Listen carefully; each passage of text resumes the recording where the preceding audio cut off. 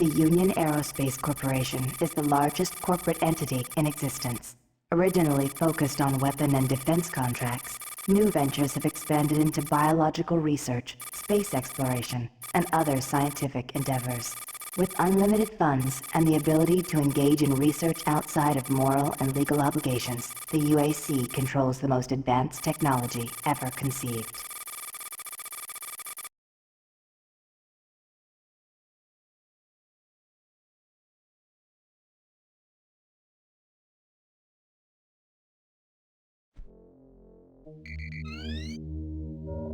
Incoming transport detected.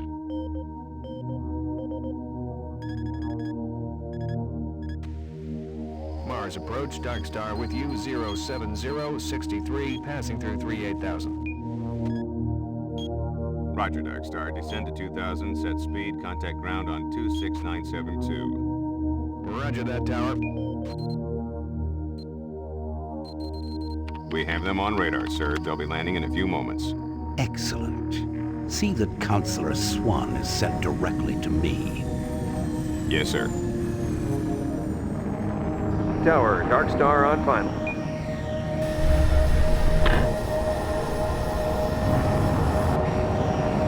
We've got you, Dark Star. You are set for lockdown. Welcome back.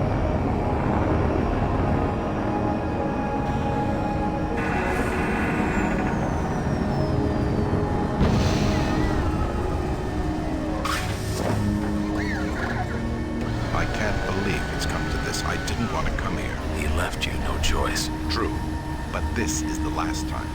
I'm tired of running damage control every time he makes a mess. Right. You're the control. And if that fails, I'm the damage. If that's what it takes, the Truger is going to start doing things our way. Whatever you say, Counselor.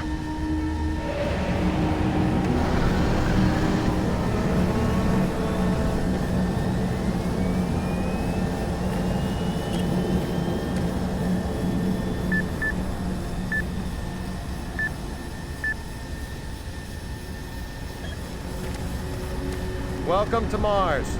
All new arrivals need to check in at reception.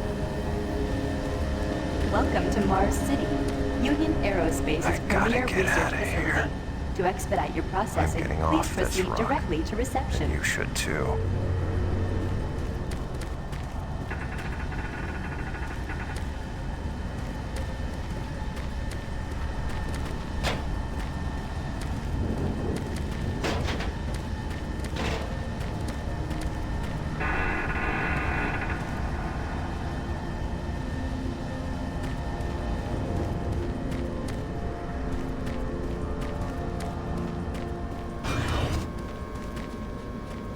Welcome to Mars, Marine. I'm gonna need you to step on one of those red squares on the floor for a bioscan. This'll only take a second. Okay, let me get this started.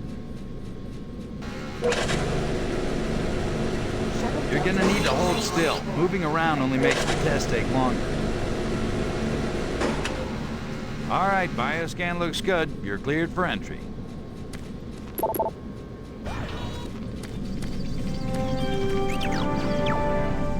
On behalf of the UAC, welcome to Mars City. This facility serves as the central hub for all scientific research, Attention. archaeological Director study, Banks, and please military report operations. to Central Administration. Goal number one at the UAC is the safety and well-being of all employees and guests. To help achieve this goal, we ask you to follow all UAC corporate procedures at all times. This includes restricting your movement to areas for which you have clearance. Always remain alert and aware of what you and others are doing. If you notice anything out of the ordinary, or just have a simple question, find the nearest UAC security guard. They are here to help, no matter how large or small the problem is. Our station on Mars provides a perfect blend of work habitats, recreational facilities, and social support structures. This ensures our goal of providing a true home-away-from-home experience for everyone.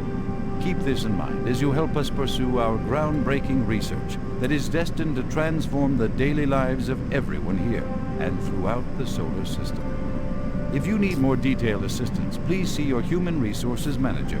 If you are a guest, you may bring up any issue with your appointed UAC liaison.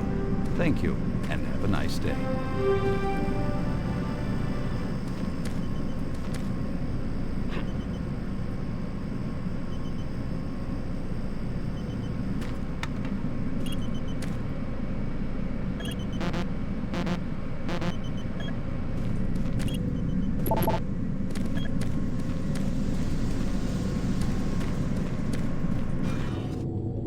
welcome to Mars. First time? You can just leave your bag there. I'll have it sent up your quarters.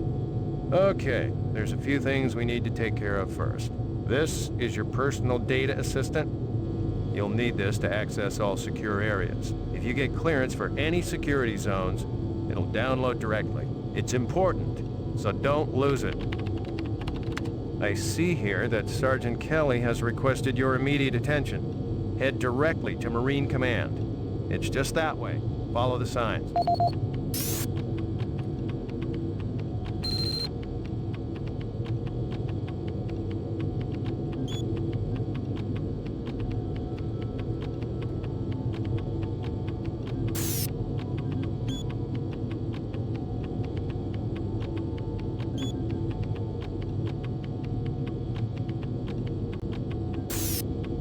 Welcome to Mars, Marine. This briefing is designed to acquaint you with a few of the standard operating procedures here on the Mars post. First and foremost, chain of command. All enlisted personnel are under the command of Master Sergeant Thomas Kelly. Sergeant Kelly will assign you to a security detail headed by a security chief. Please report to your security chief for all duty-related concerns. While on duty, please stay on your assigned patrol coverage area.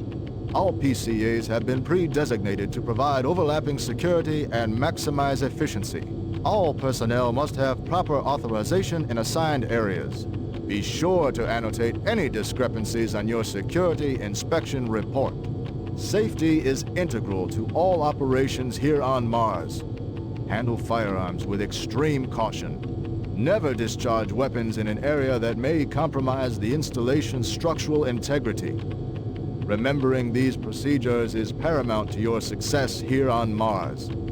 Keep in mind that you represent the greatest fighting force in the galaxy, and your actions are a reflection on the Corps. Take good care, and good luck on your new assignment.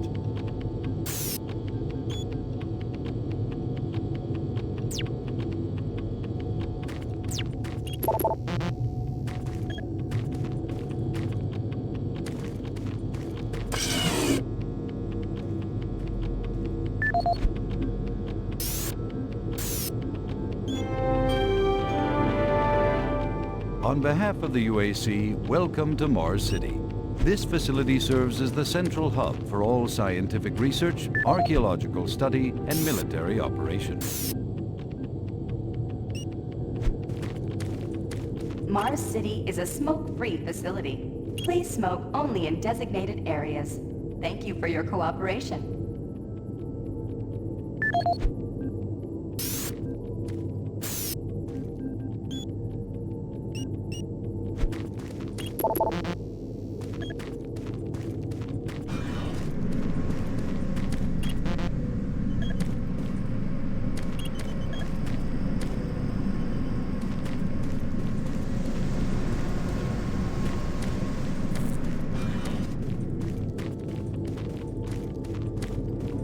Haven't seen you before. You must be with that new detachment coming to check on us. I'm here because there seems to be some very serious problems. Oh, really? Do I need to remind you of the groundbreaking work that we're doing here? No, but I've been authorized by the board to look at everything. The board authorized you? The board doesn't know the first thing about science. All they want is something to make them more money, some product. Don't worry, they'll get their product. After how many accidents? Tell me, Dr. Betruger, why are so many workers spooked, complaining, requesting transfers off Mars? They simply can't handle life here. They're exhausted and overworked. If I had a larger, more competent staff and bigger budget, even these few accidents could have been avoided. I'm afraid you'll get nothing more until my report is filed with the board. I will need full access, Dr. Betruger, Delta included. I won't have any difficulties doing that, will I? Only if you get lost, Swan. Just stay out of my way. Amazing things will happen here soon. You just wait. Let's go.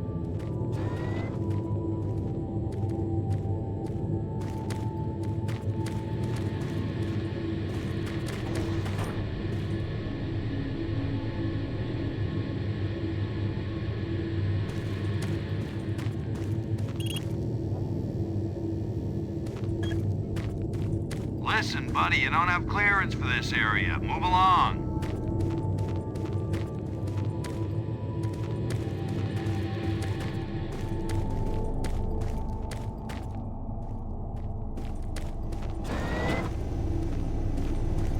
I don't think I've seen you before. You must be a replacement for one of the guys we lost.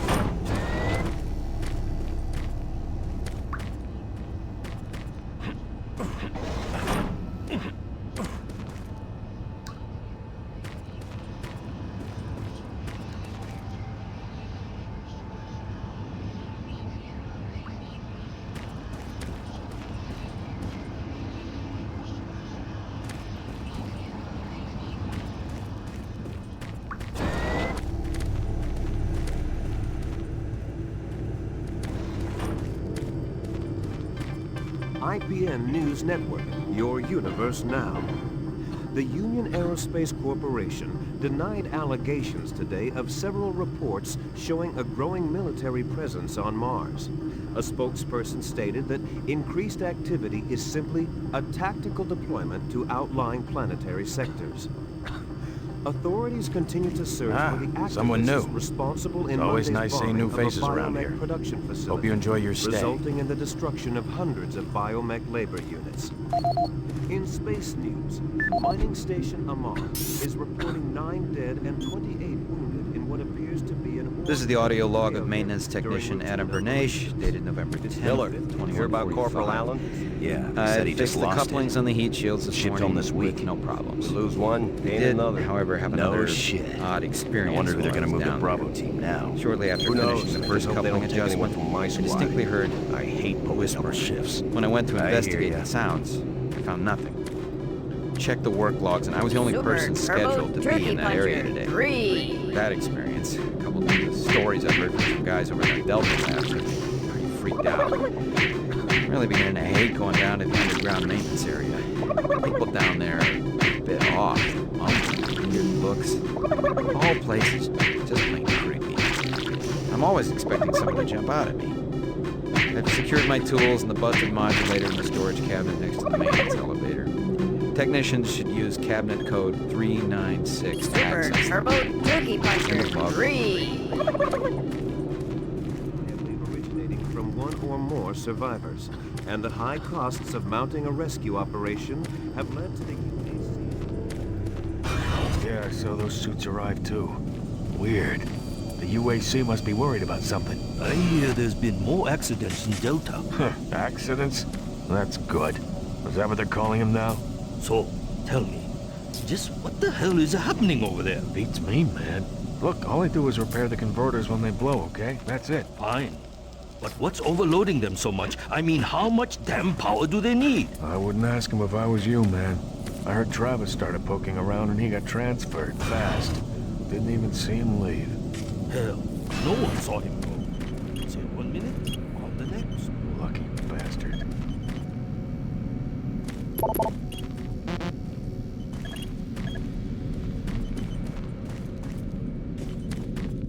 Attention, Dr. Braddock. Please report to Environment Management I need a Office report to 4 Sergeant Alpha. Kelly ASAP. He's in Command HQ.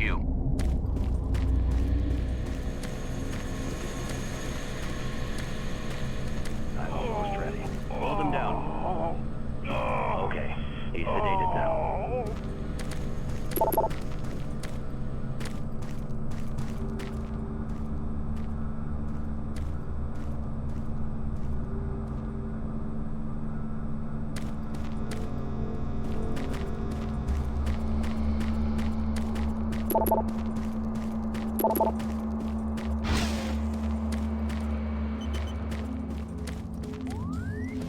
Delta Science Management. We would like to request another security team here in Delta.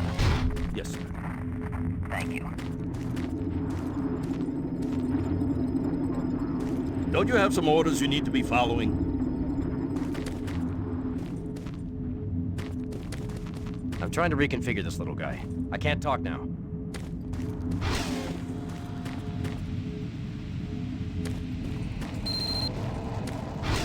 Took your sweet time, Marine. Now, here's the situation. Another member of the science team's gone missing. Since you're the ranking FNG, you get to find him. I want you to check out the old decommissioned comm facility. We heard he might be heading that way. The only way there is through the service passage under Mars City. I've programmed this sentry to guide you to the maintenance elevator. I hope you follow this sentry better than you've followed orders so far. Pick up some gear at the security checkpoint at the bottom of the elevator. Oh, and when you find him, just bring him back. Do not hurt him. Now move out.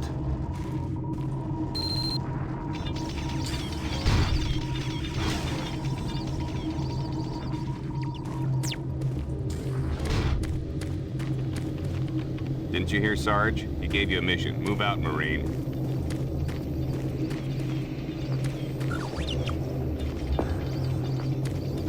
No time to talk, bud. We both got work to do.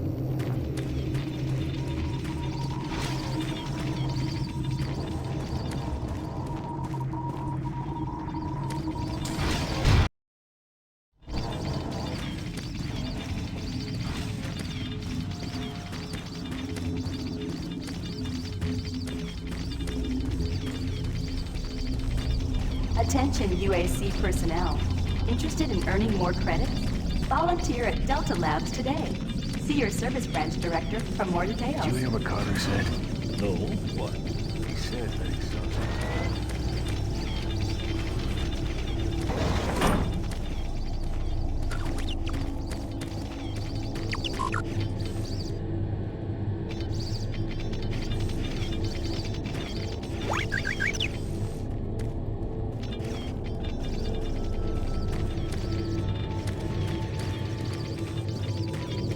The UAC cares about the quality of life of its employees.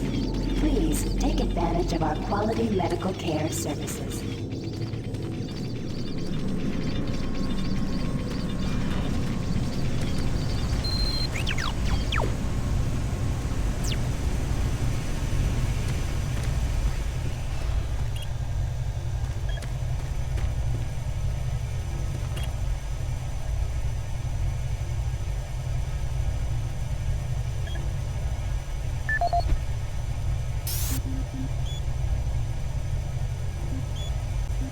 This is the audio log of maintenance technician Adam Bernache, dated November 10th, 2145.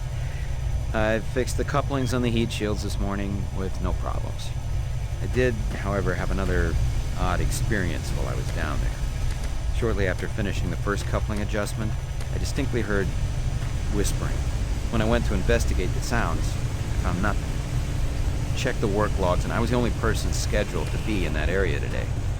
That experience, coupled with the stories I've heard from some guys over at Delta Labs, has me pretty freaked out. I'm really beginning to hate going down to the underground maintenance area. The people down there are a bit off, mumbling, weird looks. The whole place is just plain creepy. I'm always expecting someone to jump out at me. I've secured my tools and the busted modulator in the storage cabinet next to the maintenance elevator. Technicians should use cabinet code 396 to access them. End of log.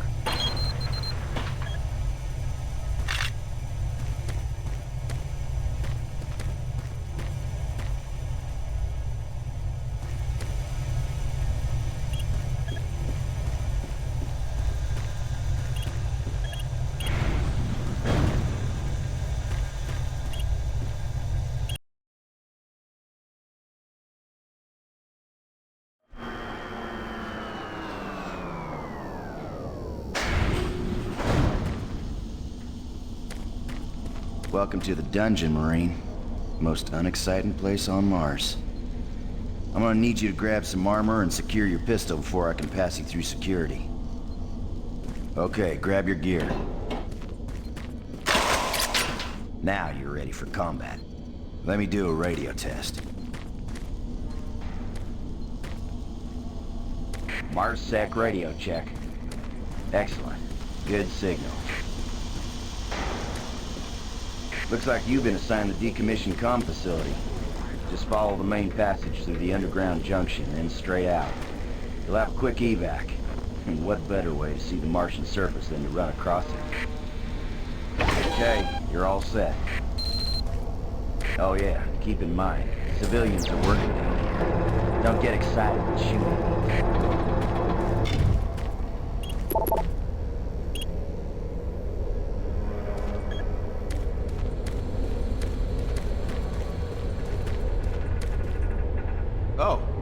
seen anyone new down this way in quite some time.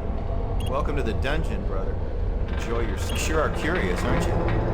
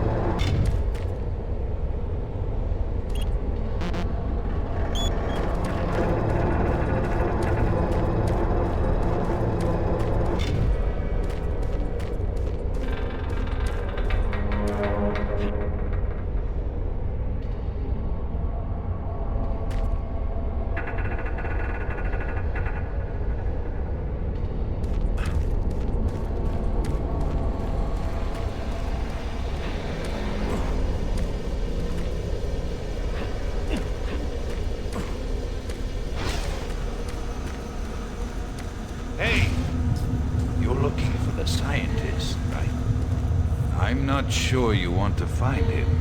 You see... never mind.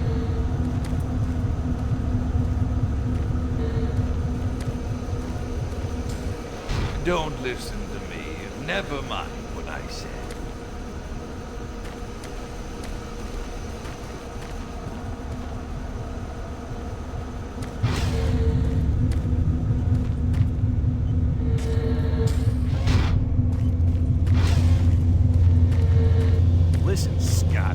I've done this 1,000,000 times. It's not that hard. Why don't you crawl your fat ass down here and do it yourself? Because I'm getting paid to make sure you do it. Just finish the coupling so we can continue.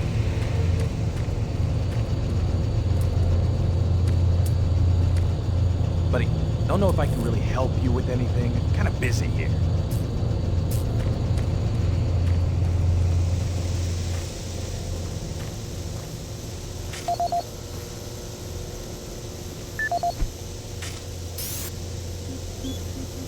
This is Grant Baston, your Environmental Services Supervisor. Date is October 19th. I've been hearing an alarming number of reports on some, unexplainable things. Being on another planet and working underground has always been a little spooky, so we always have the occasional report of strange things. But what is worrying me is the fact that the number of these reports are up by a lot. People are truly frightened. The rumors we're hearing about experiments from the Delta Complex are not helping. The power fluctuations aren't helping at all either. Having the lights flicker constantly and losing power for several minutes at a time is scaring everyone down here. I'm doing my best to keep people in track, but we're continually short-handed. Someone's reporting in sick almost every day. I'll keep my director apprised of the situation, and will continue to log reports as I get them.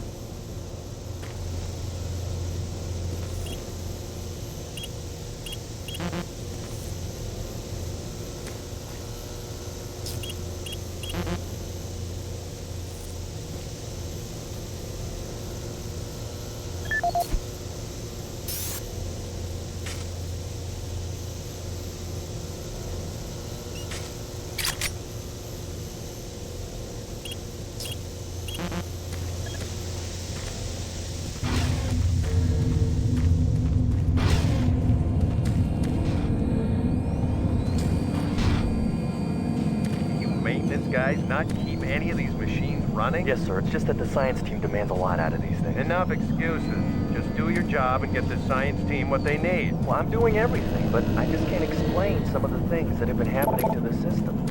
It's weird. Just get it done.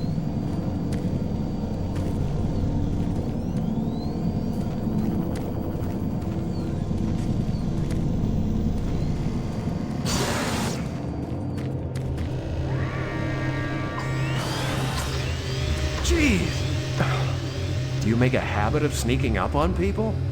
Everyone's already on edge down here with all the strange things that have been going on.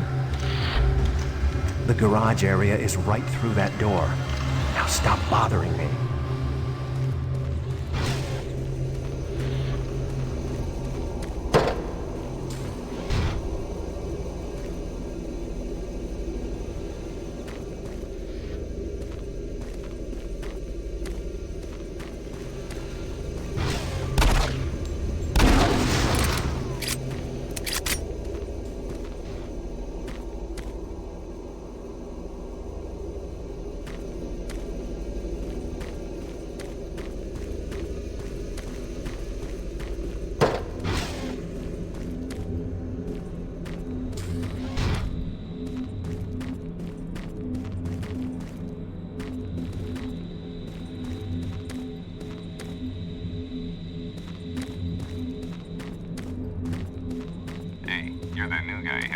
Comm center, right?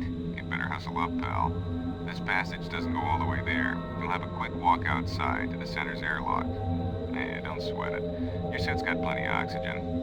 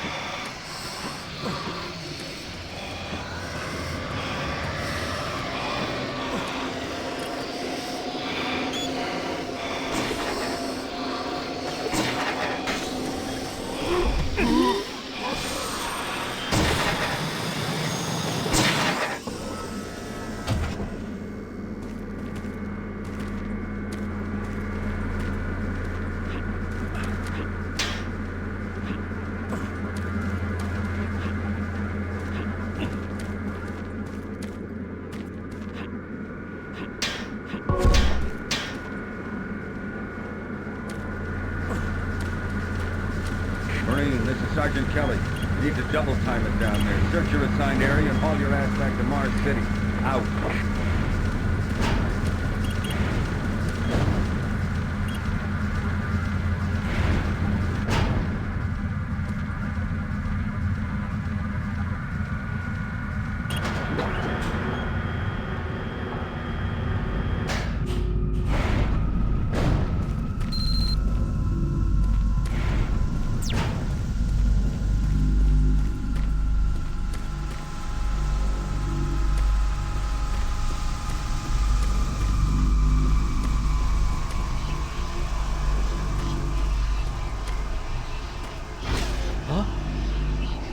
No, please. You must let me get this communication out.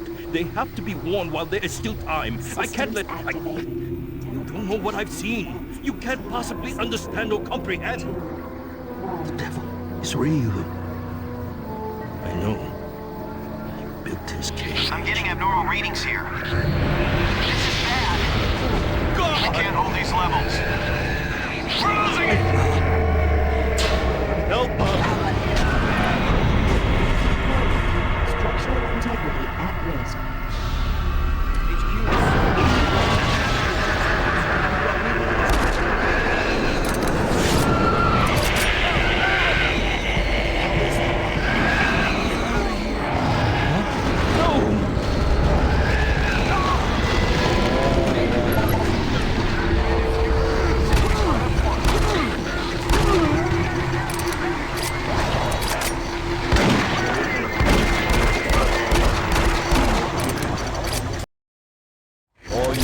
This is Sergeant Kelly.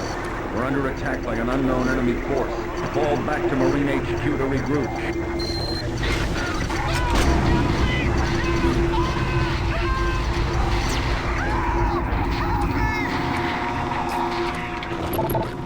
I say again, fall back to Marine HQ and await further...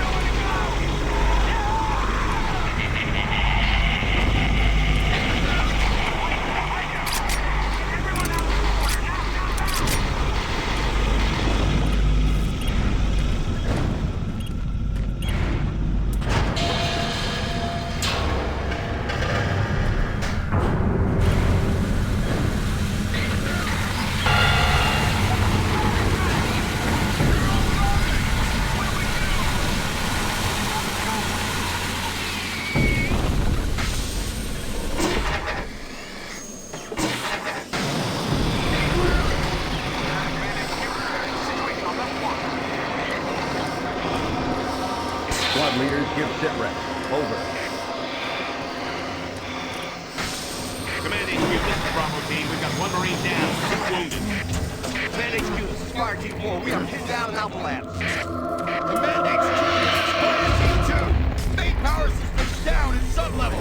Backup and life support systems only. We've got lots of civilian casualties. It's a mess. Command HQ, attempting to secure the area.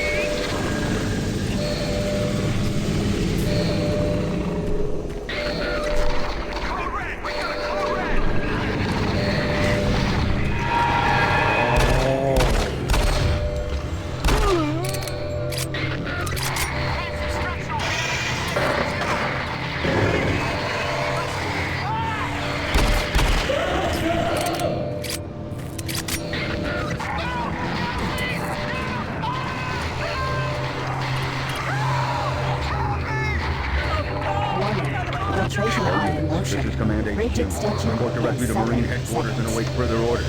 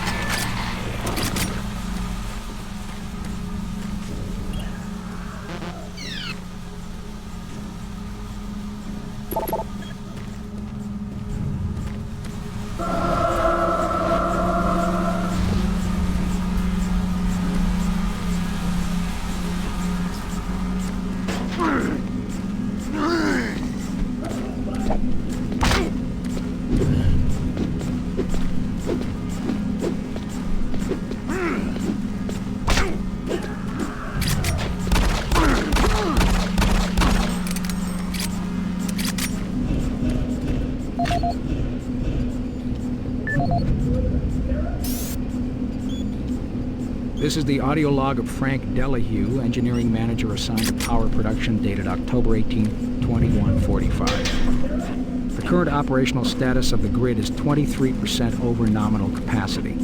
I've increased work shifts to 12 hours a day for all personnel to keep up with demand. The constant and increasing load from the Delta complex is causing havoc. We are going to start losing critical systems if we have to sustain these levels much longer. I request clearance to requisition parts from other departments in order to maintain our equipment.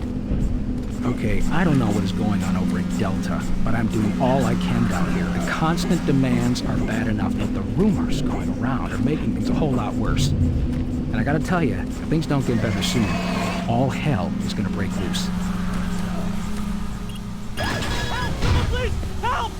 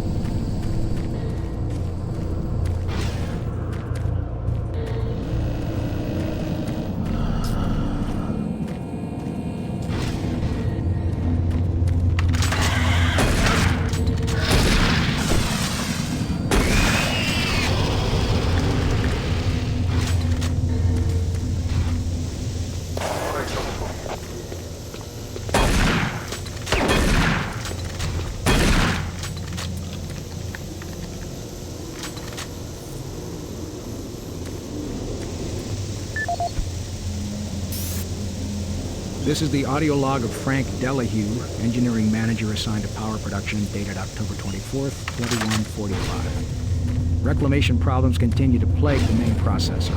2 more valve overloads on that unit in just the past week. These overloads can destroy the valves, causing very dangerous fire, jetting with enough heat to incinerate sensitive equipment nearby.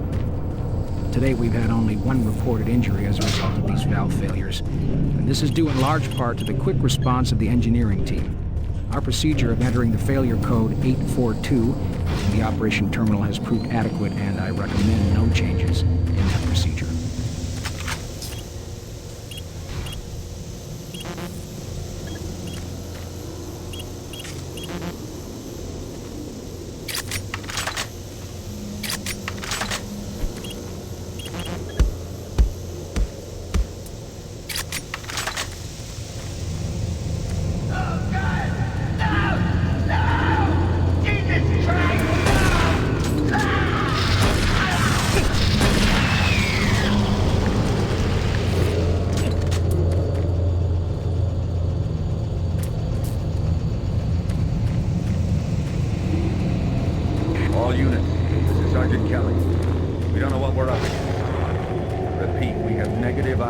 on the assailing force.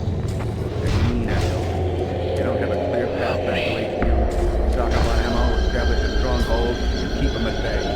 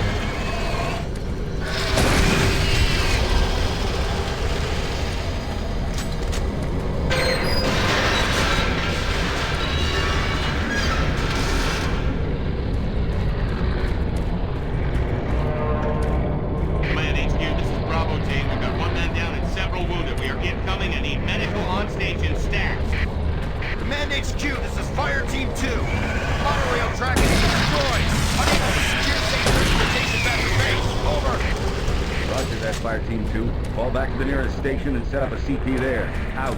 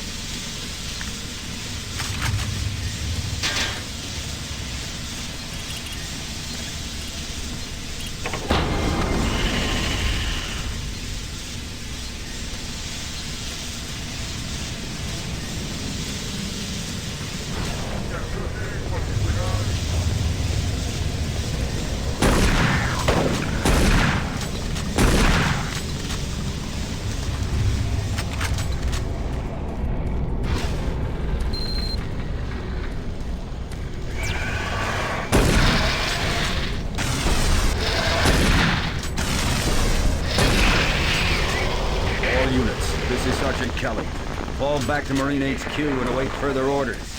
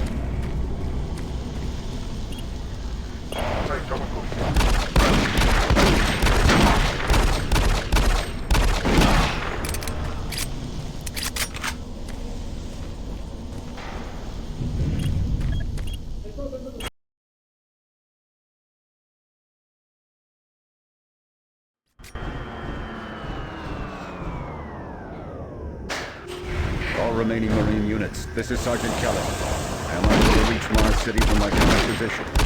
Move to Marine HQ to regroup and await further orders.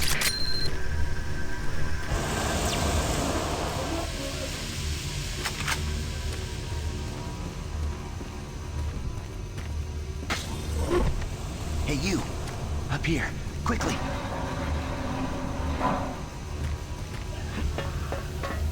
I thought I was the only one still alive. I can't believe I found you. Something happened. I don't know what. It was like a shockwave. It passed through the entire base. People started changing. It was crazy. I was working up here on the vent shafts. I don't know how I survived. Go for help. Please.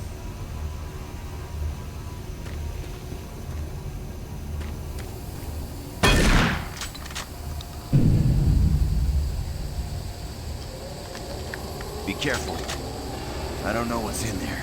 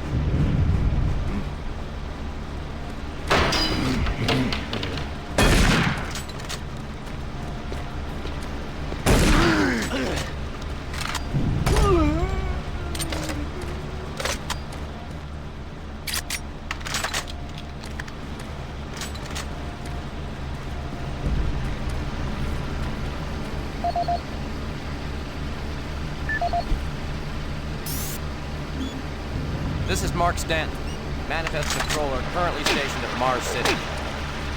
I'm not sure who to send this to, so I decided to send quite a few people. If you're on the recipient list, please take a moment to review this report. It is quite important. I'm very concerned over the shipping procedures out here. I am the Manifest Controller, and as such, I need to be informed of everything coming in and out of Mars City. Someone here is subverting my position, preventing me from getting data on things being shipped. This is unacceptable. Not only could this reflect poorly on my upcoming review, but this is my job and I'm tired of being out of the loop. I have no idea who keeps telling the shipping crews to allow things in and out without allowing me to produce or procure the manifest. But whoever it is, it must stop.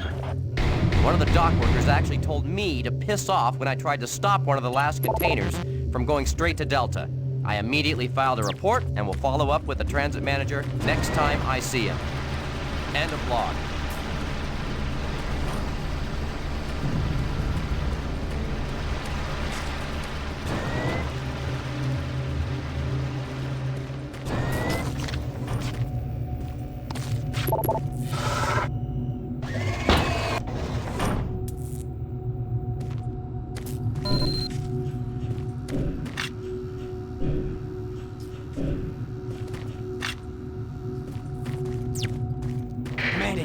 This is Specialist Wilson. My team is gone. They're all dead. I'm running blind here. What are my orders? Over. Specialist Wilson, this is Sergeant Kelly. Stay sharp, son. Move to your last known RP and fortify your position. We'll find you.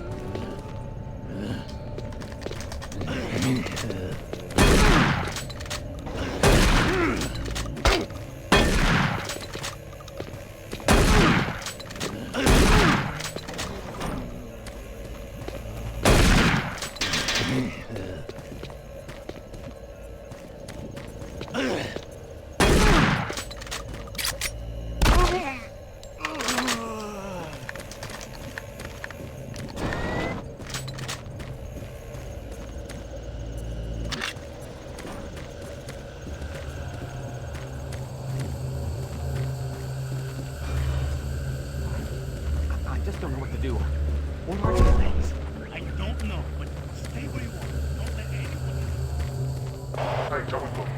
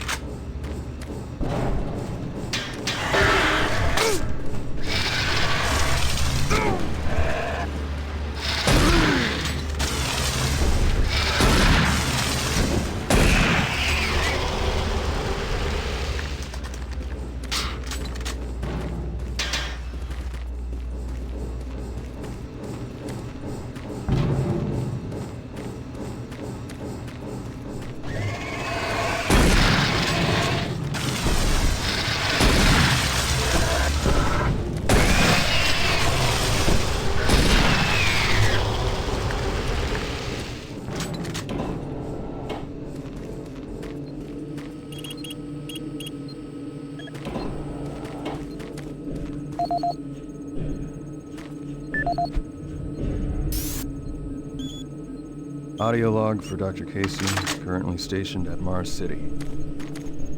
I've just left the weekly status meeting here in Medical. The most prominent topic was the vast number of psychological issues we are seeing as of late. The number of reports indicates that 10% of the overall basements have shown symptoms. As many people will not come in for this type of thing, the number of affected personnel could truly be in the 30 to 40% range. It's even manifested itself here in I have several nurses and a couple of good doctors out for related reasons. I'm going to formally request 2 additional psychiatrists on the next shuttle from Earth. The 2 we have are being overworked, and the content of their sessions with patients is starting to affect as well. Dr. Casey out.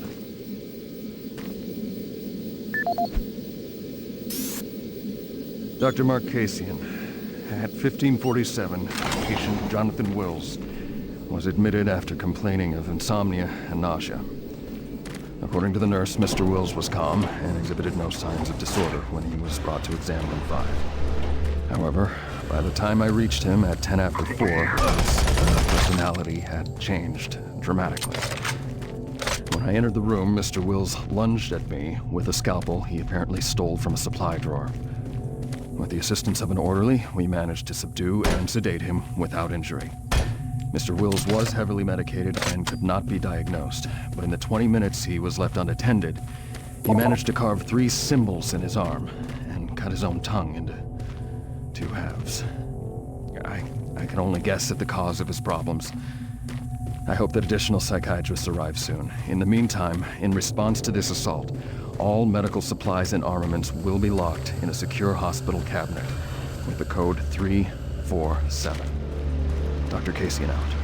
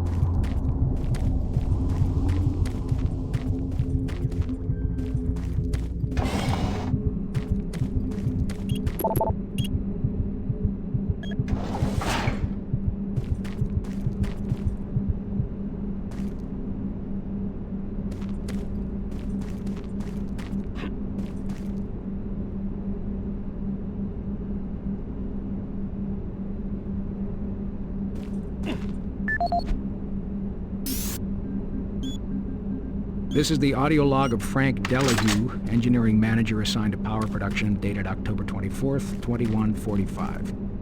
Reclamation problems continue to plague the main processor. 2 more valve overloads on that unit in just the past week.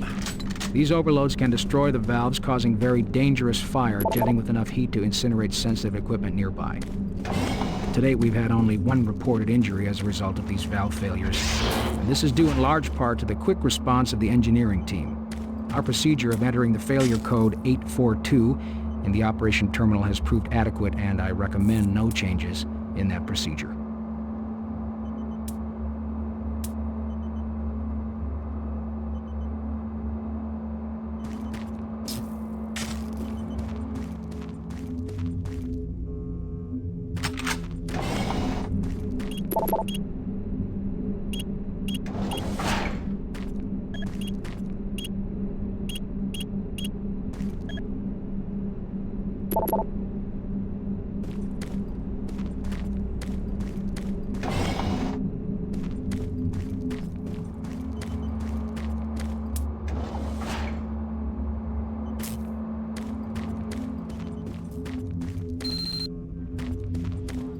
Connection established.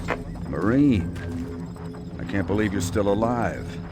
I'm unable to return to Mars City. All passages out of the Delta complex have been blocked. I'm setting up a command post here. I can monitor status reports of the entire base from Delta Central Authority and communicate with other Marine teams. It's your mission to link up with Bravo Team and get that transmission sent. Head toward Alpha Labs. It's the fastest way to find them. I'll update your PDA security clearance from here. Good job. And good luck, Marine.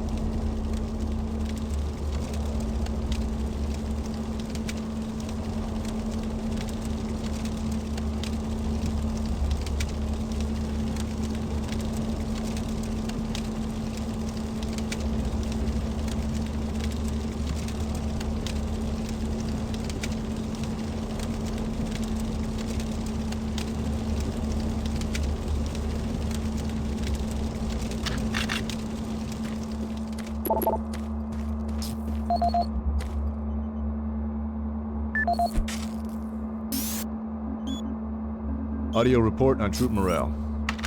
Morale here is beginning to drop. It's nothing to worry about yet since I keep my Marines sharp and ready to go, but events at the base are wearing on the troops. There have been a lot of things happening here on the base.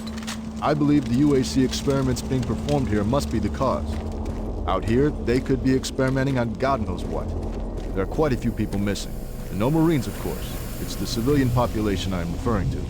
Bottom line, whatever it is they have going on here has my men on a razor's edge. At this point, there is no cause for alarm, but I am requesting we rotate squads every 90 days instead of every 180. I will continue to report as the situation develops. It is good we have the new Marines en route. Fresh faces will help. Sergeant Tyson, out.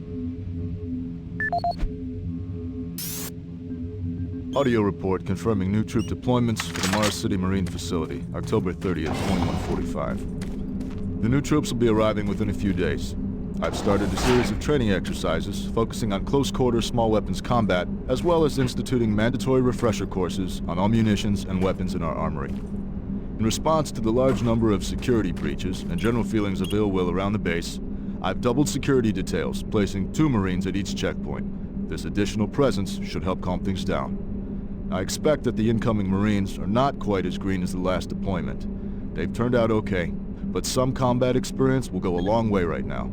Sergeant Tyson, out.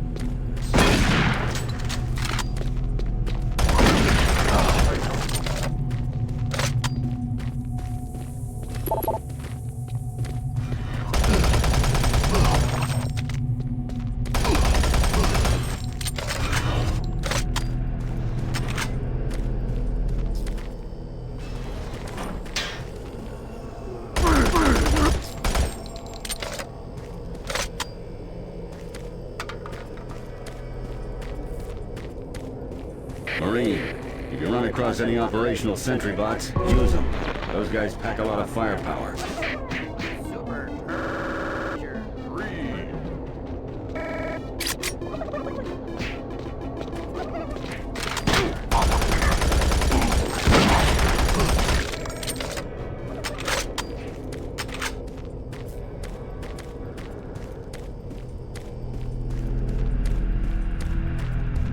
The UAC is here to help you. Psychological services are free and confidential.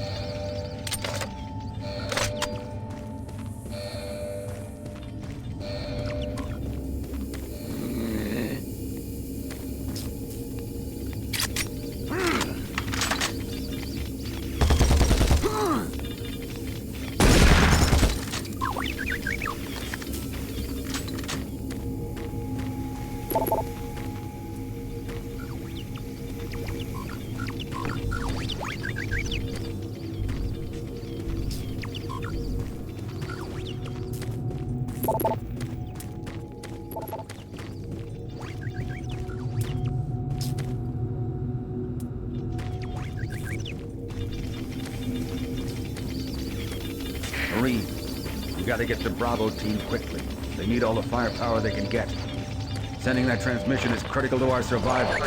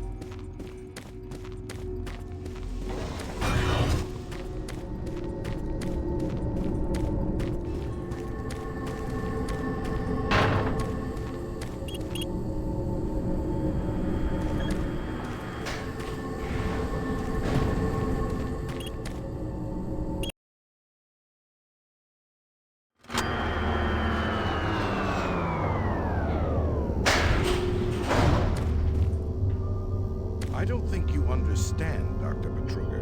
No, I understand everything. I'm telling you now, Doctor, the UAC is taking over this operation. Operation? Is that what you're calling it? The situation is out of control. It's not out of control, Swan. You are.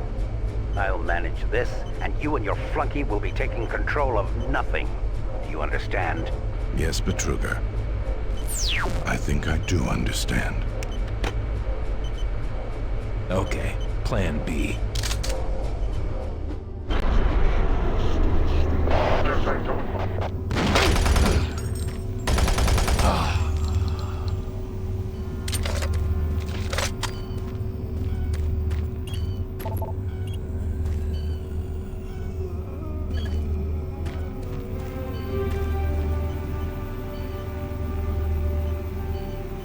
Welcome to the Alpha Labs. Formerly designated Phase 1 by the Union Aerospace Off-World Research Division, the Alpha Labs began construction on October 29, 2095, and became fully operational July 17, 2130. Originally created as the prime science and research facility, Alpha Labs are responsible for the development of leading-edge technology, such as the elemental phase deconstructor, hydrocon, and molecular fuel storage compressor, all presently being utilized right here in the Alpha Labs. These endeavors have allowed for much-needed expansion into the UAC's current leading research facility, Delta Labs, where Union Aerospace is opening all new opportunities in research and development. With continued investment and hard work, the Union Aerospace Corporation strives for excellence and is committed to building a better tomorrow.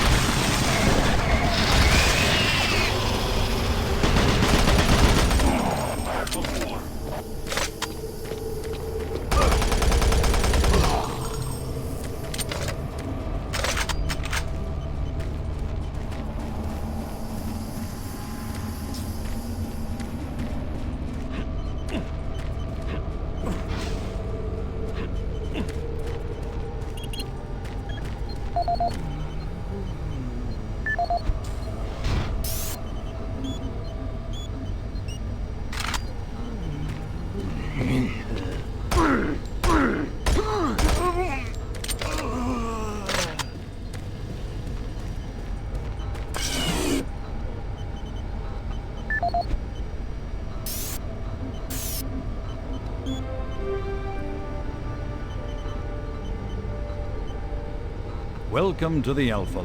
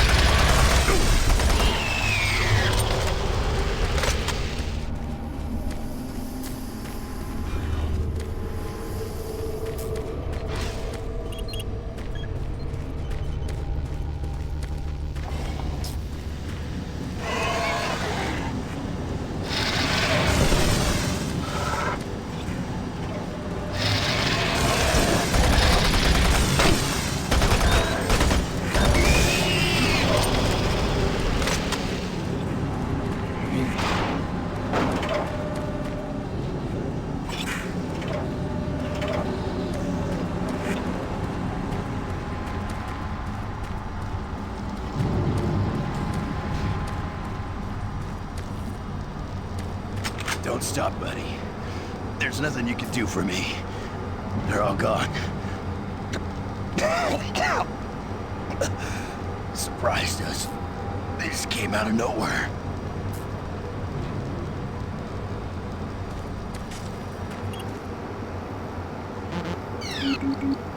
Access denied.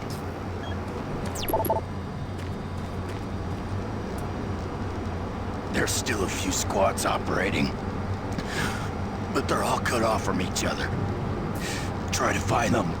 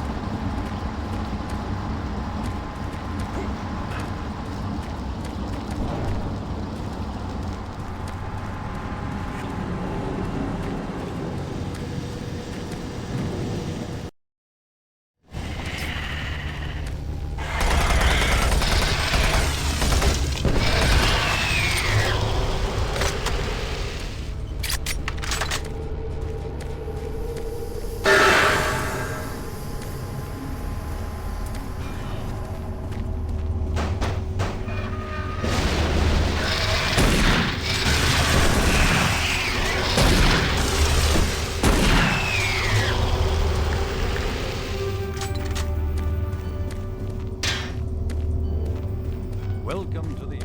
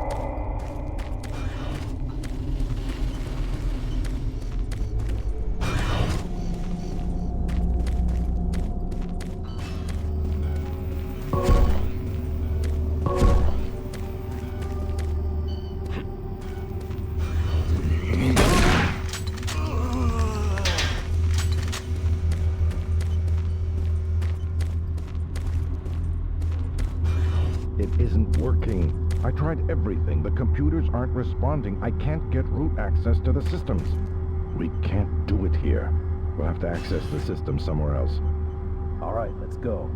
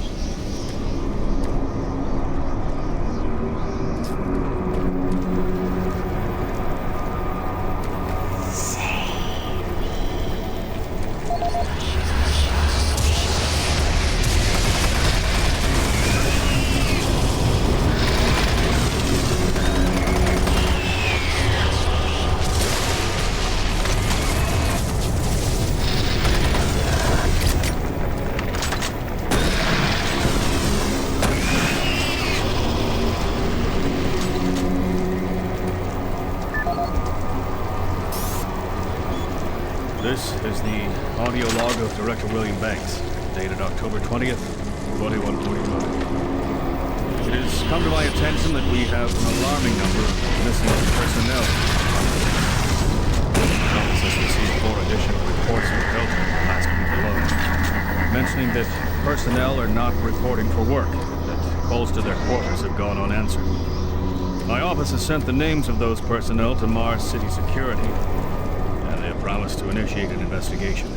But this news is very disturbing, especially at a time when we have so many people in the infirmary suffering from cases of schizophrenia and other psychological disorders. I hope there is no connection between those cases and these reports of missing personnel.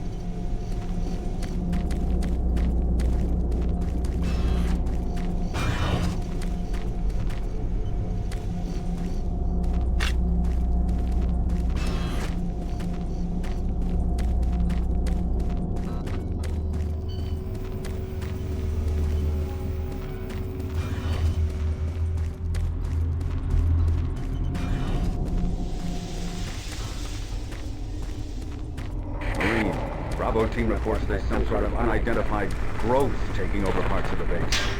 I don't know what it is, but it can't be good. Stay sharp.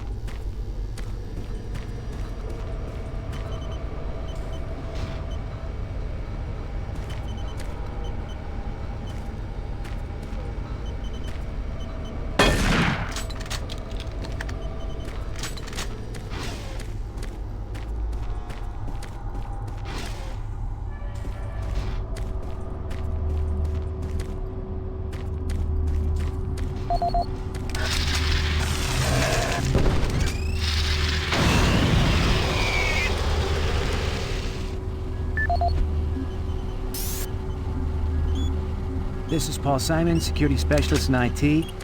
Our network security has been breached several times over the last few days. Now, it looks like it may have been going on longer than that, but whoever did this really knew what they were doing. They covered their tracks really well. I just happened to notice some log anomalies, or it would still be going on. The intrusion came on an encrypted carrier signal from the Delta complex.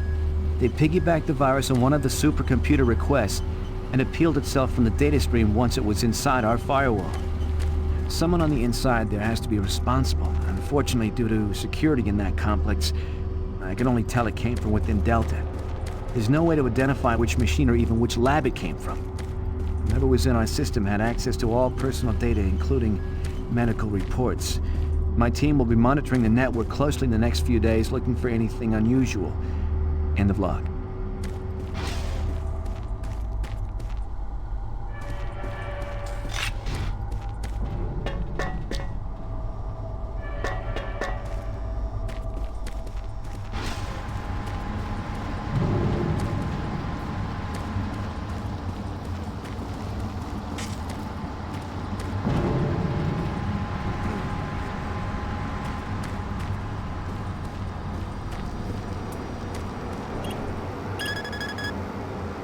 Access granted.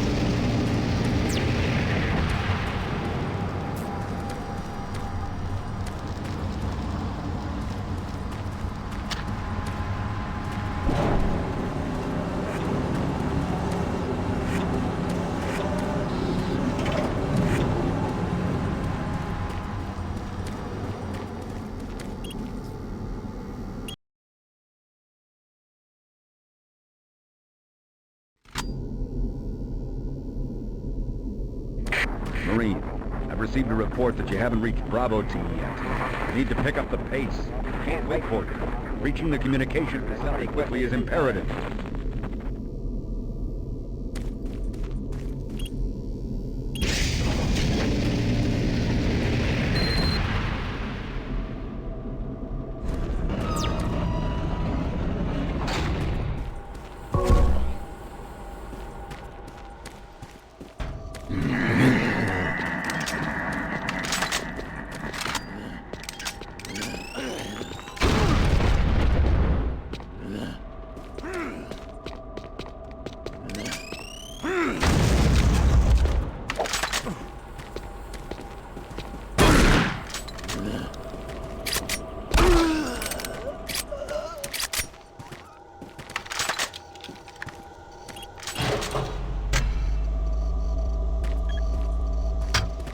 The UAC takes pride in its safety record.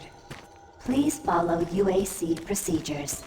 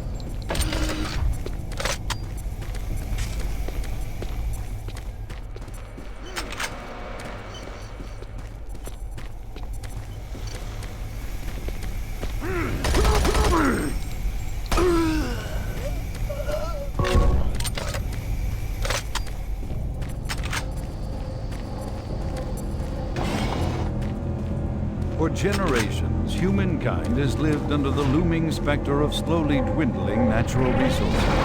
Our new ventures on planets like Mars have only intensified our need to find fresh sources for metals, petrochemicals, food, water, and even air. To meet that need, UAC researchers have developed dramatic solutions. Solutions that will soon pay off for the UAC, its investors, and indeed the entire human race. Mars itself is our chief ally and the key to our solution. Look around at its vast red deserts, rich in naturally occurring iron oxides. They are the raw materials of our future. We have developed a process that destabilizes the atomic structure of pulverized iron oxide and separates it into subatomic particles, which are then siphoned off to create new elements. Like alchemists of old, the elemental phase deconstructor allows us to transform red Martian soil into clean air, fresh water, and hydrogen fuel, the building blocks for a sustainable, human-friendly Martian environment. And this is only the beginning. With continued research, we envision creating ever more complex molecules, even organic matter itself. Atom by atom, the UAC is building an ever brighter future for humankind.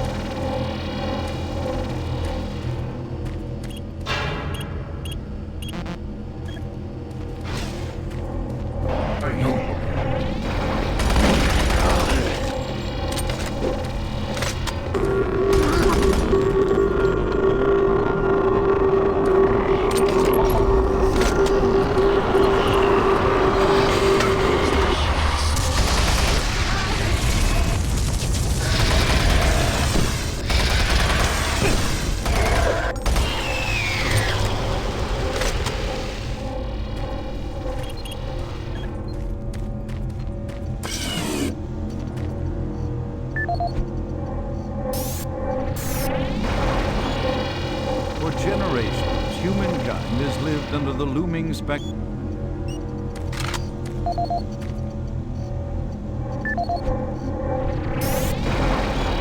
Audio log for Kyle Berger, research supervisor for the EPD project. The elemental phase deconstructor is fully operational. The research data we've gathered so far is very impressive. Unfortunately, we had a terrible accident. Research system calibrated and witnesses say he appeared to see something, almost like someone was talking to him, and he backed right into the particle beam. It was not a pretty sight as it took off the backside of his head. He lived a few minutes, so Warning. EPD but they say laser his active. eyes rolled back and forth. He was trying to talk.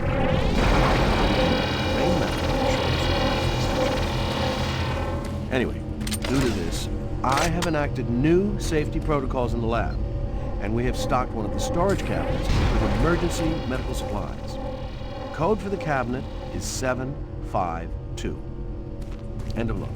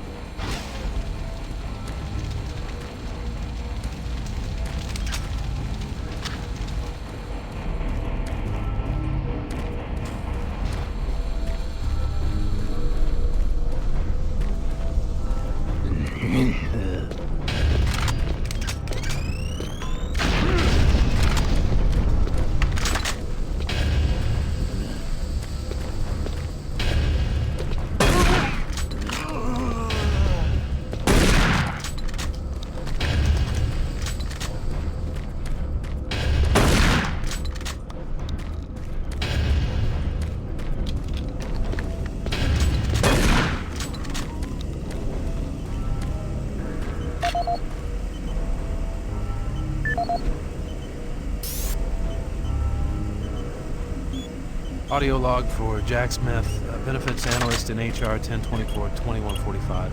Gas I leak just went through another stopped. batch of accident Fire reports from the science extinguished. team. We've had 5 more people hurt this week while working with the equipment. The most serious incident was when John Hughes, whose hand was caught in one of the plastic extrusion systems. He was performing maintenance on it and states that he unplugged it and had the safety key in his pocket. It managed to activate without an apparent power source and shredded his arm up to the elbow before someone got him out. It's been reported that the machine is still running and we can't shut it down. The cost on that incident alone is enough to raise the red flag, but this is just one in a pile. And we're going to overrun our budget on benefits payout this quarter. And while it's not my department, I have to assume that the new equipment budget is going to be blown out as well because, according to these reports, the equipment's breaking down on a daily basis. Please mark this for review at corporate and of log.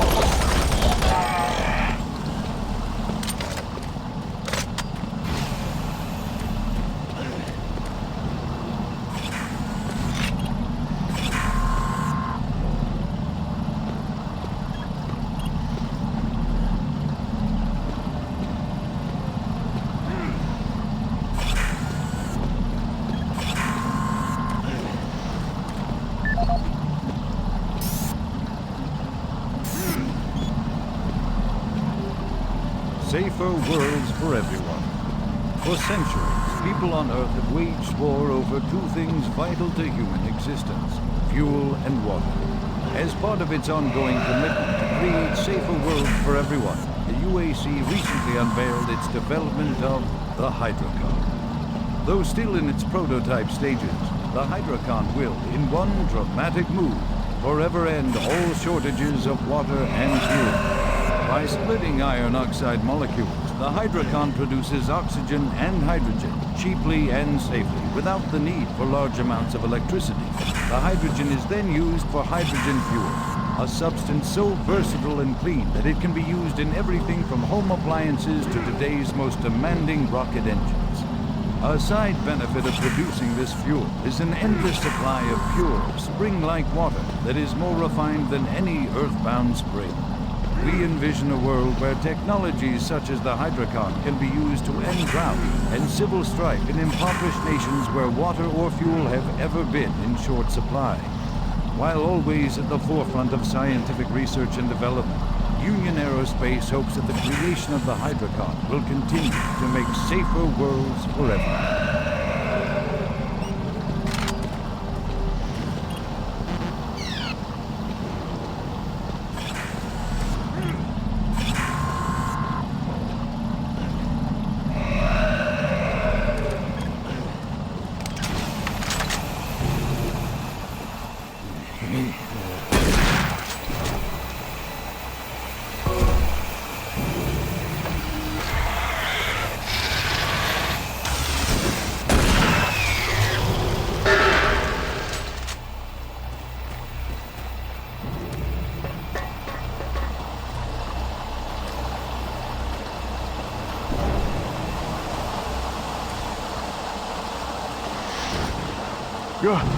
Oh, you startled me.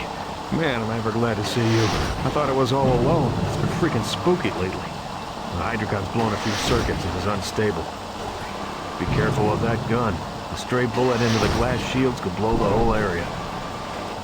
I'm gonna try and get this thing stabilized. I'll head to the science office when I have this under control.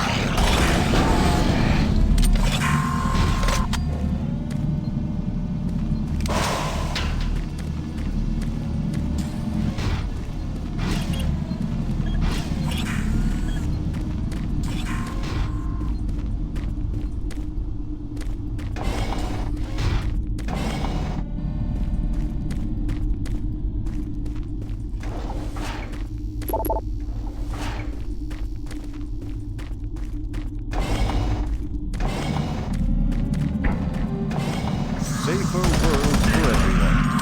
For centuries, people on Earth have waged war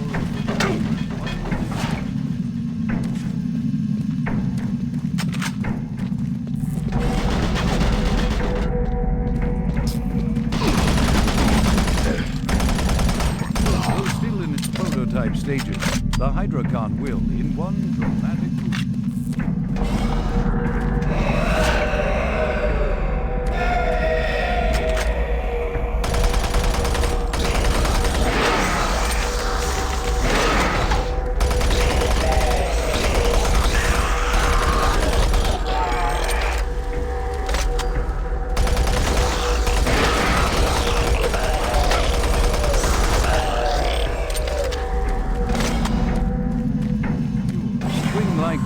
that is more refined than any earthbound spring.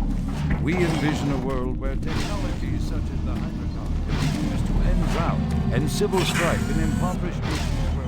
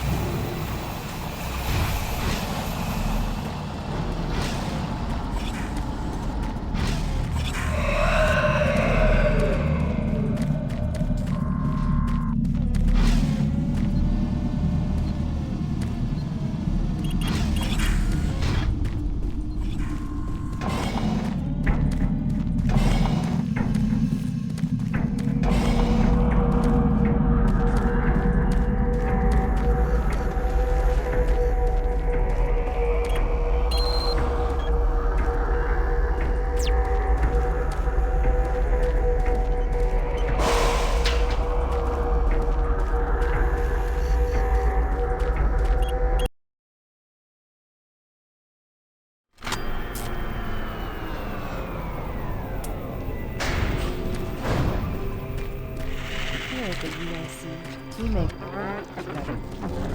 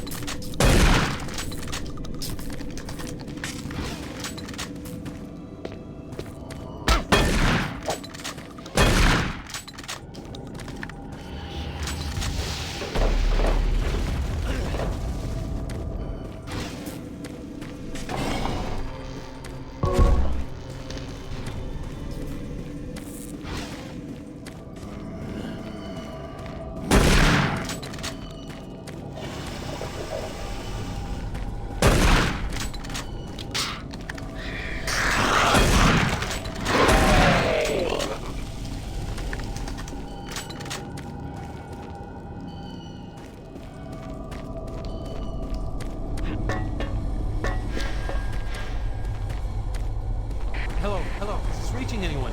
I'm broadcasting at a very low frequency. If you can hear me, I'm not far. Please help me.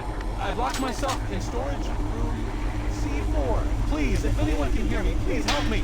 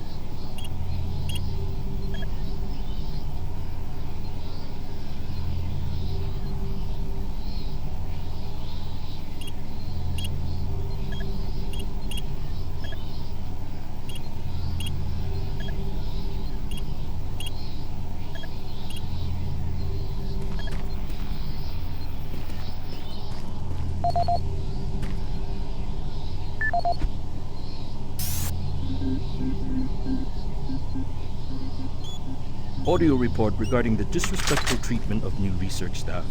September 14th, 2145. As you know, I have gone to considerable effort to recruit my staff researchers for Alpha Labs.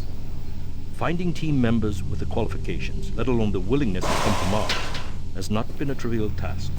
You know this already. But it is necessary that I emphasize why their complaints must be taken seriously. We won't be able to keep our people who are new harassment is exactly. I'm routinely getting reported UAC security asking inappropriate questions and submitting my staff to unnecessary background checks. I must insist that we be allowed to keep our personal lives private and be left to complete our assignments without further delay. If there is a security,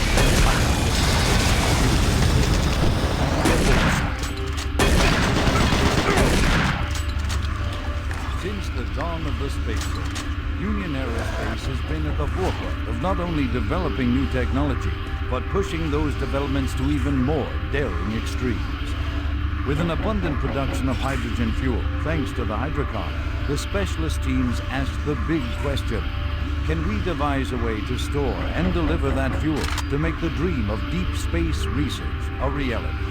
The answer has been a resounding yes. Under the direction of Dr. Malcolm Betruger, key UAC scientists have made startling new discoveries in the fields of quantum physics. And with them, they have been able to use the actual space between electrons and protons in a molecule as a storage medium for fuel in our interplanetary antimatter drives. Now, fuel that would once take up half the payload of an interplanetary ship only occupies a fraction of that space. You are looking at the Molecular Fuel Storage Compactor. The MFS compressor is yet another UAC marvel that brings the dream of reaching and colonizing the most distant planets closer to a reality. The UAC has long made safer worlds for everyone, and now they will bring those worlds even closer than you could ever imagine.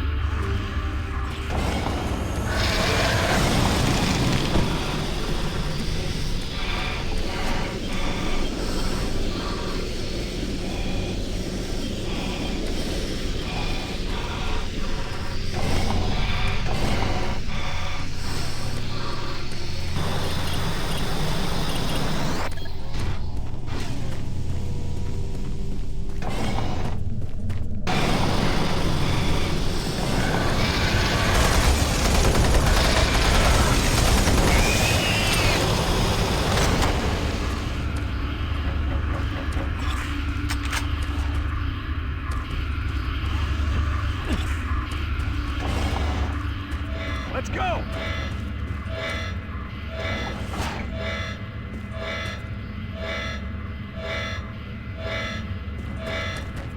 Move, move, move!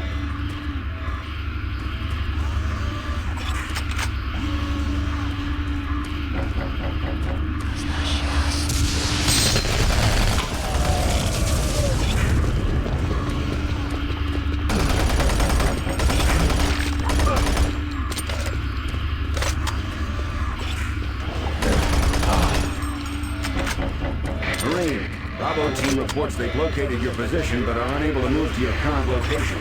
Head through engineering and try to link up with them in Sector 3.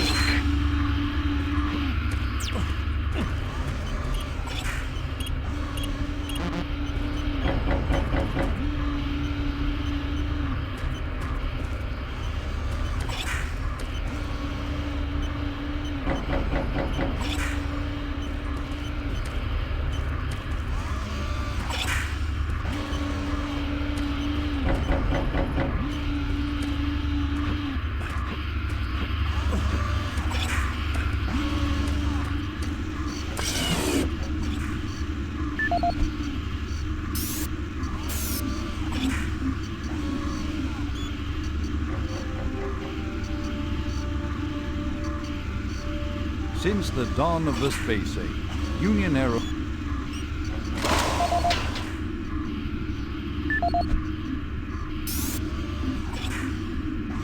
Audio log for Walter Connors.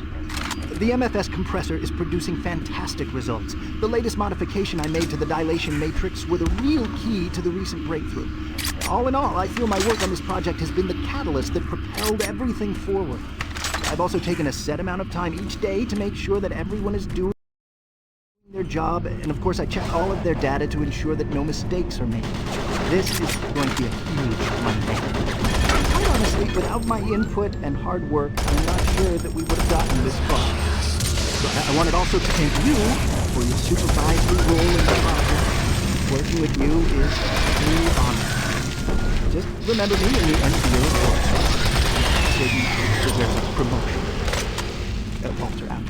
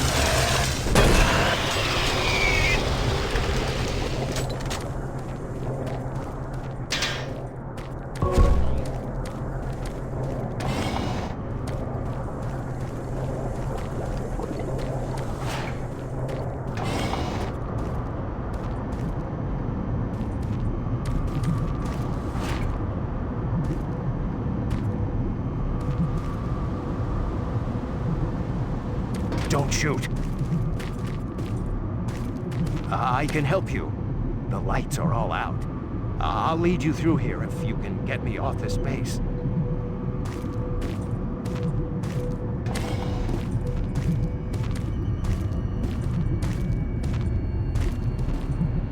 Come on, I can't wait.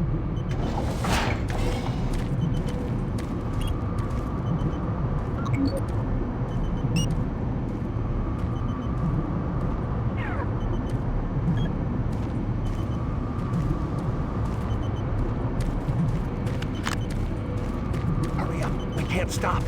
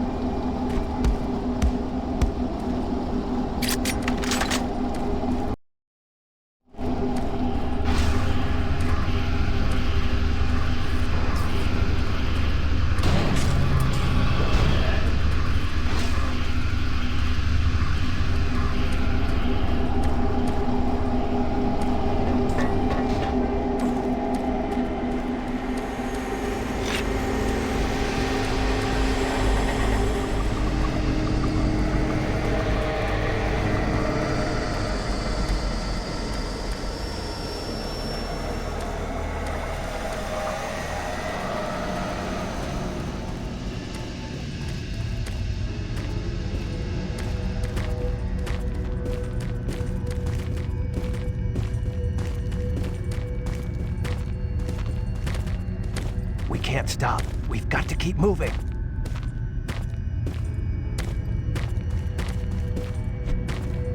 I can't talk now. Let's go. It isn't far. Let's go.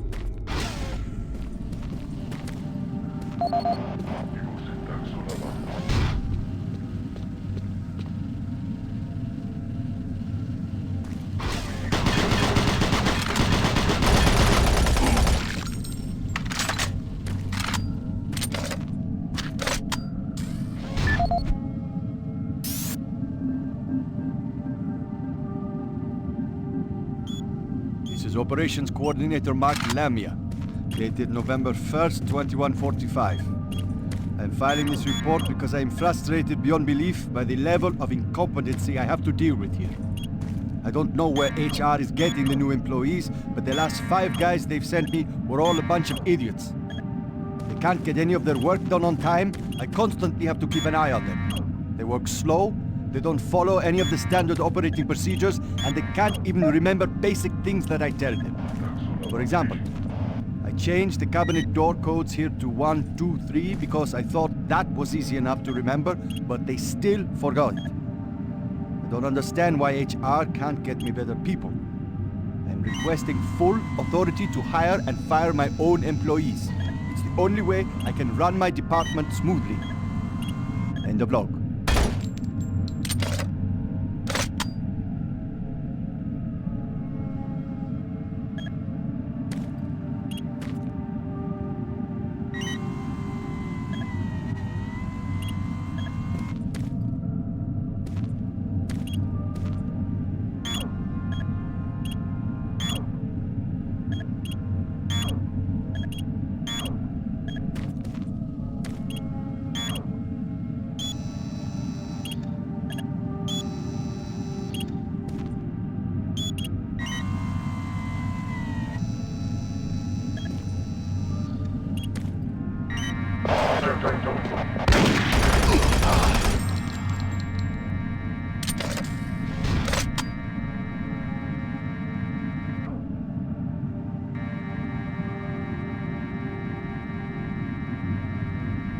Toxic gas levels decreased 50%.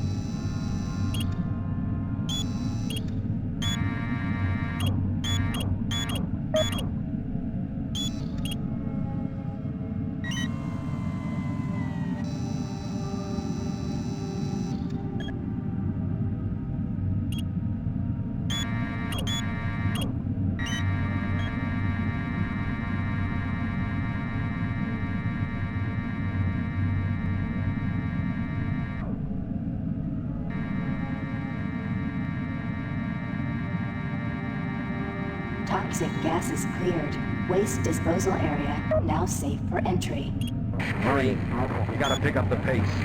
We got more men down. Bravo team is barely holding their own.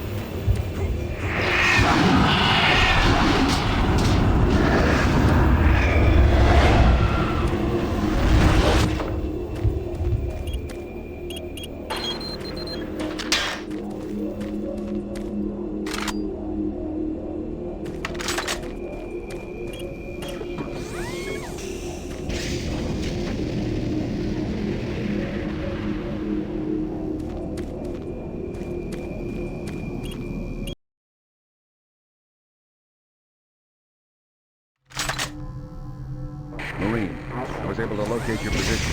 Forecom systems are beginning to malfunction and shut down. Massive service disruptions throughout the entire base. How long I'll be able to track it? Bravo team has just entered the info plant. Pick up the pace. You aren't far behind.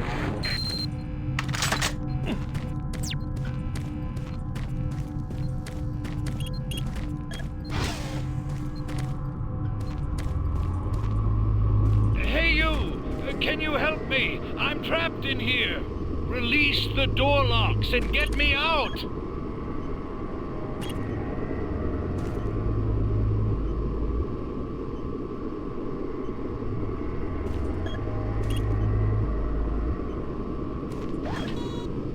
Thank you.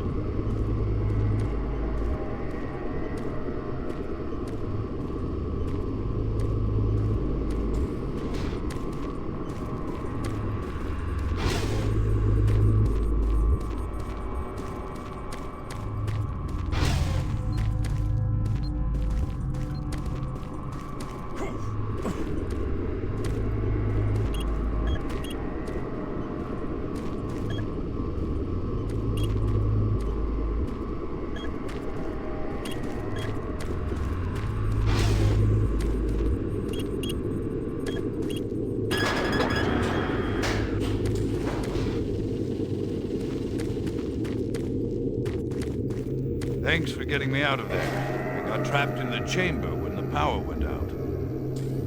I don't know what's going on here. I don't understand why none of the systems are responding. I'm going to try to get an uplink into the main system from here. This is a secure terminal. I might be able to get a connection.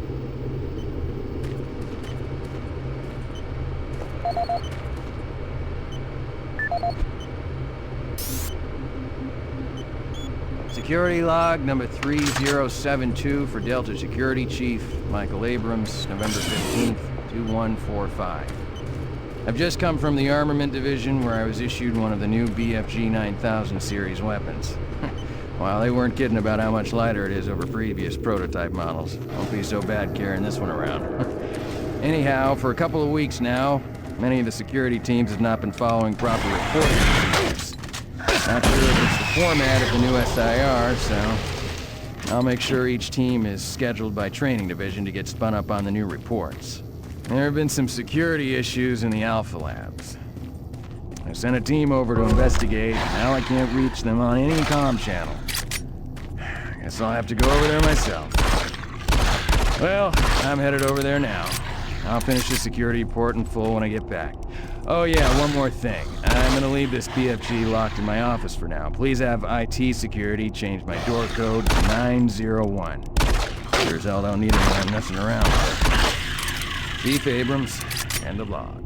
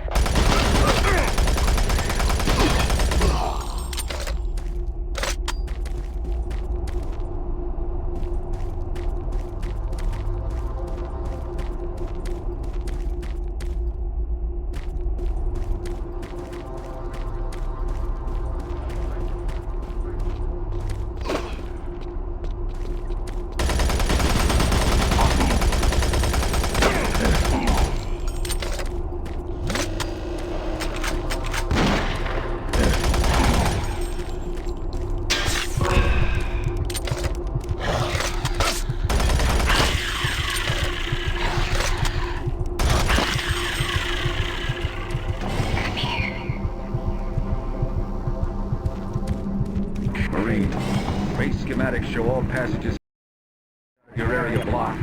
The only way through is by traversing the EFR, mechanical subsystem with 2 possible routes through it. Activating the system will get you a direct route, but it's dangerous. Extending the service bridges is safer, but the lighting systems are prime. Make a choice. Good luck.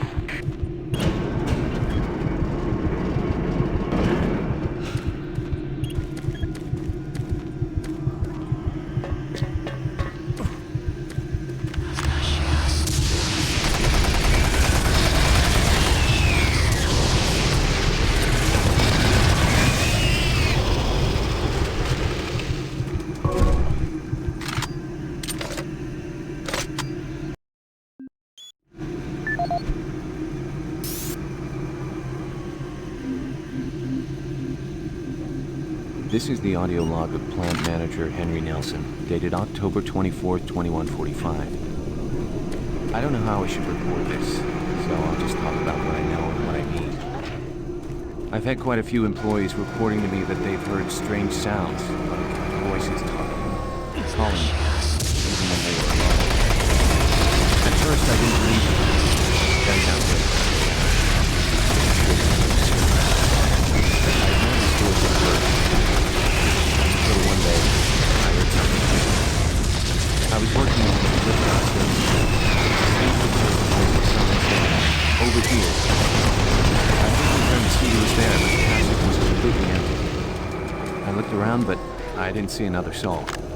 I even checked the work logs, and no one else was working near that area. I don't want to sound crazy here, but my guys and myself are a little spooked, and some of the guys were even talking about ghosts. So, to make everyone, including myself, feel a little more comfortable, I'd like to request that a security team make a thorough check of the EFR area. Thank you. Henry Nelson.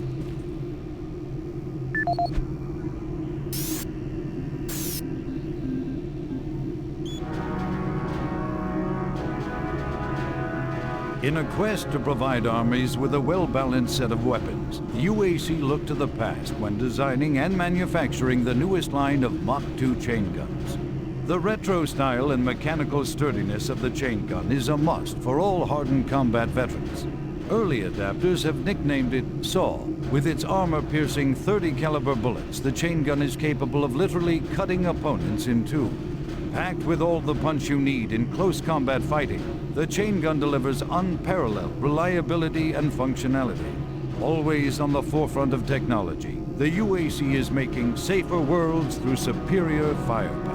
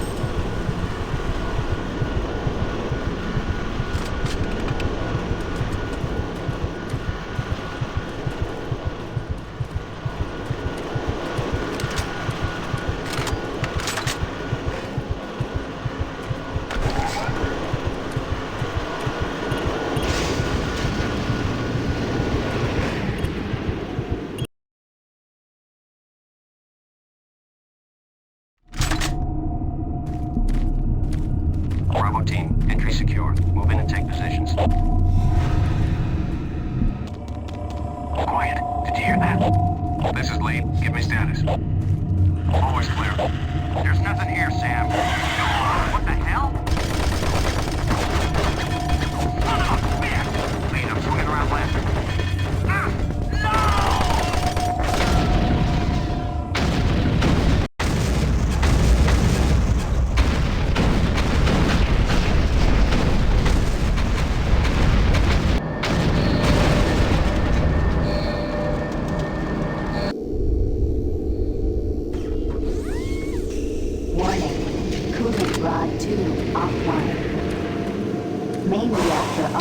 Temperature exceeding safe levels. Marine, Bravo team is down. Their operational status is unknown. They were given a military transmission card. It's vital you retrieve that card as it contains encoded data needed to send the distress signal to the fleet. They're the last hope to get reinforcements. Find that card and find it fast.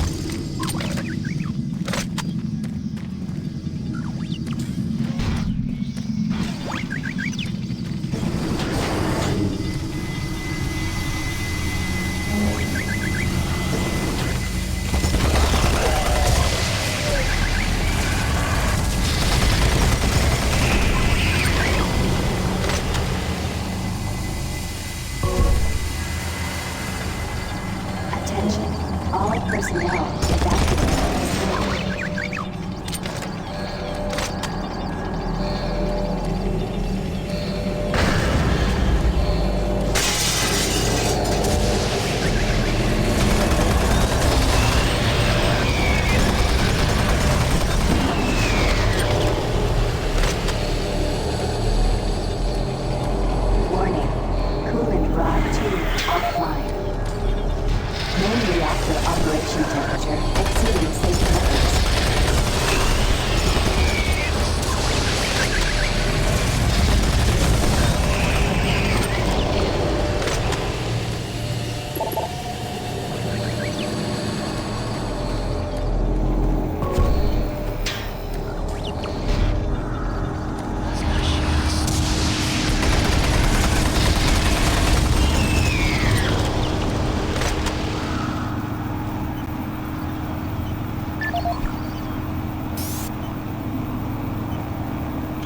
Paul Rad, Chief Technical Officer for the Enpro facility. During my weekly inspection of the coolant system, I discovered yet another safety violation. As I've stated repeatedly, our service manuals must be followed to the letter. This includes changing back filters to As you know, unclean back filters will create pressure inside the cooling system's release tube. Even a minor disruption in the release tube can dislodge or destroy a coolant, overheating the core, and possibly sending the entire facility up in smoke. Now, let me be clear. If I see this again, the team responsible will be transferred to suit before the day is over.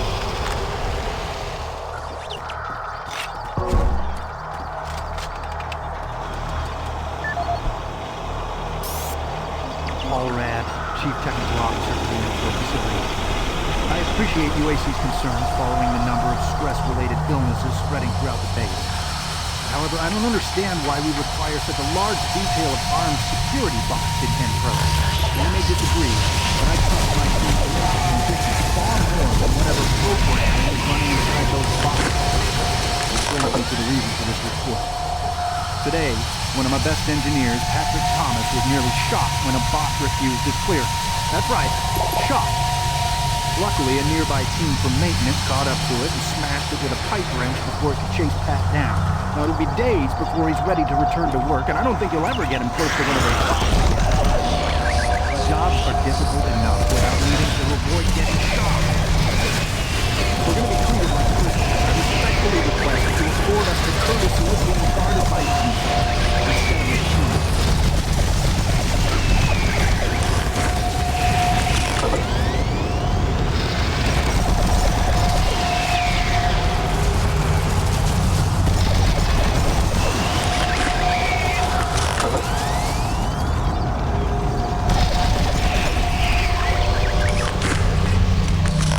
Warning.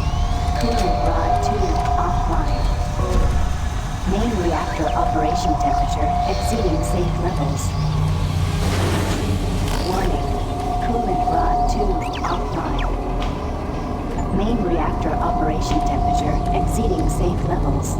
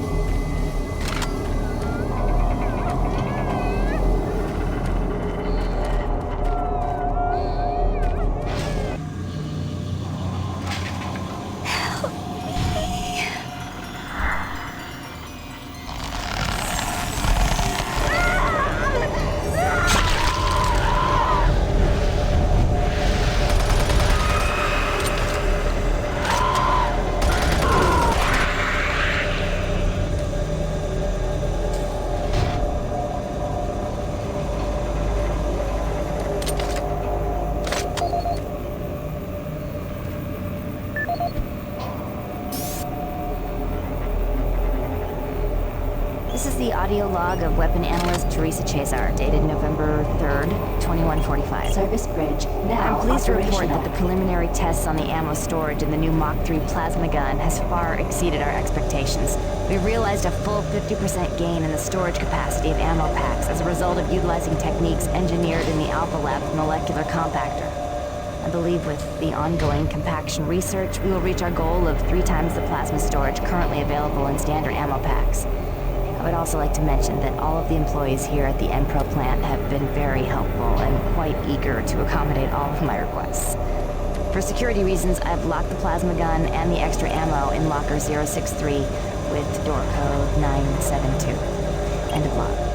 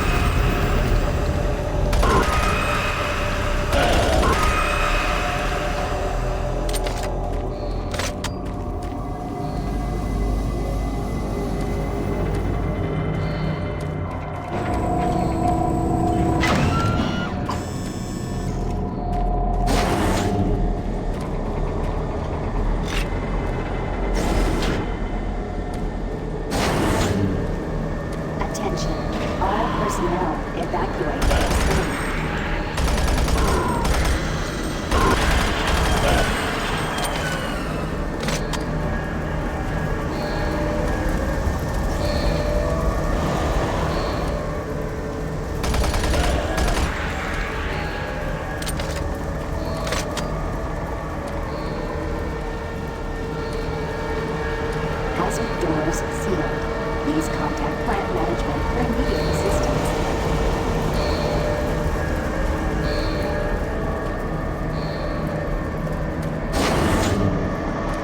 Warning.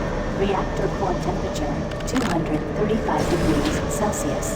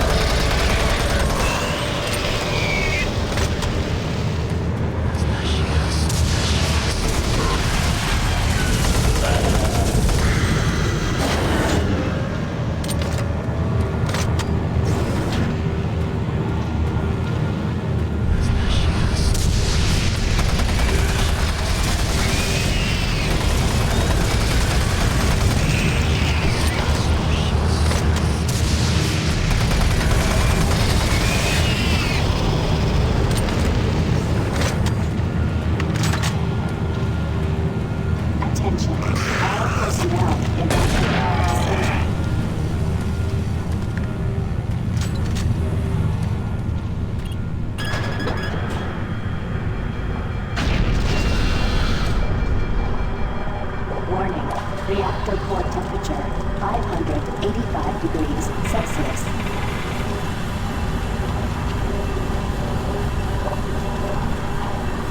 Warning. Reactor core temperature beyond acceptable levels.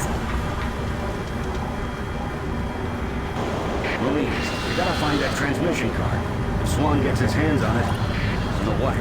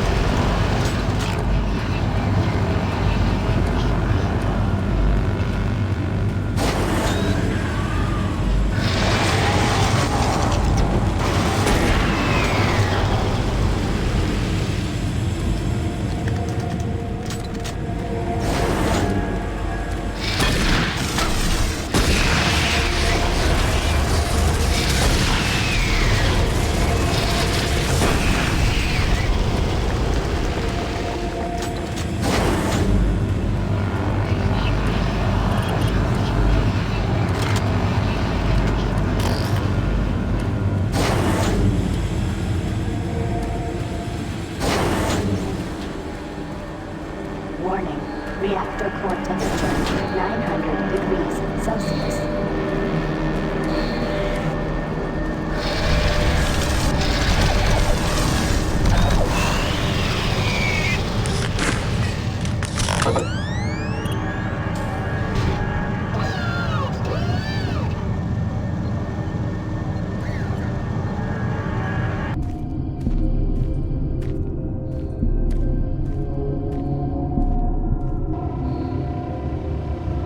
Do you see the card? No, sir. Okay, let's get to the communications facility. We can stop the transmission from there. Whatever you say, Counselor.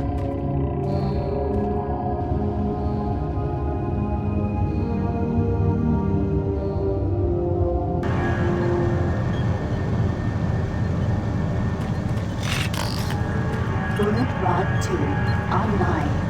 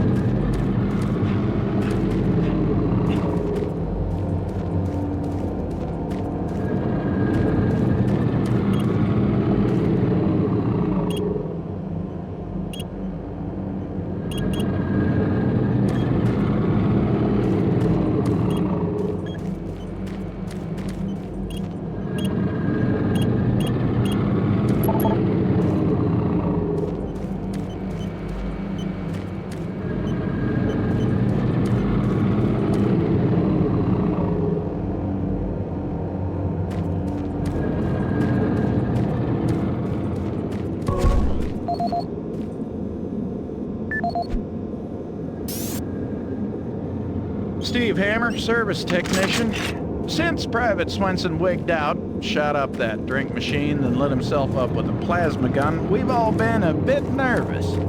All of us in maintenance knew he was losing it. Finally, when that darn drink machine wouldn't accept his credits, he lost it. Started swearing up and down, and you had to laugh when that machine lit up. But before any of us could react, he fed himself enough plasma to power an office building. There wasn't enough head to clean up, just vapor.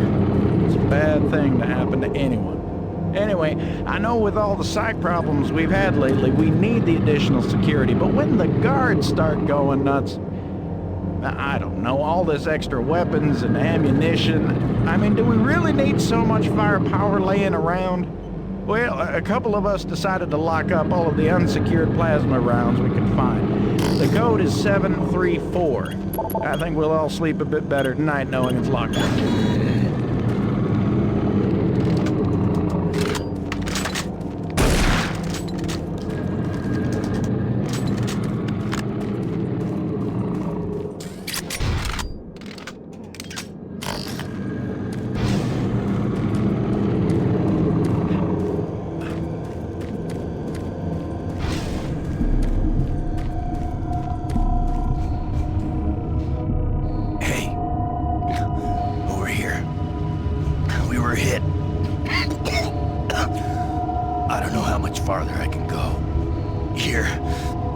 Transmission card. We can't stay here. Isn't safe. We better move.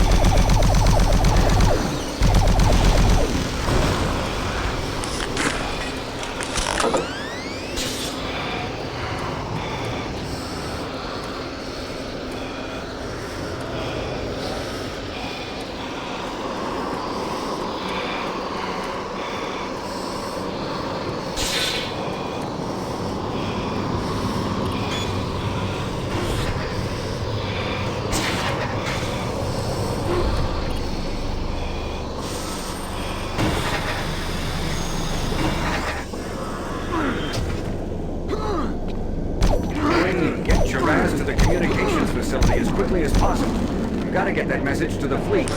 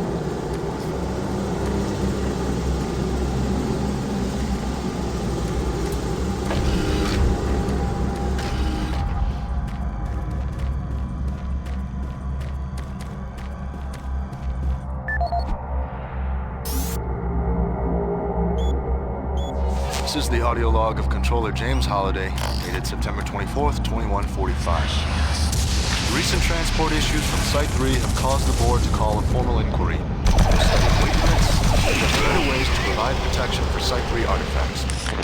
Our equipment... Damn it! PDAs, does anything work with these? Finish this later.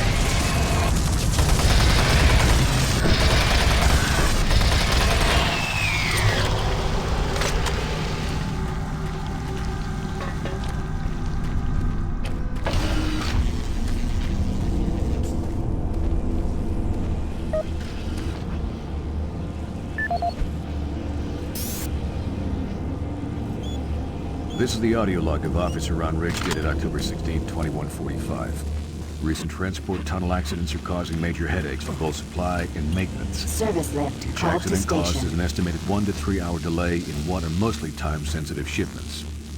It's becoming evident that certain junctions need safety adjustments as well as recommitment to driving safety by all personnel.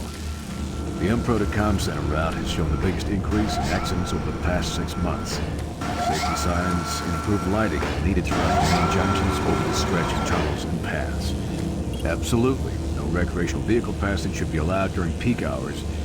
All personnel should use monorail travel whenever possible to keep cargo shipments flowing smoothly.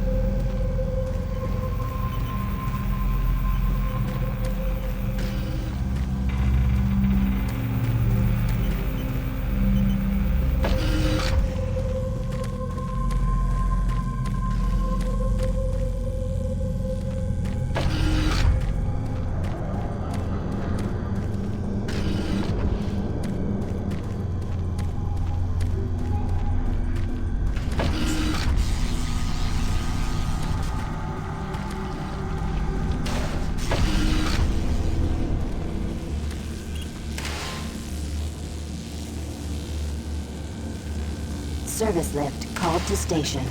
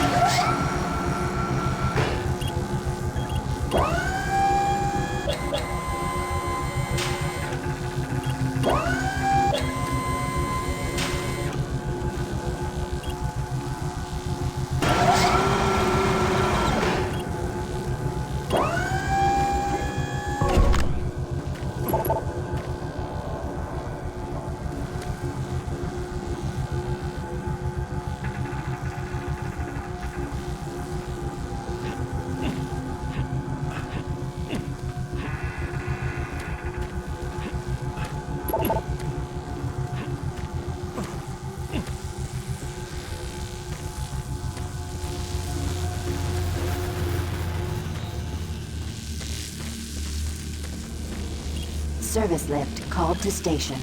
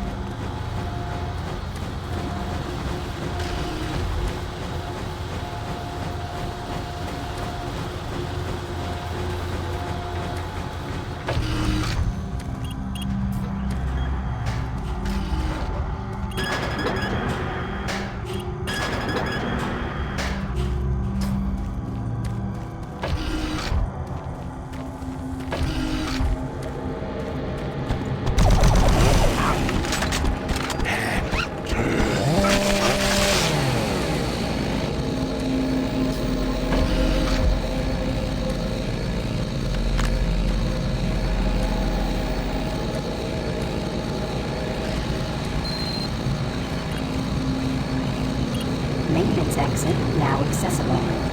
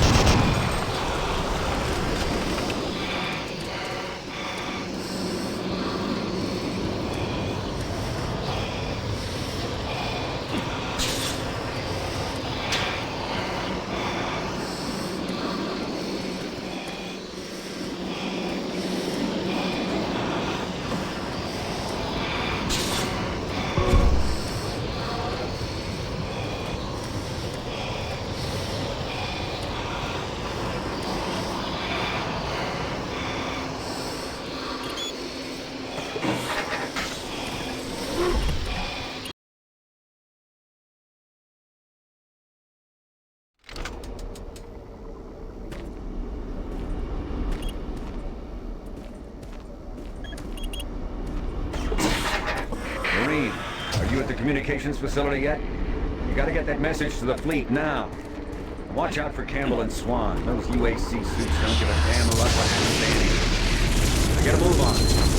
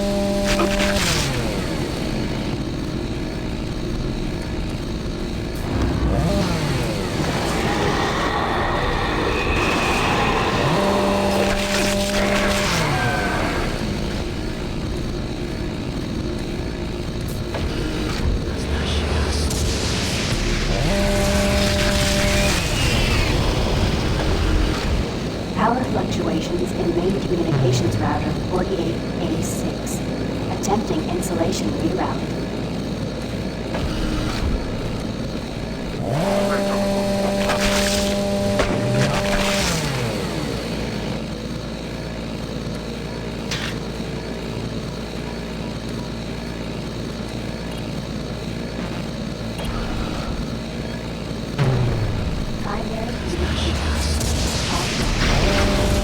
Attempt to complete the secondary tower failed.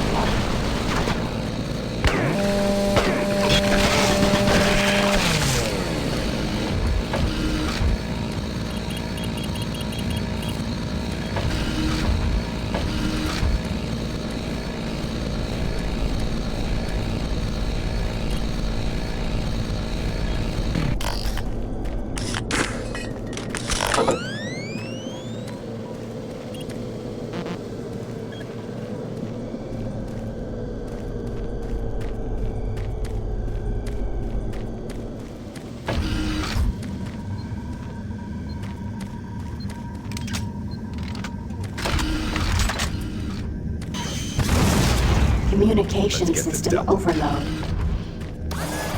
Communications shut down.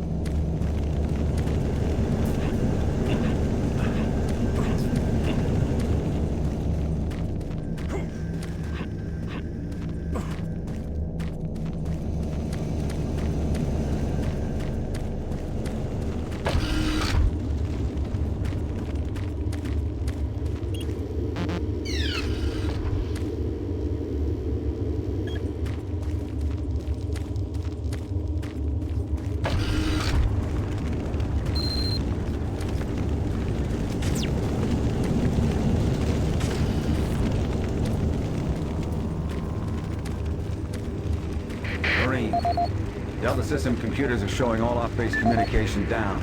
It's that fool Swan. You're gonna have to find another way to send that message. Make your way to the satellite room and manually establish a link from there. Base schematics are showing the quickest way is through engineering. You can't fail, Marine. Get that message sent. This is the audio log of Technician Seamus, dated October 16th, 2145.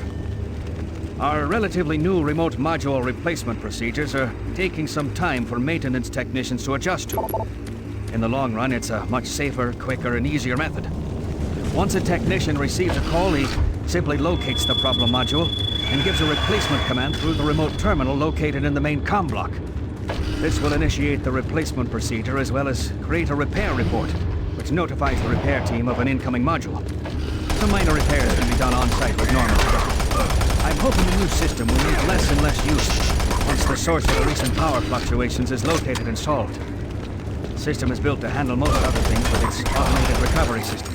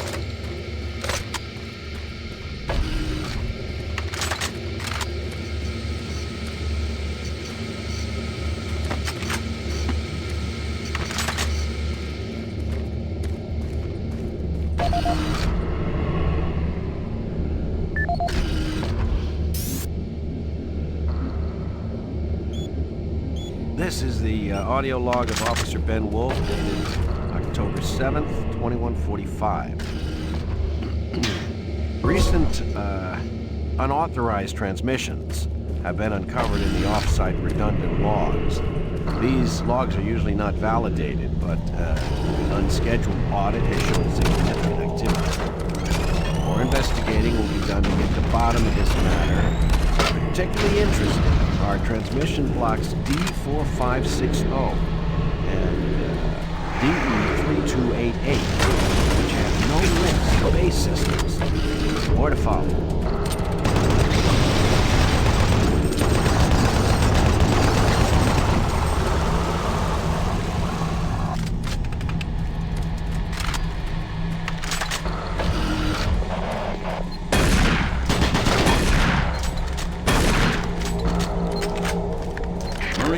I believe the source of the invasion was from the main portal here in Delta.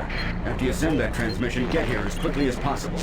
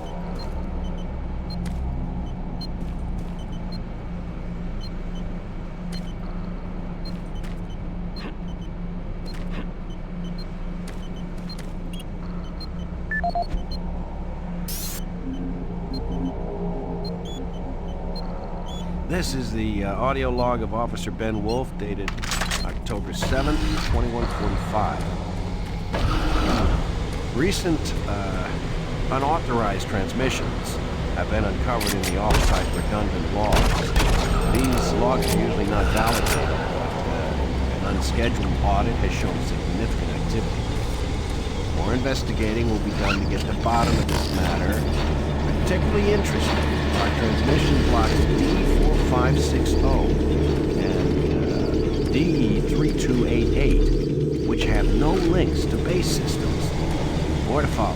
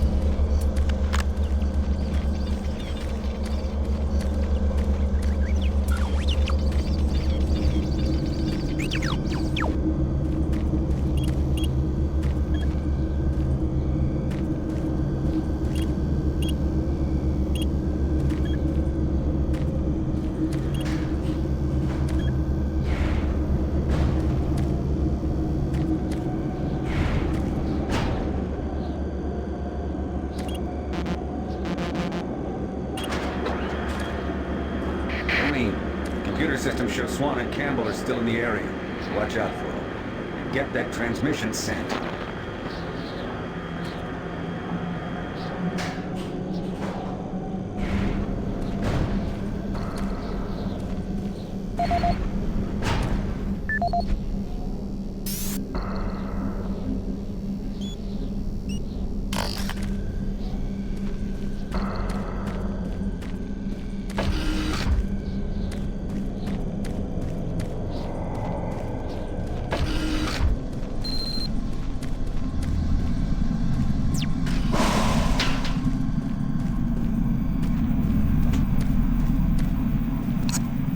Manual uplink established.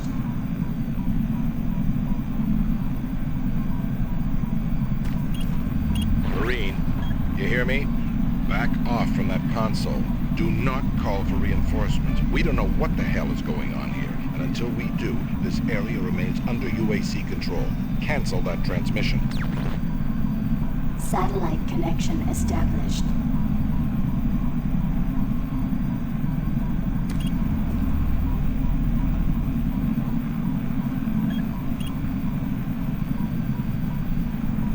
Transmission terminated. We did the right thing. Until we know what's happening here, we need to keep ourselves sealed off from everyone else. The monorail entrance looks clear. Meet up with us there. We need to reach the Delta complex and stop this.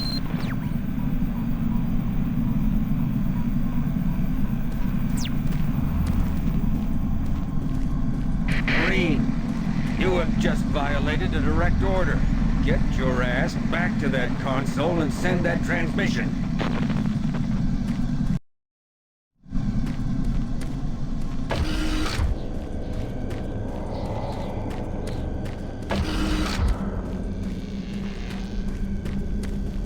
Marine, this is your last chance to get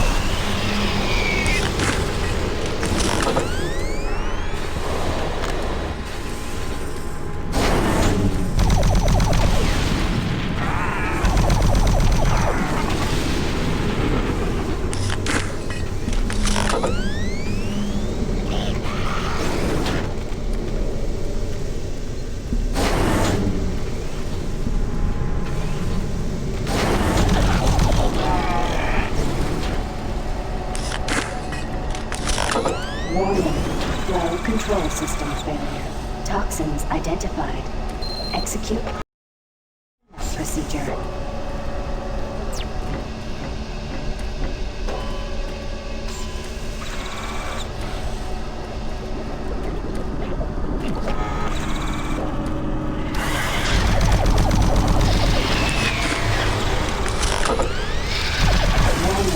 Flow control system failure. Toxins identified. Execute cleanup procedure.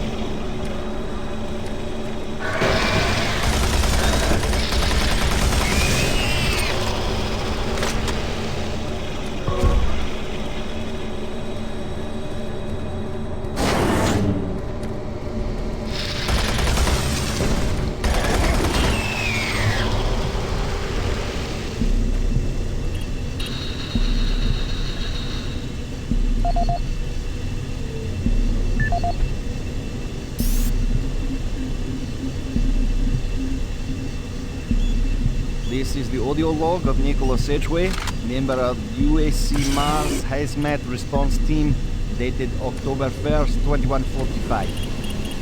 We have concluded that the Martian atmosphere is wreaking havoc on the exhaust valve seals in the standard number 5 disposal drums. The engineers cannot explain the high level of contaminants in our internal atmosphere. Air scrubbers and filtration systems all seem to be operating at normal levels. A small layer of particulate is making it into the storage area. This was caused the lockdown yesterday. EAP Director Charles Hollis informs me that the personnel won't be harmed by these contaminants in the air, but we've seen that they do cause a corrosive reaction when introduced to the rubber compounds used in the storage systems. Effective immediately, all number 5 disposal drums must be locked away in at least a Class 2 rated transport medium. Assessment ends.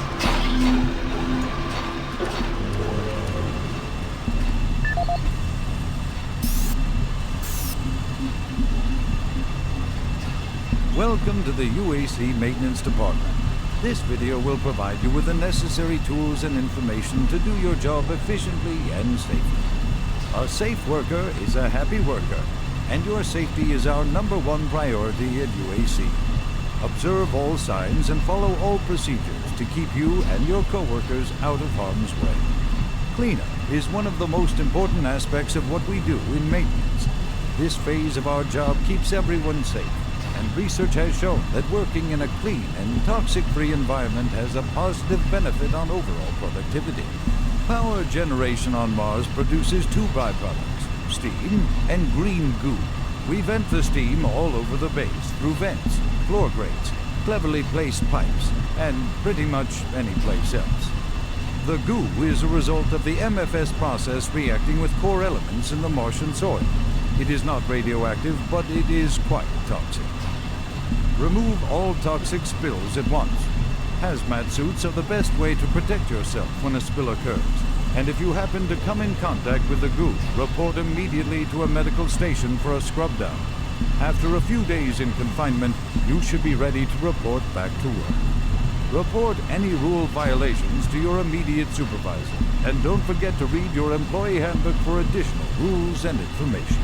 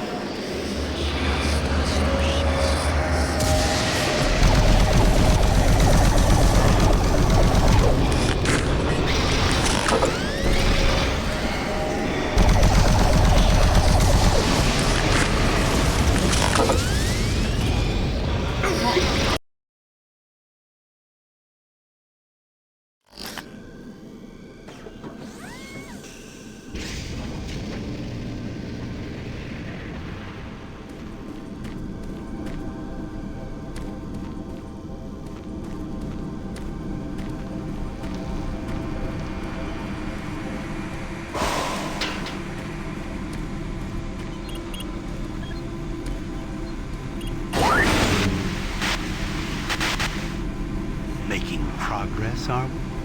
And in such a hurry to find us, to find me. There's no need to rush. I am everywhere, and everything here is mine. It's a pity you did not alert the fleet, but it is of no consequence. I'll alert them myself. They will come to the rescue and be consumed by my legion. We will use their ships to bring this hell to Earth. You won't live to see it, and you will die long before you have a chance to warn them.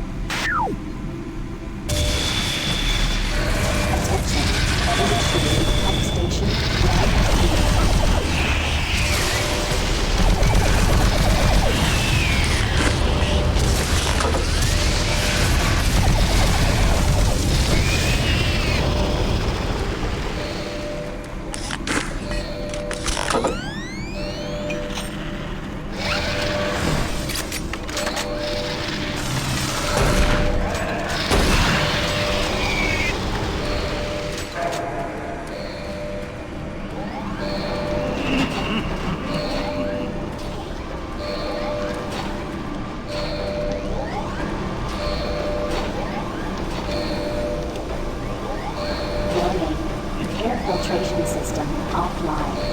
Toxicity level increasing.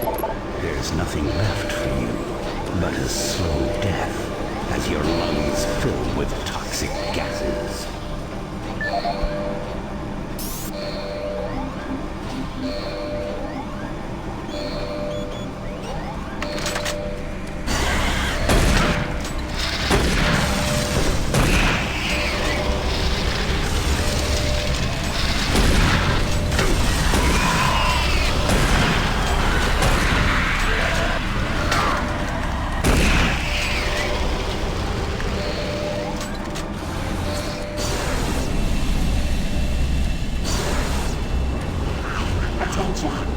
Due to the threat of external contamination, hazard doors sealed.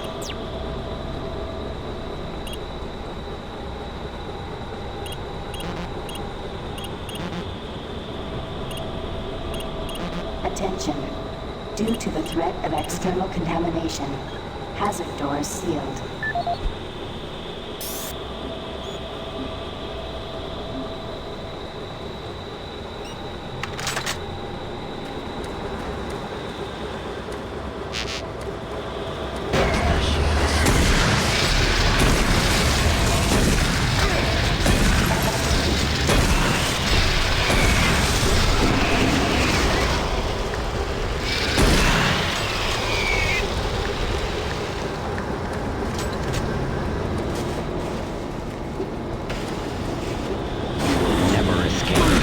Your soul will be mine.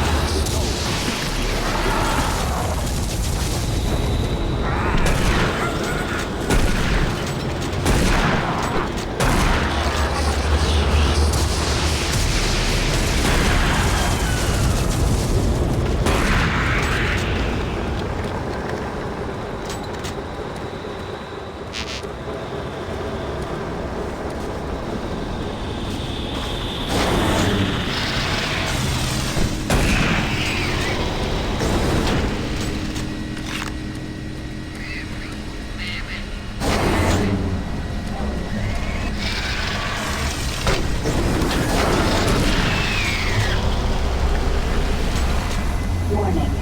Danger level yellow. Unsafe toxicity level detected.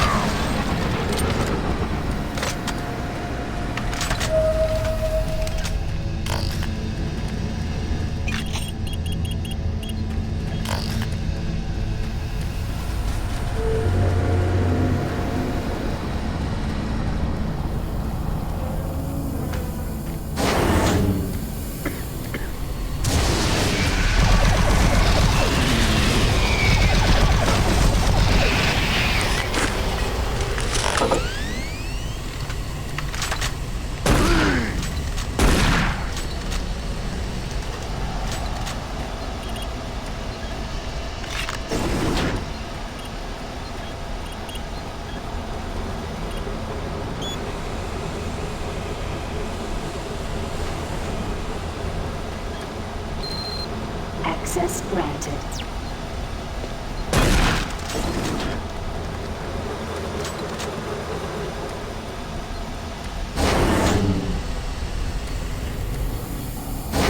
Destroy him.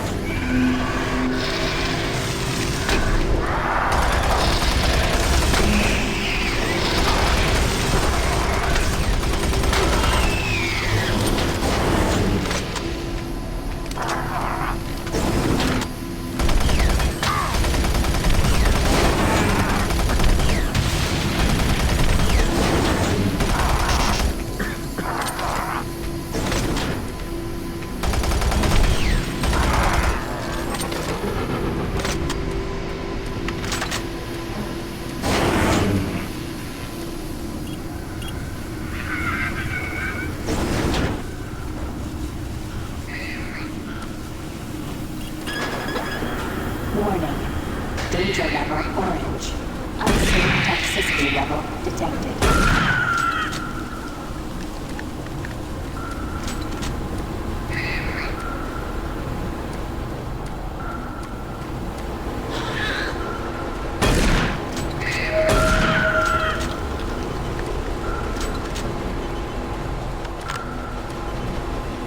Warning.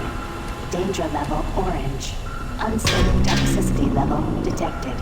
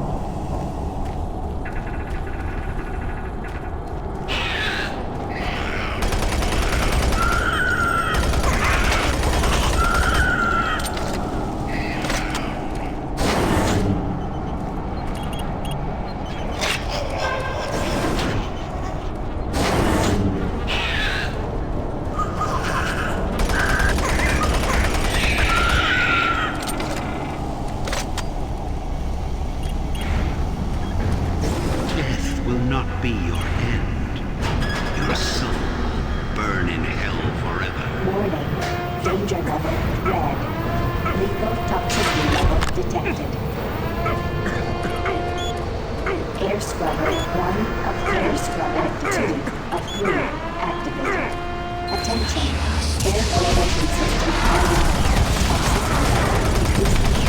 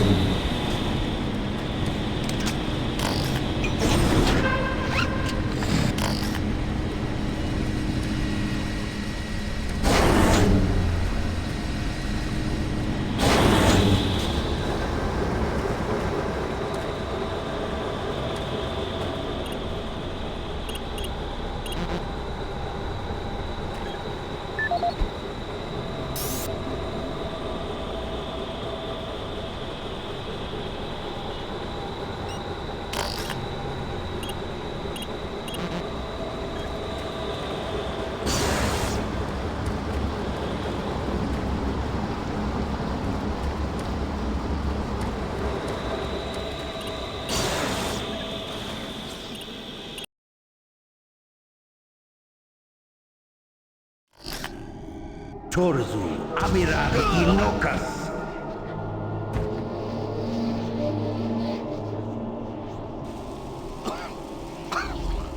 Rise, rise, Quas Mir Yalopan. There is no death for you.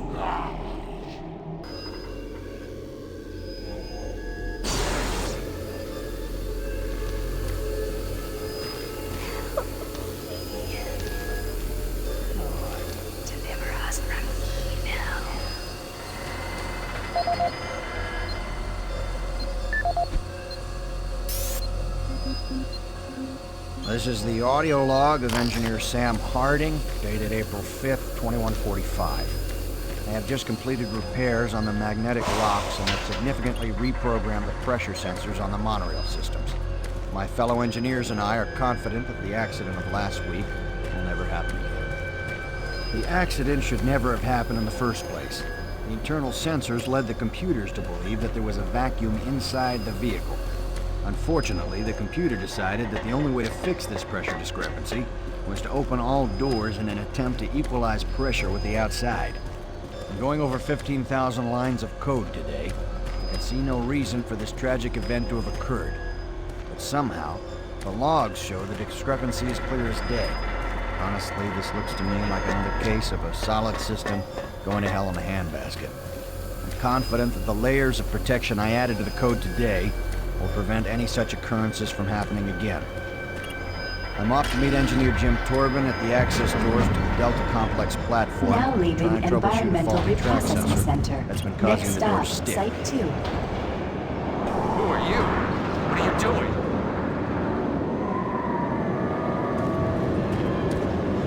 I was waiting here on the train for my partner. He went to investigate what was going on, but he never came back. And now I don't know where he is. I don't know what the hell's going on. But I bet it has to do with those artifacts we were digging up at Site 2. I bet they're somehow connected with those things in the Delta Complex.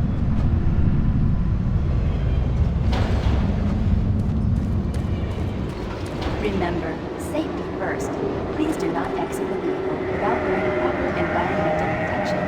In the event of an emergency stop, MarsSec will be dispatched immediately for your safety. Have a nice day. Now entering Site 2.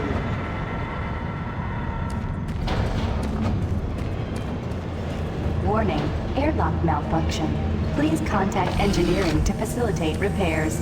Thank you, and have a nice day.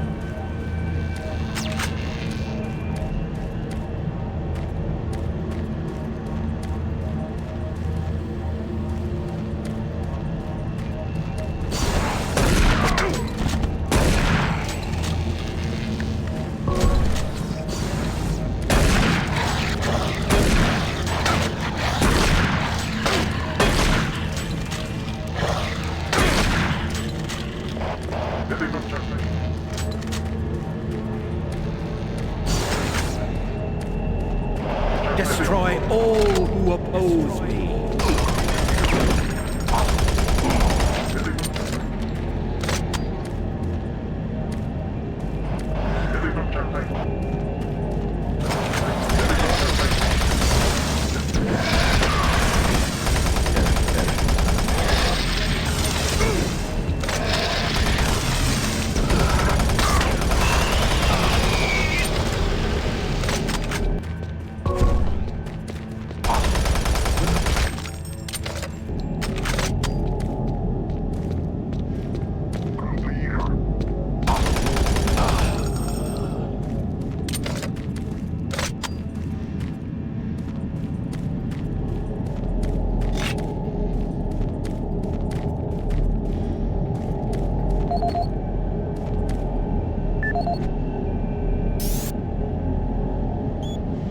Engineering, please report to Site 2 access ramp. Airlock malfunction detected.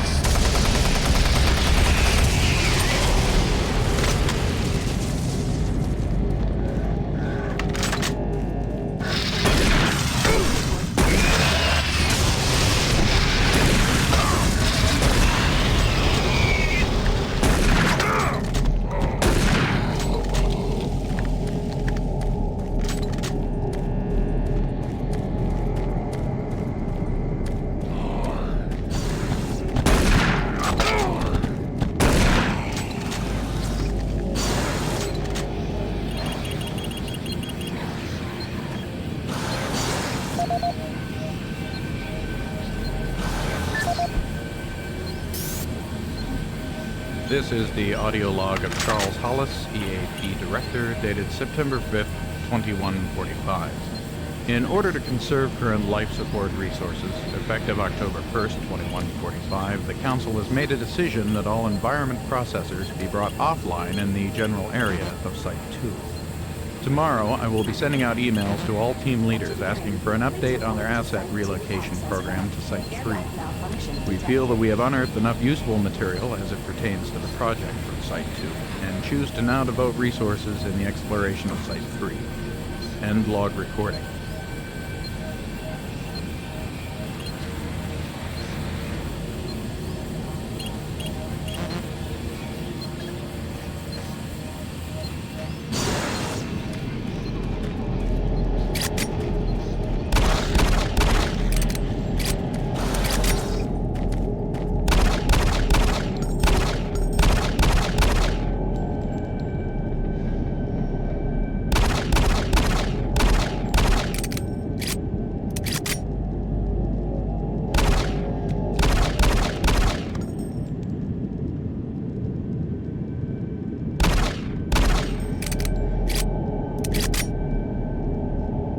Engineering, please report to Site 2 access ramp. Airlock malfunction detected.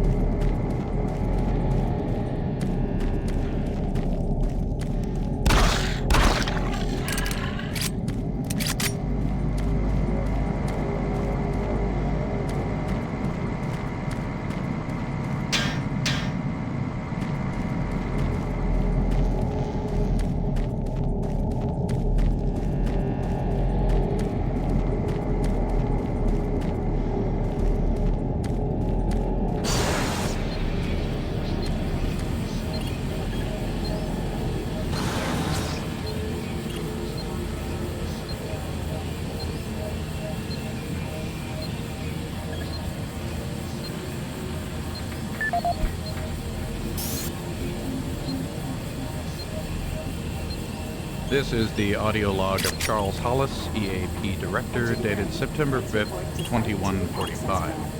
In order to conserve current life support resources, effective October 1st, 2145, the Council has made a decision that all environment processors be brought offline in the general area of Site 2. Tomorrow, I will be sending out emails to all team leaders asking for an update on their asset relocation program to Site 3. We feel that we have unearthed enough useful material as it pertains to the project of Site 2, and choose to now devote resources in the exploration of Site 3. End log recording.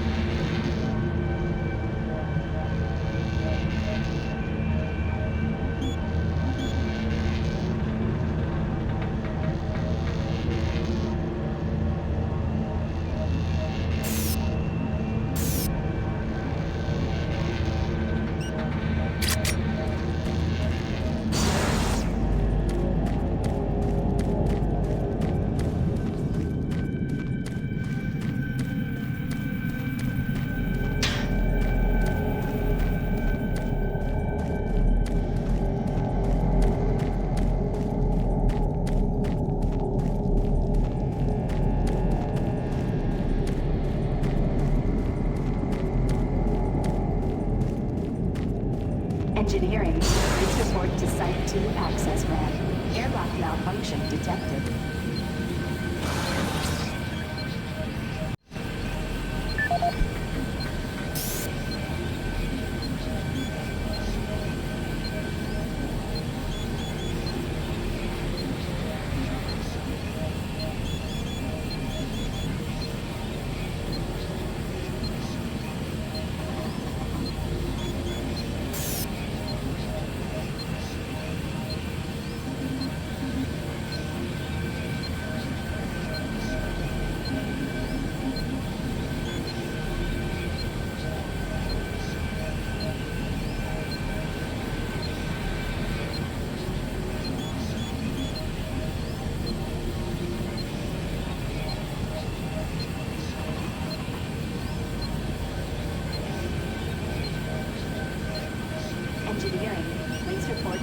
to access ramp. Airlock malfunction detected. Airlock security override enabled.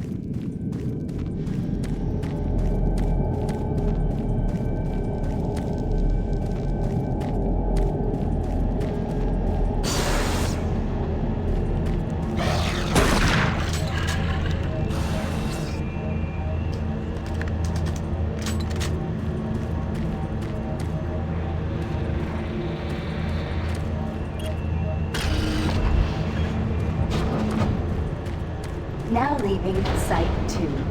Next stop, Delta Complex.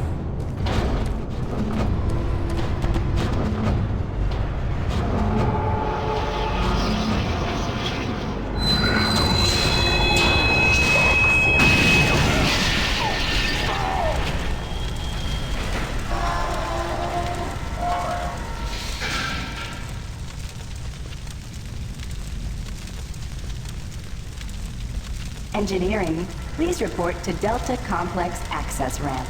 Track sensor failure detected.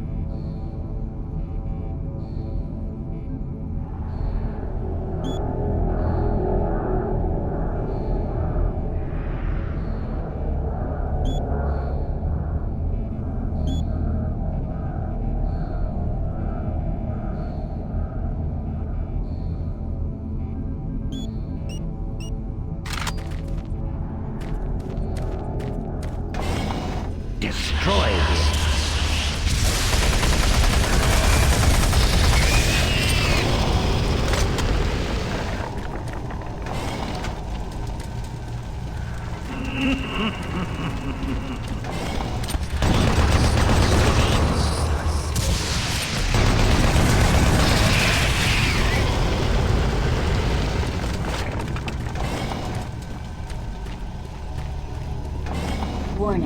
Automated turret guns online.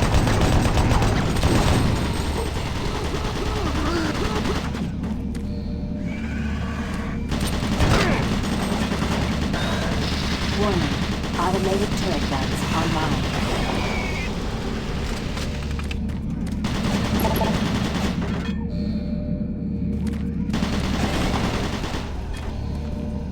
Warning. Automated turret guns online.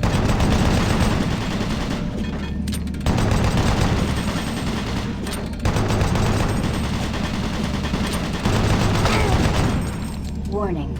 Automated turret guns online.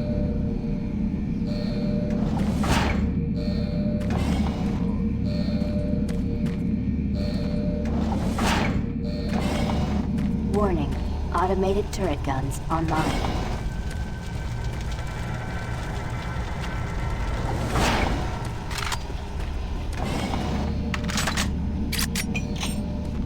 Warning. Automated turret guns online.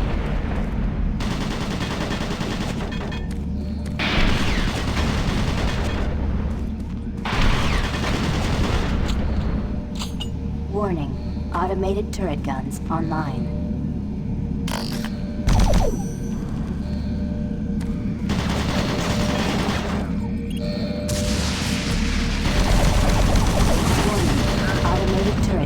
Online.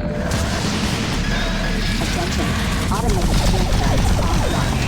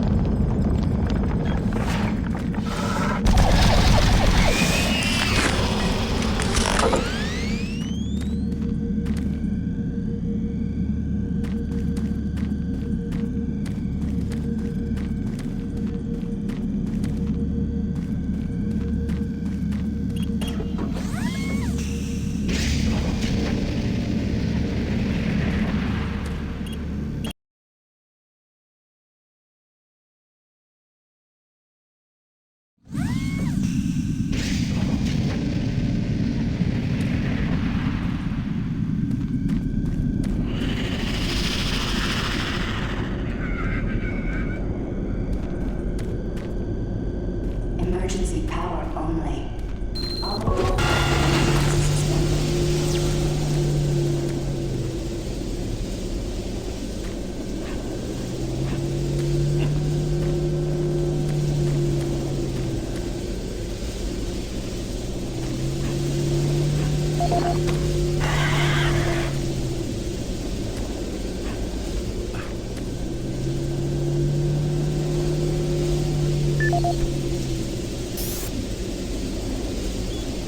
This is the audio log of Robert Price, Delta Operational Director in charge of personnel, recruitment, evaluation, and placement. Assignment of engineers to the lower Delta labs has become almost impossible. In 6 months, we've gone from a volunteer surplus to a critical deficiency of qualified personnel willing to accept assignment. Increases in both pay and benefits have done little to help this situation. Through exit interviews as well as the weekly Delta medical brief, it's become apparent to everyone that the rate of sudden and unexplained mental illness is way beyond acceptable levels. On Mars, they're derogatorily being called sub-delts up here, and I have a feeling this attitude will spread to other parts of the UAC. End of log. Emergency power only. All Delta operations suspended. This is the audio log of Robert Price, Delta Operational Director in charge of personnel, recruitment, evaluation, and placement. Disciplinary Action Report 40C-8, responding to Mars City Administration request. Delta Labs 1 is currently Systems addressing down. a problem concerning theft of security equipment. 4 members of the security detail assigned to the Delta Labs have been reprimanded with 3 others under investigation. It seems caches of weapons, armor, and ammo have been discovered in various places throughout the Delta Labs. We've located some of the missing equipment and have information that we hope will lead us to more. I have a team investigating storage room 21D with security code 298, where I've learned stolen items may be located. I hope to recover all items and find all personnel responsible. End of log.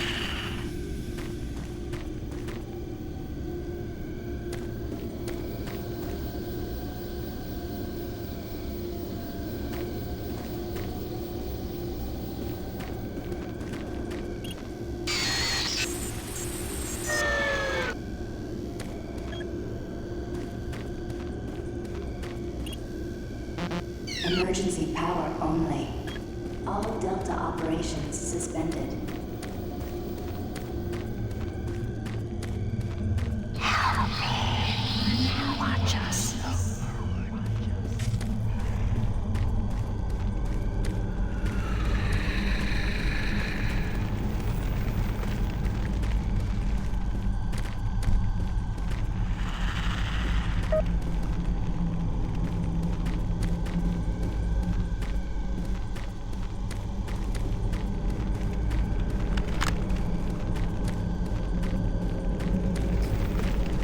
Emergency power only. All Delta operations suspended.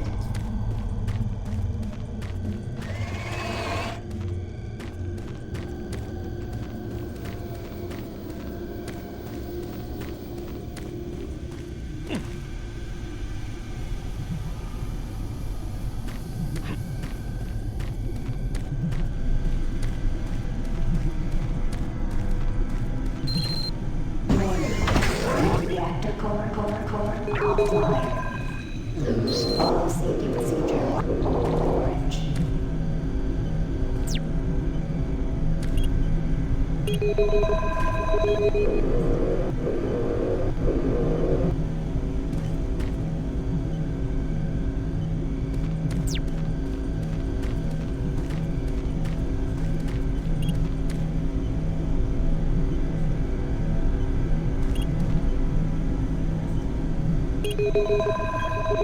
Warning, reactor core offline.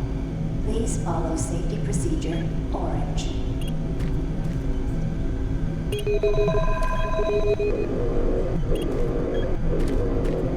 Link up requested. Video link up requested. Video link up connection established. Marine, this is Kelly. If you're watching this, you're tougher than I thought. I guess things aren't always what they seem. Plans have changed. Delta Complex 1's been compromised. You're not safe there. I'm moving to Secure Service Tunnel 1. It's not far from your position. We'll meet there. Procedure orange.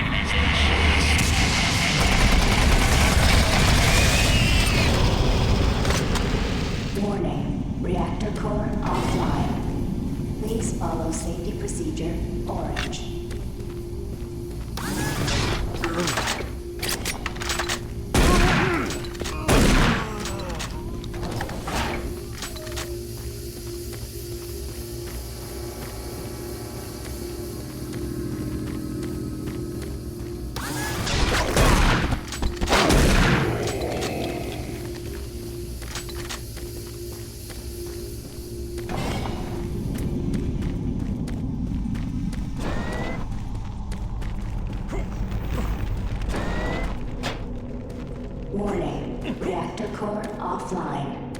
Please follow safety procedure orange.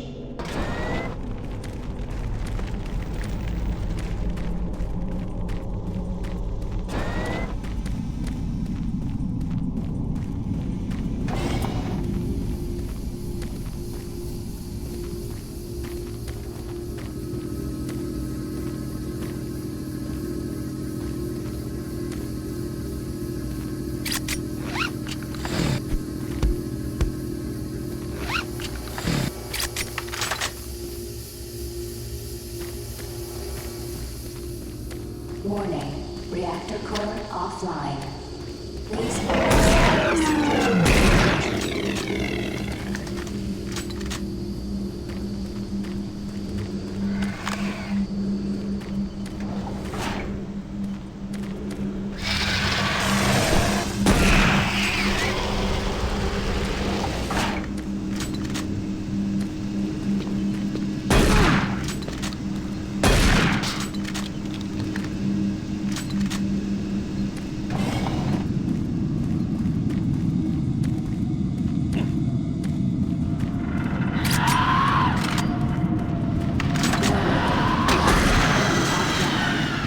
Please follow safety procedure orange.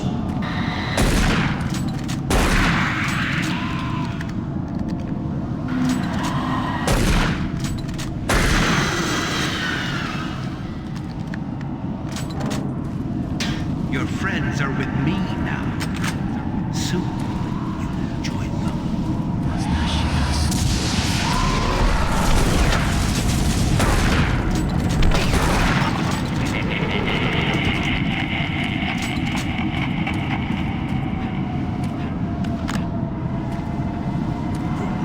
Warning, reactor core offline. Please follow safety procedure orange.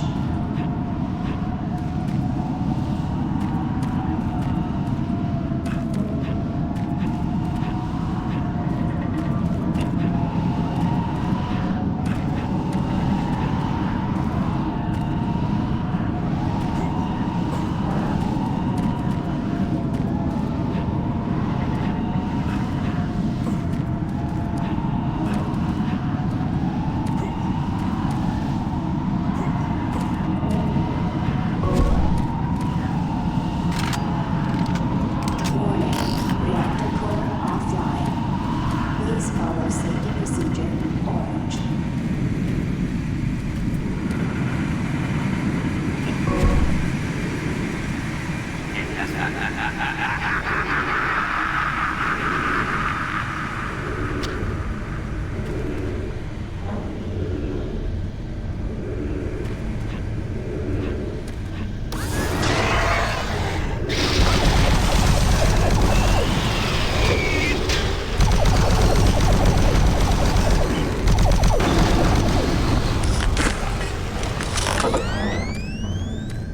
Warning, reactor core offline. Please follow safety procedure orange. This is the audio log of Robert Price, Delta Operational Director in charge of personnel, recruitment, evaluation, and placement. Disciplinary action report 40C-8, responding to Mars City administration request. Delta Labs 1 is currently addressing a problem concerning theft of security equipment. 4 members of the security detail assigned to the Delta Labs have been reprimanded with 3 others under investigation. It seems caches of weapons, armor, and ammo have been discovered in various places throughout the Delta. We've located some of the missing equipment and have information that we hope will lead us to more. I have a team investigating storage room 21D with security code 298, where I've learned stolen items may be located. I hope to recover all items and find all personnel responsible. End of log.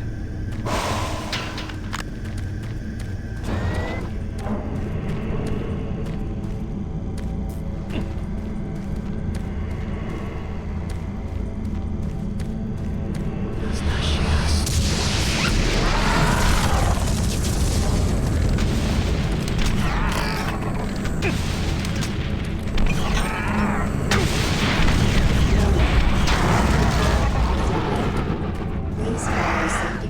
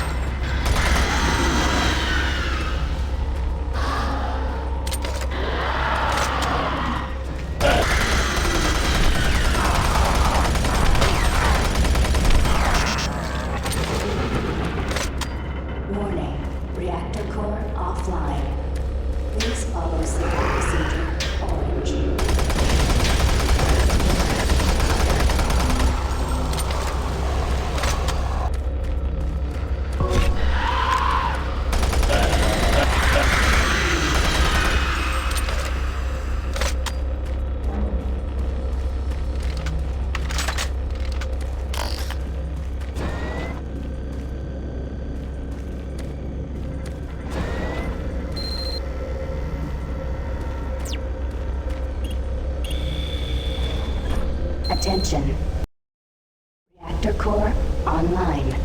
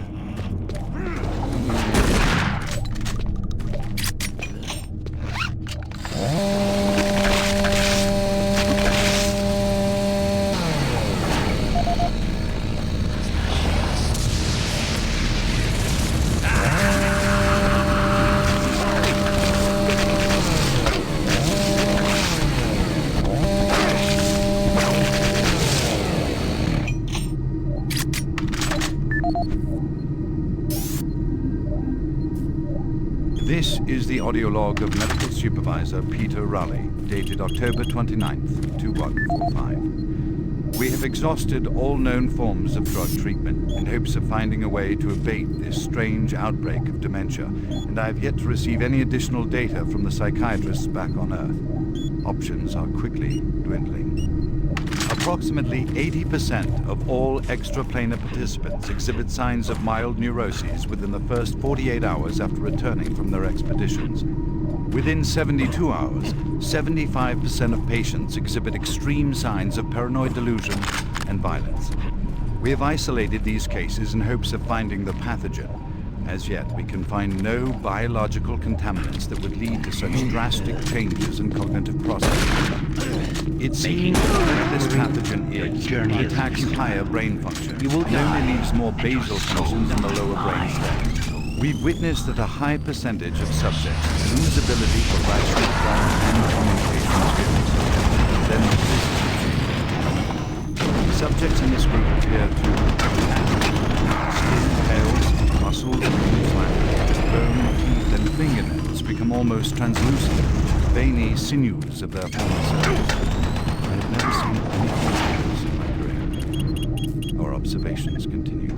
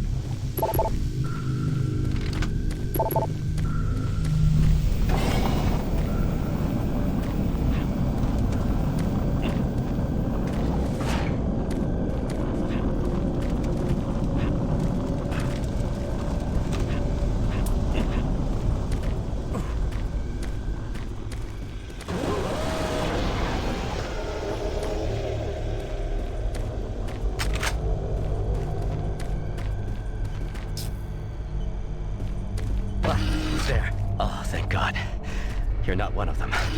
I thought everyone else was gone. I was part of this. I helped them. The madness of opening to another dimension. Look, we don't have much time. We let it through. The evil, the protective stabilizer on the portal just failed after Betruger took the device. It was an artifact we had found in the ruins. He took it into the portal, and hell followed him out.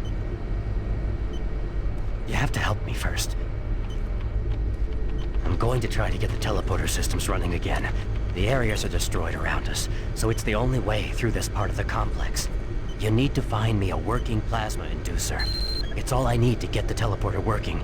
You can look for it in operations. I have a security clearance. I'll unlock some doors for you. There. We don't have a lot of time. Please hurry. Decontamination process started. Decontamination complete. Have a nice day.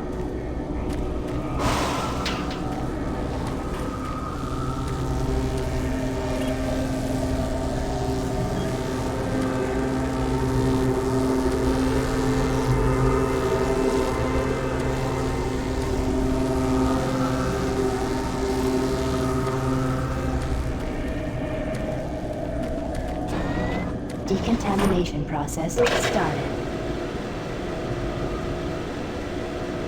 Decontamination complete. Have a nice day.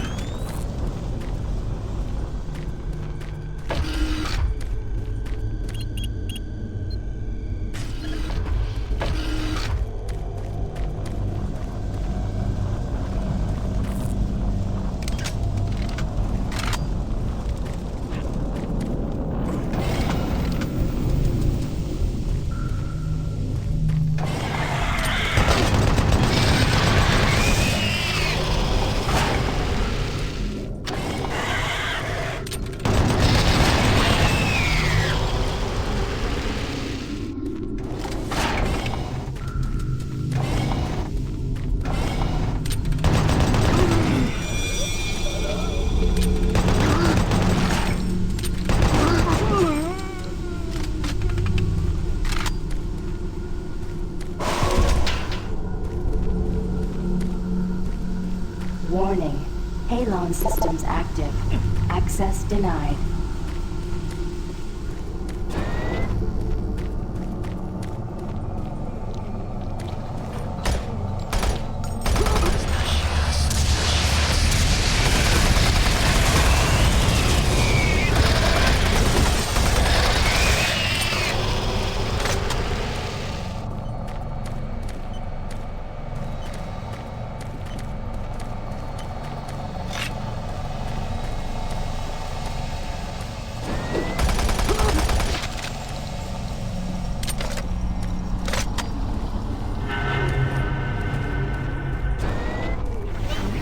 Medical report 16-8, dated November 2nd, 2021. Patient 0432, Steve Jensen of the UAC Darklight Division, expired yesterday at 15:43.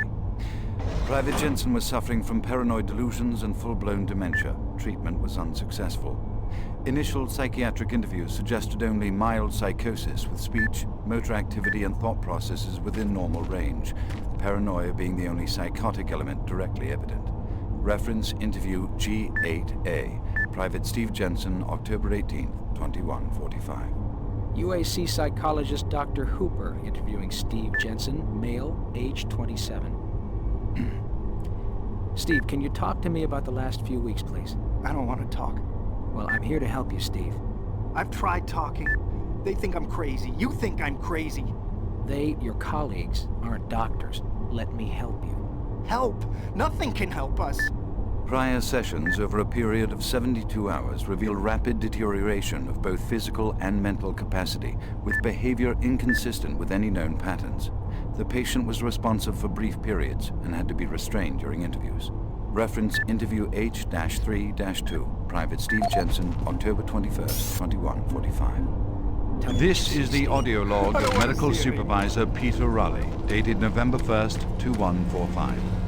Patient 0432, a Private Steve Jensen of the UAC Darklight Armor Corps Division, expired 1543 of a self-inflicted gunshot wound. This is approximately 110 hours after his return from expeditionary mission. Private Jensen was suffering from paranoid delusions and full-blown dementia. Treatment was unsuccessful. He was the last surviving member of his outfit. 4 other squad mates, who also came back with Private Jensen, expired from injuries suffered on that last mission shortly after their return. Before his death, Private Jensen was heard screaming in both English and other languages.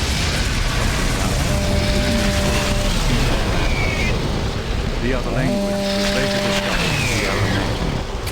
Due to security concerns in the area, I've secured some armaments within my office.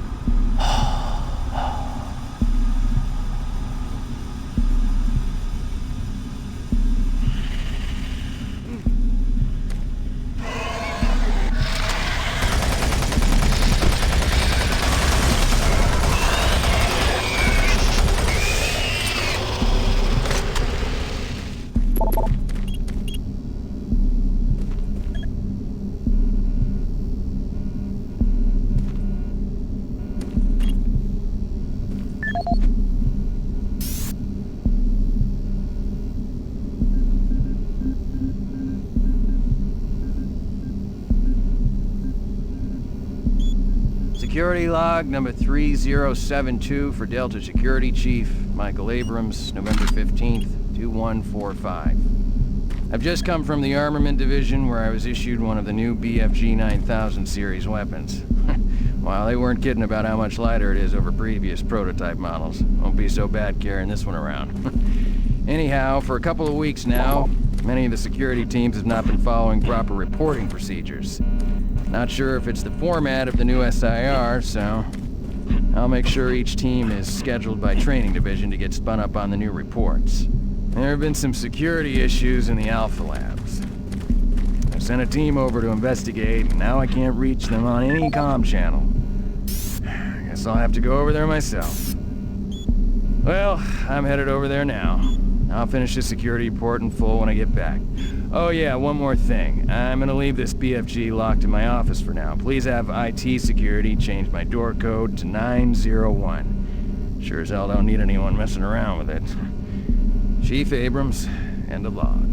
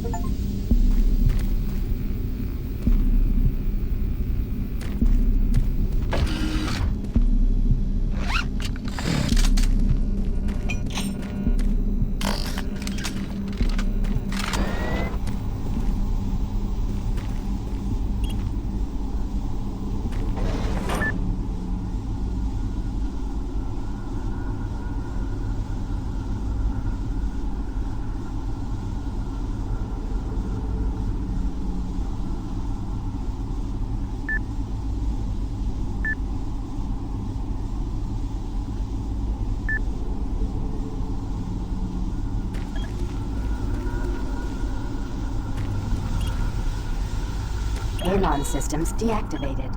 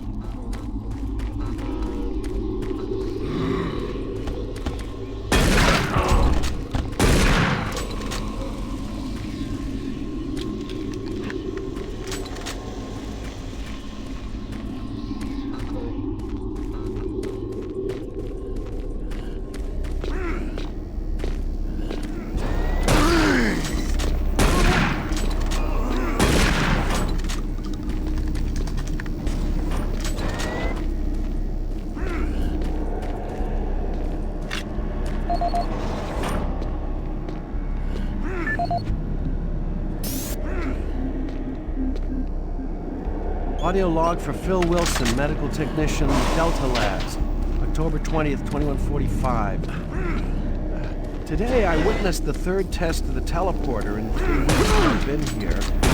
Volunteers have wanted to come on. They all come back screaming like loons about demons, pools of blood. It's real fire and brimstone stuff.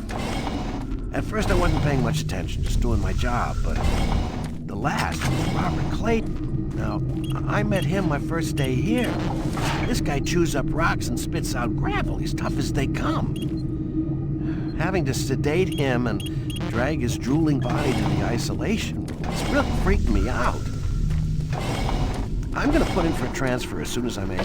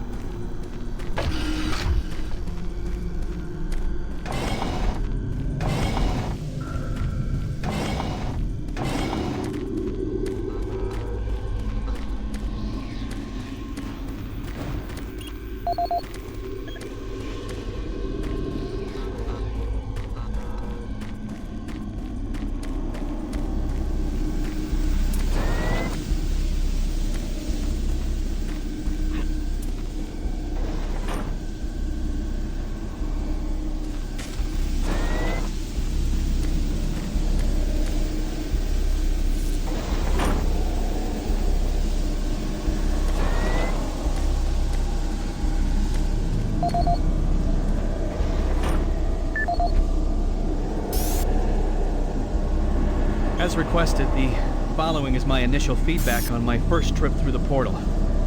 Private First Class Frank Cinders, dated October 15th, 2145. I don't know exactly where to begin.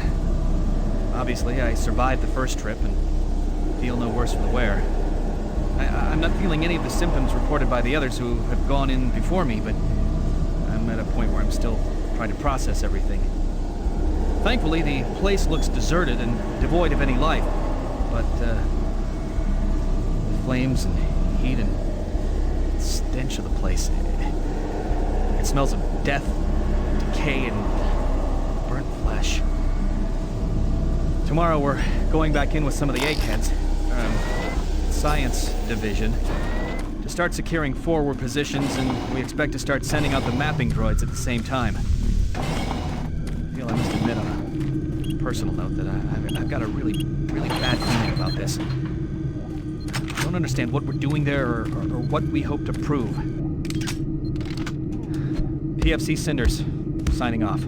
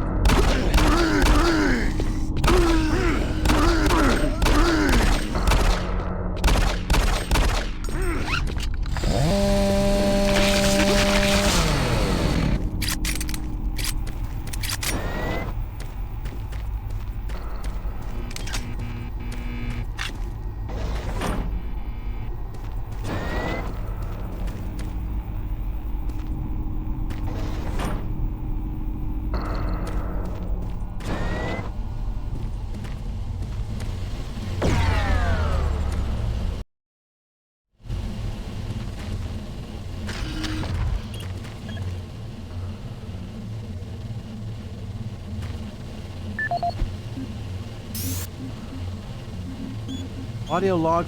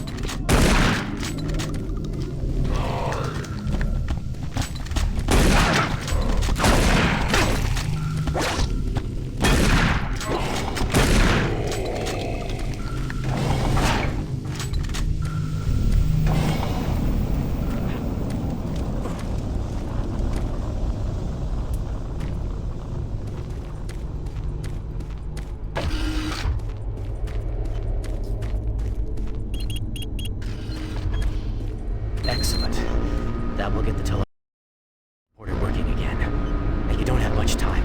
You're going to need to teleport across the containment chamber. It's the only way through this part of the complex. Head into the chamber and initiate the sequence on the machine. I'll take care of the rest. I'm not going with you. Good luck. But before you go, I want you to take something. It's a journal I made about the experiments. Those things. It's all there. It'll explain everything. Get it to someone so this never happens again.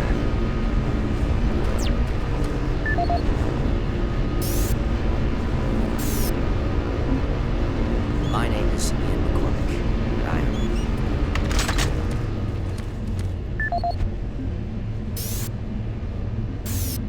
My name is Ian McCormick. I'm a research specialist stationed on Mars, working for the UAC. My primary job is, or rather was, to assist Dr. Malcolm Betruger in a variety of experiments, though for the past year we've been focusing almost exclusively on teleportation. I don't know if I'll make it out of here alive, so I'm recording this video log to let someone know what happened, and with that knowledge, prevent it from happening again. Initially, the teleportation experiments were amazing. We were creating a new science, and the prospects of it changing our way of life were, well, they were outstanding. I was proud to be associated with such an amazing project and someone as talented as Dr. Betruger. We noticed early on... Decontamination process started. Maybe a dozen successful tests. There was a variable delay. Decontamination teleportation. Complete. Have a nice the objects day. are broken down at the quantum level, transported, and then reassembled. Each stage of the process should have been instantaneous, but it wasn't. And we didn't know why. We sent a video drone through and were shocked at the images it sent back. Just a few frames of video right before the drone came back through showed what appeared to be several sets of eyes looking directly at the probe. We had just found a living, breathing creature that was not human. Betruger immediately set out a request for volunteers. He specifically wanted UAC security. Systems activated. Teleportation will commence in T-minus 3, 2, 1.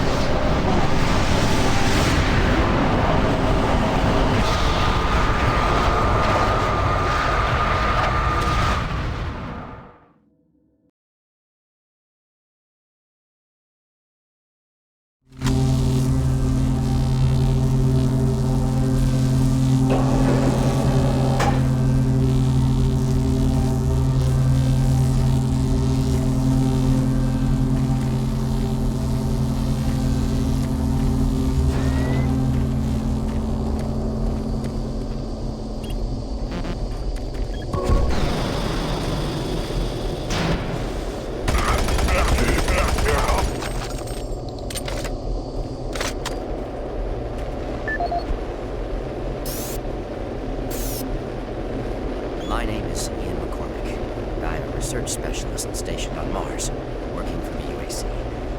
My primary job is, or rather was, to assist Dr. Malcolm Betruger in a variety of experiments, though for the past year we've been focusing almost exclusively on teleportation. I don't know if I'll make it out of here alive, so I'm recording this video log to let someone know what happened, and with that knowledge, prevent it from happening again. Initially, the teleportation experiments were amazing. We were creating a new science. The prospects of it changing our way of life were, well, they were outstanding. I was proud to be associated with such an amazing project and someone as talented as Dr. Betruger. We noticed early on, probably before we had completed maybe a dozen successful tests, that there was a variable delay during the teleportation. The objects are broken down at the quantum level, transported, and then assembled.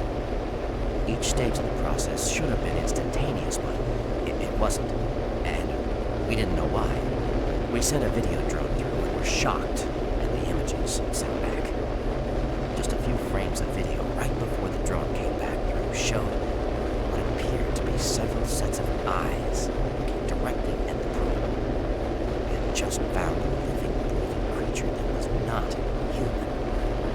Betruger immediately sent out a request for volunteers. He specifically wanted UAC security force members because he wanted to capture one of these creatures. I made a lot of But I am most ashamed of my involvement during the next phase.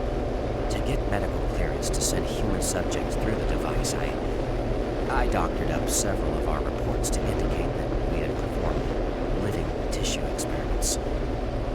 I did not regret it at the time, but a few days later, when our third test subject came back, he was chewing off his own fingers. It seemed he was clinically insane. He started sending teams in about once every 2 days. The teams were reporting nightmarish experiences, sightings of things that ultimately made us conclude that the other dimension was not just another dimension. It was hell, and the creatures were bringing back demons. And then Betruger, he went through the portal himself. I don't know what he was thinking. It was an unscheduled trip, and he just went, and we couldn't stop him. When he came back, he had changed. He sounded and looked the same, but he just... I don't know, he was just different. And then he did the unthinkable. He took the Soul Cube, the device that was discovered in the ruins, into the portal. The portal stabilizers just started to fail him. And then, living hell erupted into the base. We were stupid for not destroying the portals as soon as we realized what was on the other side. Oh God, forgive me. I blame myself for my part in this. Please, someone, never let this happen again. I'm sorry, Ian McCormick.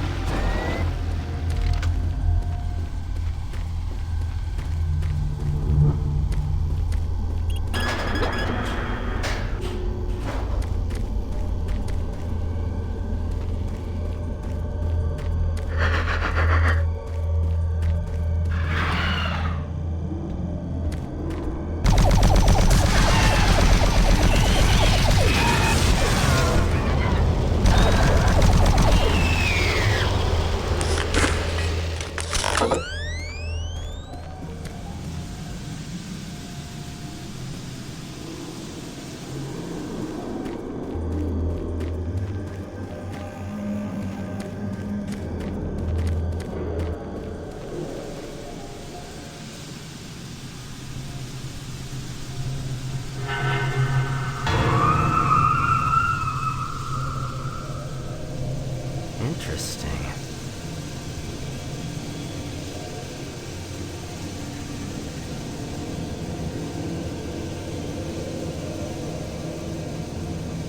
Ah, you surprised me.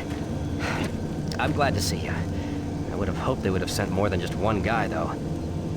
I've been studying one of the specimens we brought back to see if there's something physiological that would be a weakness, a way to stop them. I found nothing so far. Haven't had enough time. I'm gonna stay here and keep looking. It's the only thing I can do. There are combat supplies in the storage cabinet in the next room. The code is 624. I hope you can use it.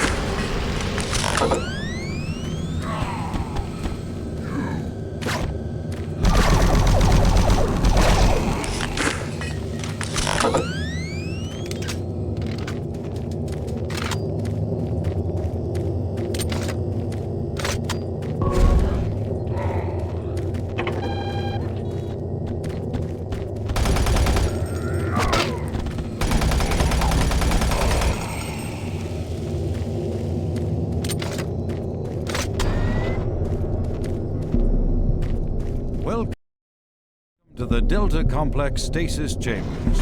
This facility was constructed to house and study the extra-dimensional beings, which were recovered during some of the first teleporter tests originating from Delta Level 3. While little is known about their native environment, the specimens appear to be carbon-based lifeforms with extremely high heat tolerances.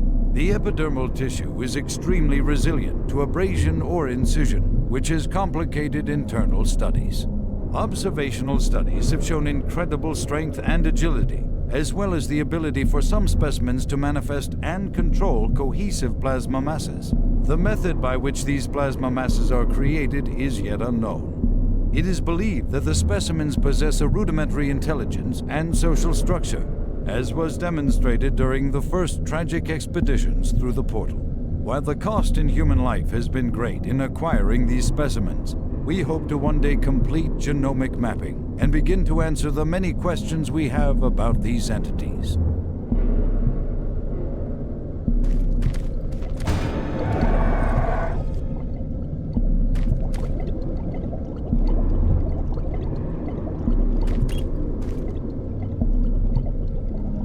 Welcome to the Delta Complex Stasis Chambers. This facility was constructed to house and study the extra-dimensional beings, which were recovered during some of the first teleporter tests originating from Delta Level 3. While little is known about their native environment, the specimens appear to be carbon-based lifeforms with extremely high heat tolerances. The epidermal tissue is extremely resilient to abrasion or incision, which has complicated internal studies. Observational studies have shown incredible strength and agility, as well as the ability for some specimens to manifest and control cohesive plasma masses. The method by which these plasma masses are created is yet unknown. It is believed that the specimens possess a rudimentary intelligence and social structure, as was demonstrated during the first tragic expeditions through the portal. While the cost in human life has been great in acquiring these specimens, we hope to one day complete genomic mapping and begin to answer the many questions we have about these entities.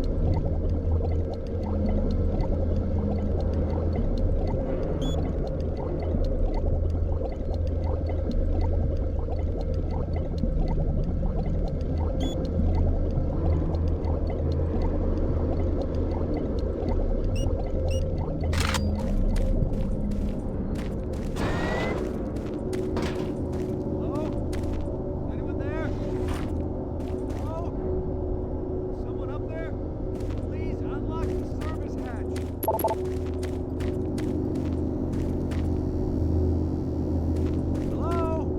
I'm trapped out here. Please help me. If anyone can hear me, please get me out.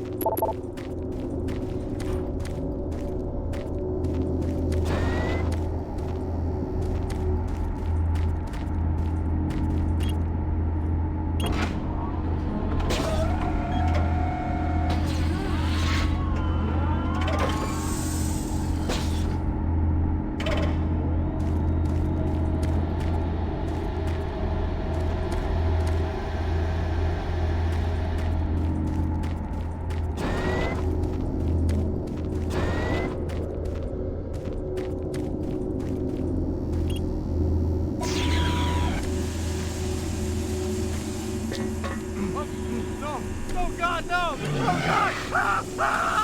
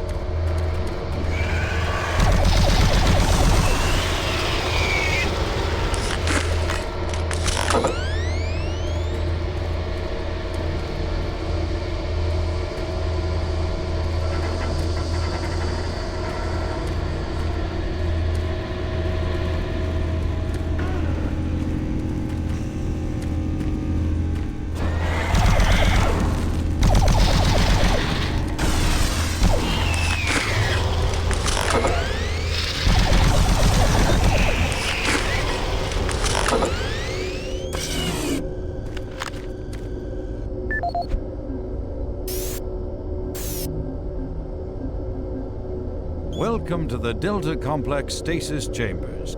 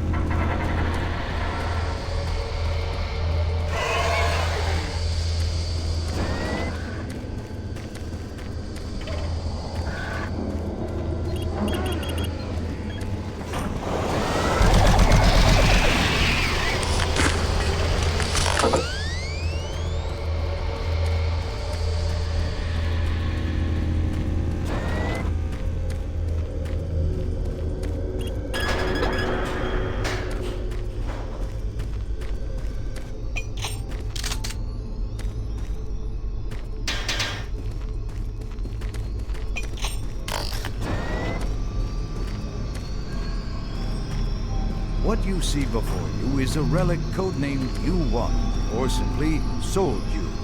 It was discovered in 2104, located in a geographic region where UAC researchers have unearthed evidence of a long-lost civilization. We know nothing of this civilization other than they existed, and that they were all wiped out in some type of cataclysmic event, according to what we've been able to decode from stone tablets found throughout the ruins. What clues we have been able to piece together reveal a culturally advanced society whose technology can only be described as mystic, as evidenced by U1's strange characteristics.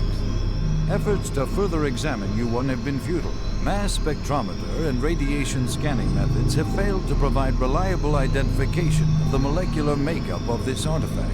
The object cannot be weighed, and in all tests we've been unable to determine its mass.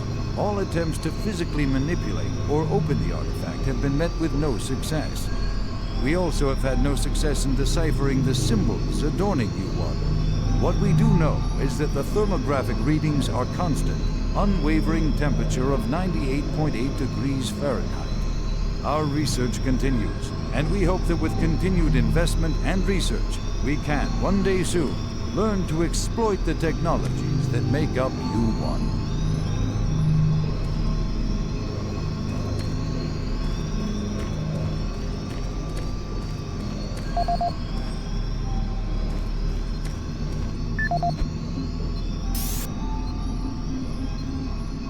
This is the audio log of Research Director Larry Bullman, October 19th, 2145.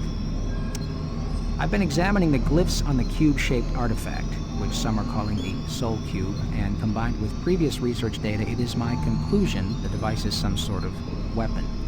If the power fluctuations would stop long enough for me to get the linguistic CPU online, then I am sure my theory would be verified. You know, I'll take this opportunity to lodge yet another complaint about the continual power problems. Living in this godforsaken base is bad enough without having to watch the lights flicker constantly. It's just... Well, never mind. Back to the task at hand.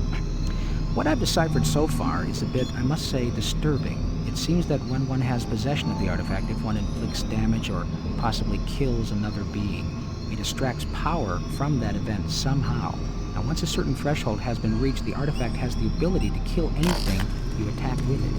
How you attack with it, I'm frankly not certain, indicating that the artifact is what you see before you is a relic codename. To date, I've only deciphered about two-thirds, give or take, of the markings, but my initial glance at the rest of them indicates it harbors some far greater power.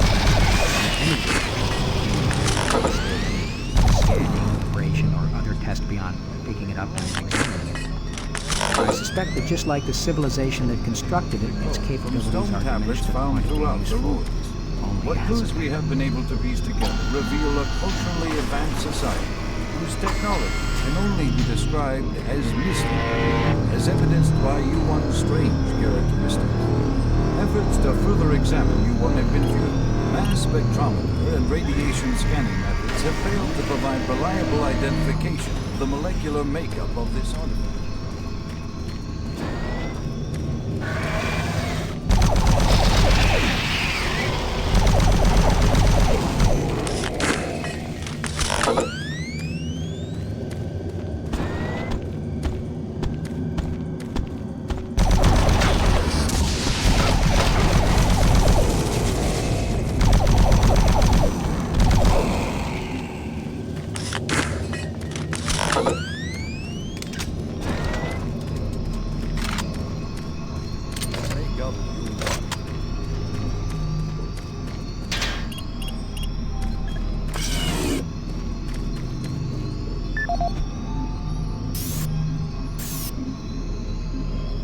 What you see...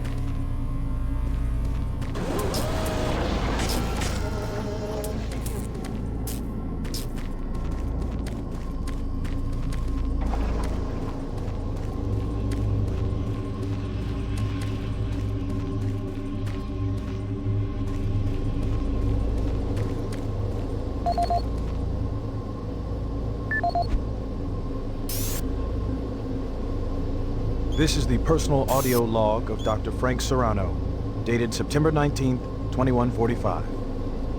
I've been brainstorming on Bertruger's thoughts about achieving sustained, uninterrupted transfers for the teleportation units. Currently, our systems can only build enough of a charge to have the portals open for approximately 10 to 15 seconds.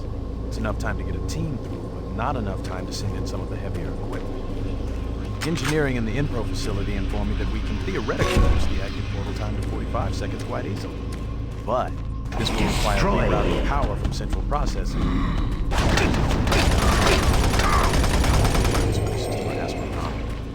We're sucking power from I have no idea how we can sustain transfers for longer than 60 seconds without giving serious thought to reorganizing the teleport power grid. I'll sleep on this. This is Dr. Frank Serrano signing off.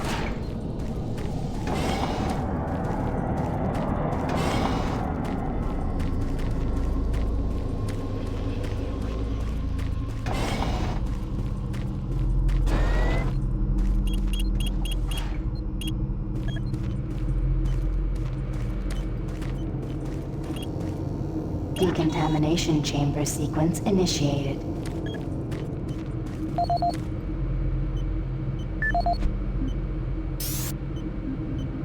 This is the audio log of Administrative Assistant Han Lee, dated October 16, 2145. Why is it that I keep getting the crummy jobs? Armor Corps 1st Platoon and 1st Science Team were completely wiped out this morning on their second excursion. And I am the one charged with writing up the reports and sending this information back to Earth next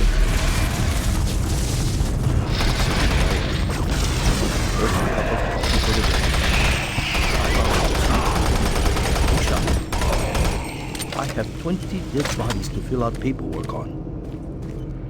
I haven't seen the actual corpses.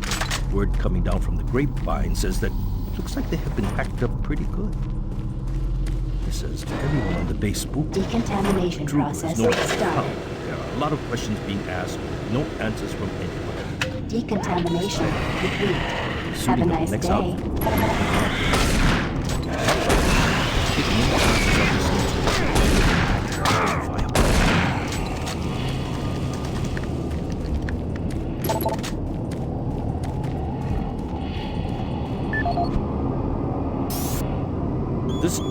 This is the audio log of Administrative Assistant Han Lee, dated October 20th, 2145. Just when I thought this job couldn't get much worse, it did. Delta scientists sent another group of researchers through the portal 2 days ago and failed to return at their scheduled time. Radio transmissions to the research party have gone unanswered. Even our LZ tracking systems can't find them. Losing lives is one, but losing our proprietary technologies is another. The team was equipped with the newest BFG weaponry.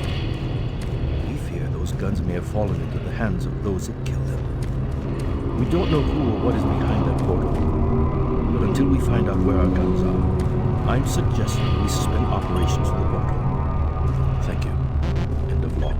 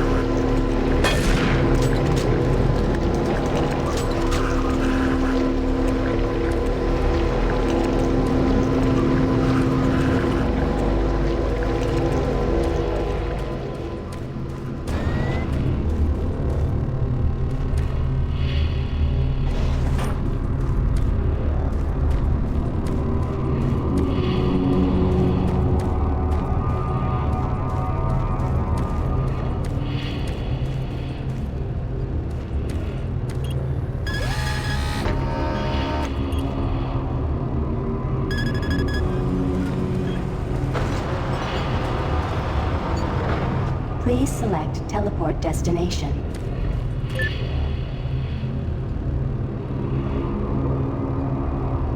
Pad 1 selected.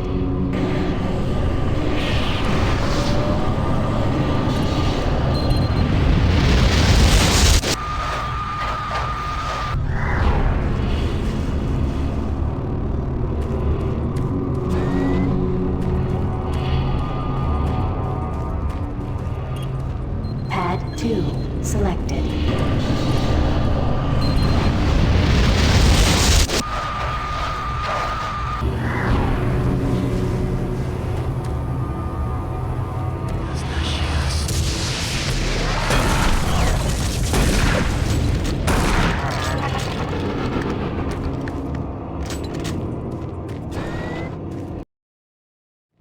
Decontamination process started.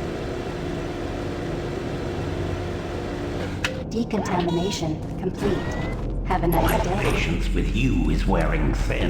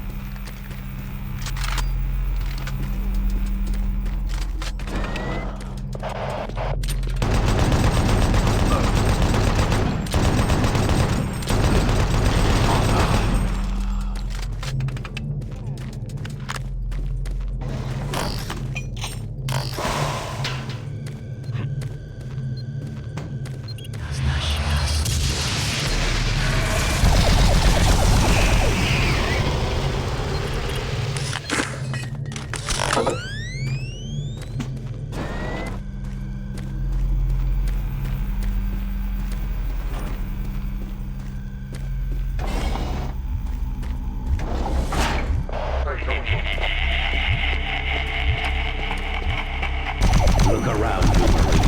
Everyone is dead, and soon you will join them.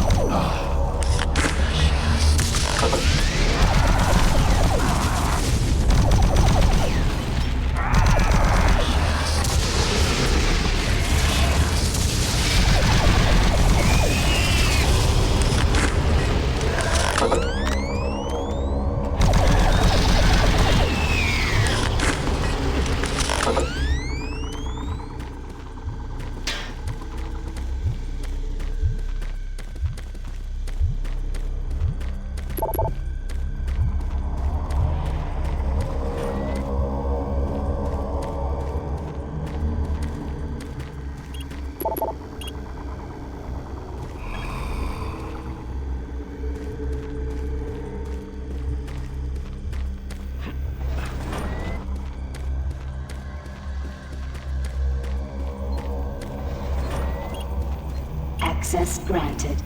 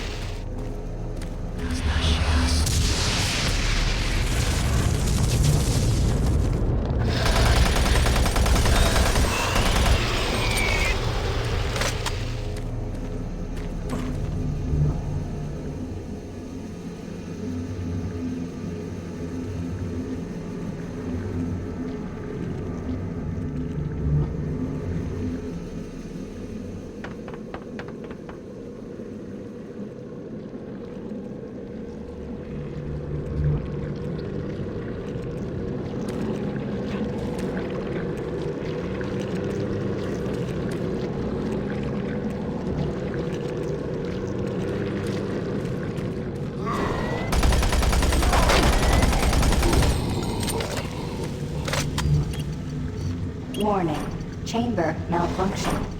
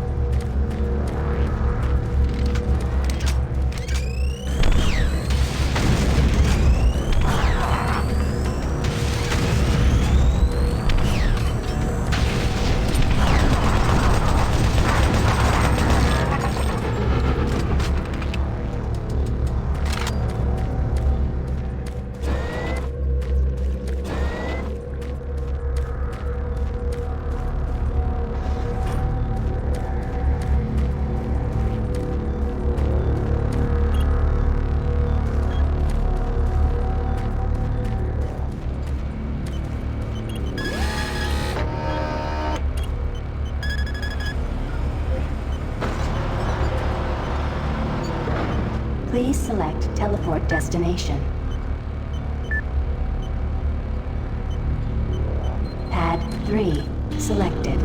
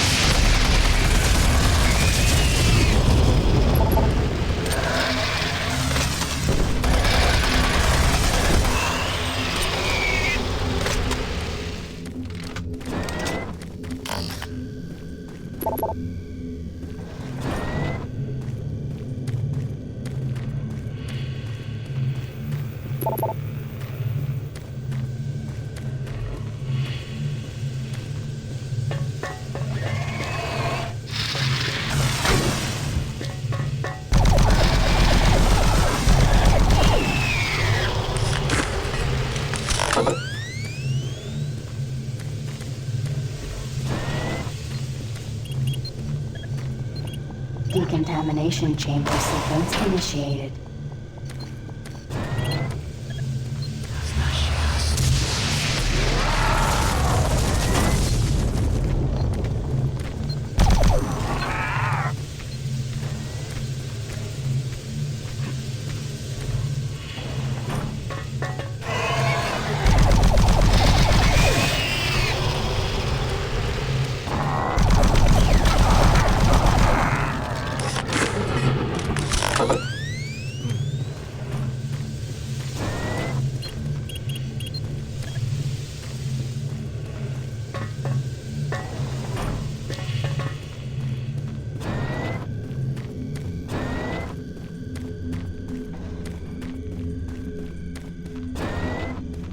Decontamination process started.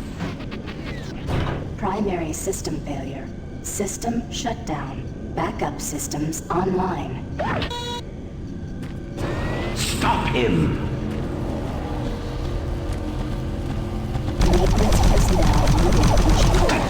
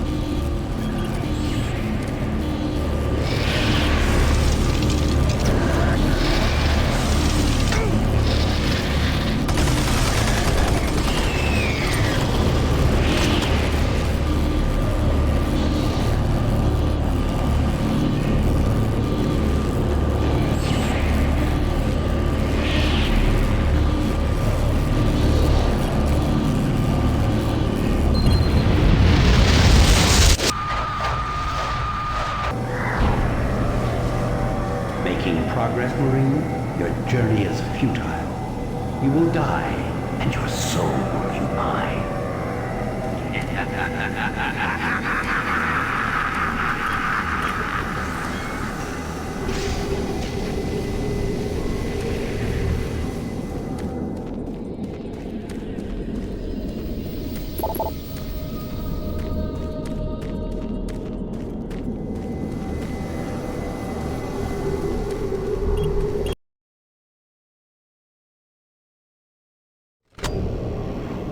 You will never find the thing you seek.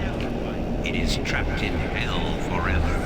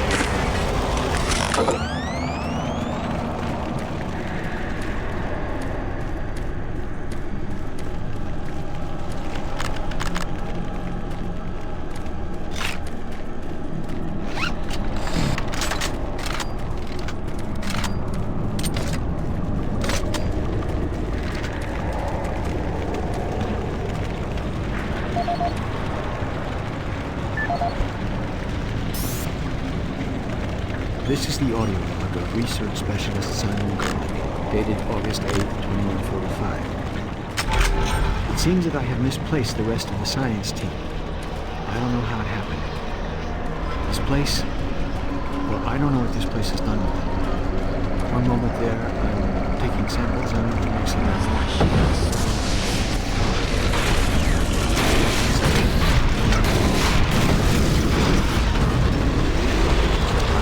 use any more narcotics. And the only signs of the team I can find are tools and other personal things that seem to be left behind.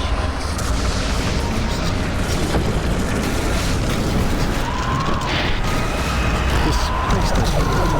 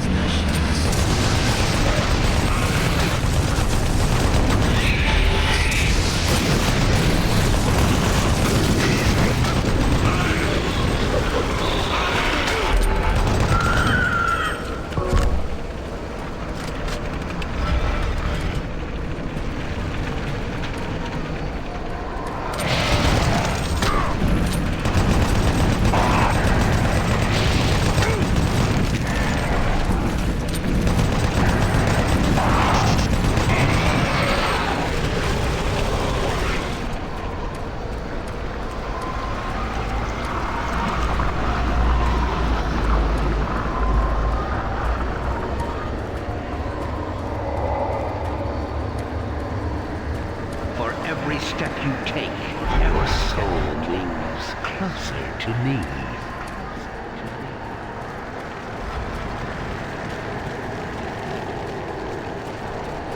Suffering and pain for you.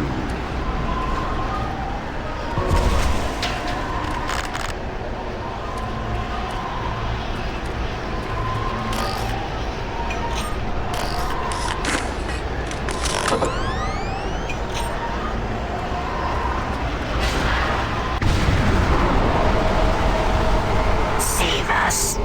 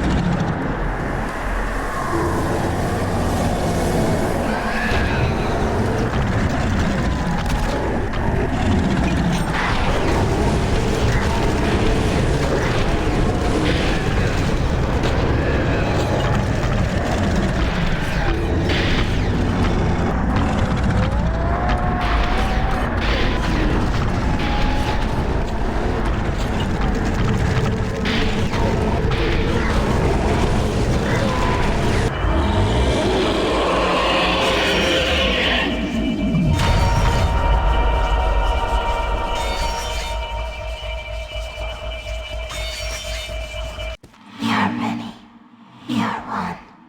We are the Praelian Thor. You know us as the Soul Cube. Free us from our eternal prison, and we will help you. Vanquish our enemies, and we grow stronger. Listen for our call, and then free us to smite down the evil.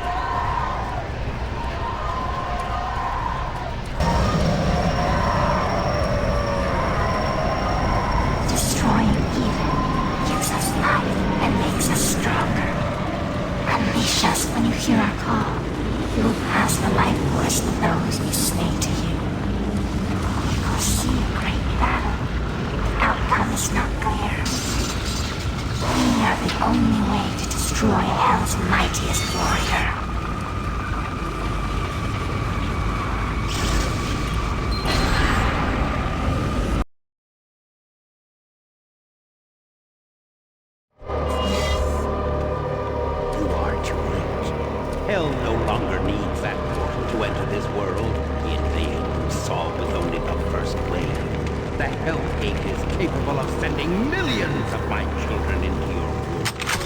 Soon, the fleet from Earth will be in, and with their ships, we will bring this hell to Earth.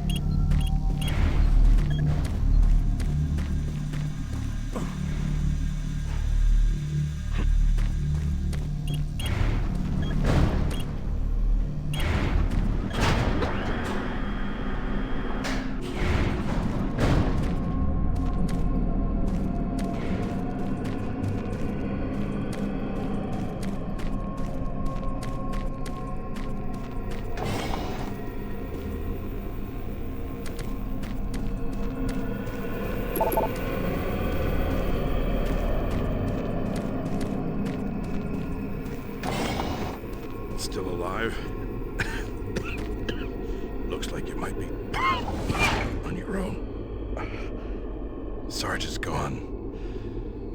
They've got to him. I don't know how long he's been working against us. He's no longer human. Campbell went after him. He's got to be stopped. Hell is breaking through in the caverns. If that portal isn't closed before those ships arrive, Earth will be destroyed. Earth. That's what they've always wanted. They were there once. Lost it in the dawn of time. Now it's so close. They can taste it. It's up to you now. Take my PDA, it's got what you need. Good luck.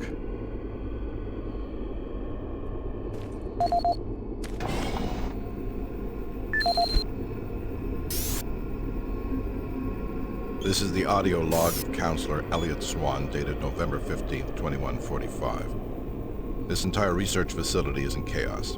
There's at least a 90% death rate among civilian personnel. Whatever Betruger unleashed is literally consuming the base. People have been turned into some sort of undead creatures that are relentless. Campbell and I are making our way towards the communications facility. We must stop all communications. If a distress call leaves the base, then everyone here and on Earth is doomed.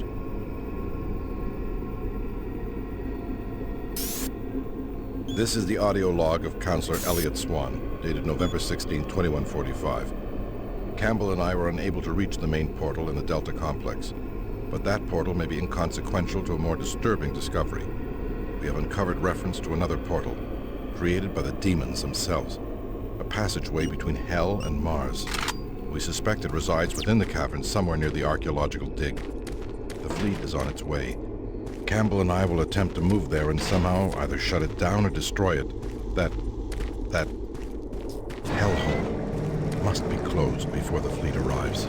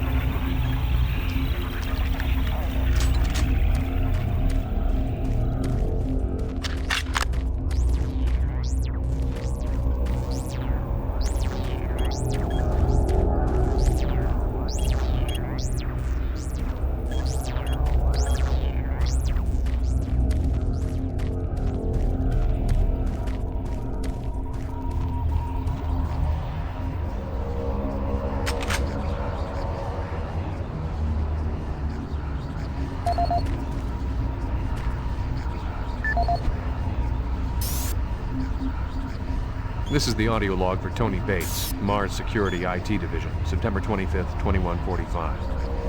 I spent the last 4 hours going through the code for the door systems here in Central Processing.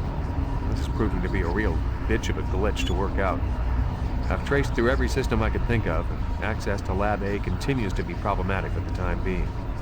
All the regular access codes seem to be working fine, but the database will not allow access rights to be granted to new visitors. In the meantime, I'm adding a backdoor code into the systems for IT staff and the eggheads, so if they need access to Lab A while the systems are on the fritz, they can use the code 627 to bypass door security. End of log.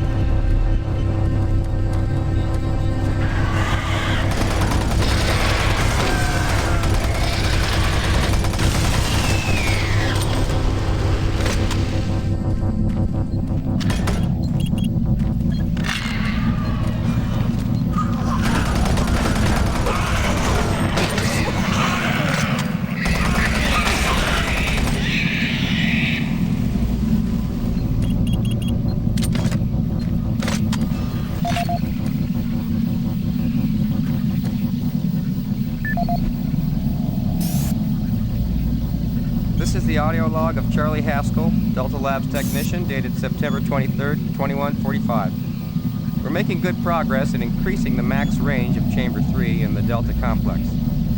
We've been crunching numbers all night and feel that with a few slight modifications, we should be able to boost output to cover all of Delta. The latest schedule changes are wreaking havoc on our current systems, and it's not uncommon to see system utilization at 99% of days at a time. We understand that Lab A has finally received the NREC 6809 systems. Please consider this a formal request for a block of 2 hours to run our latest formulas at the soonest available time.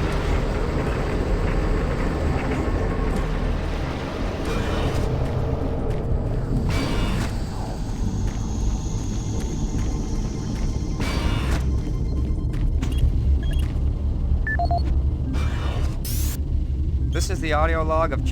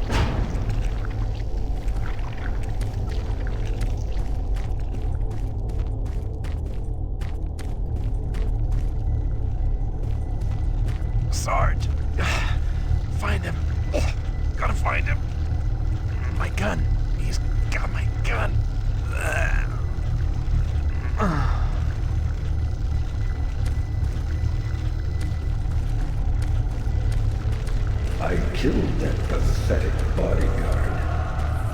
And now I will kill you.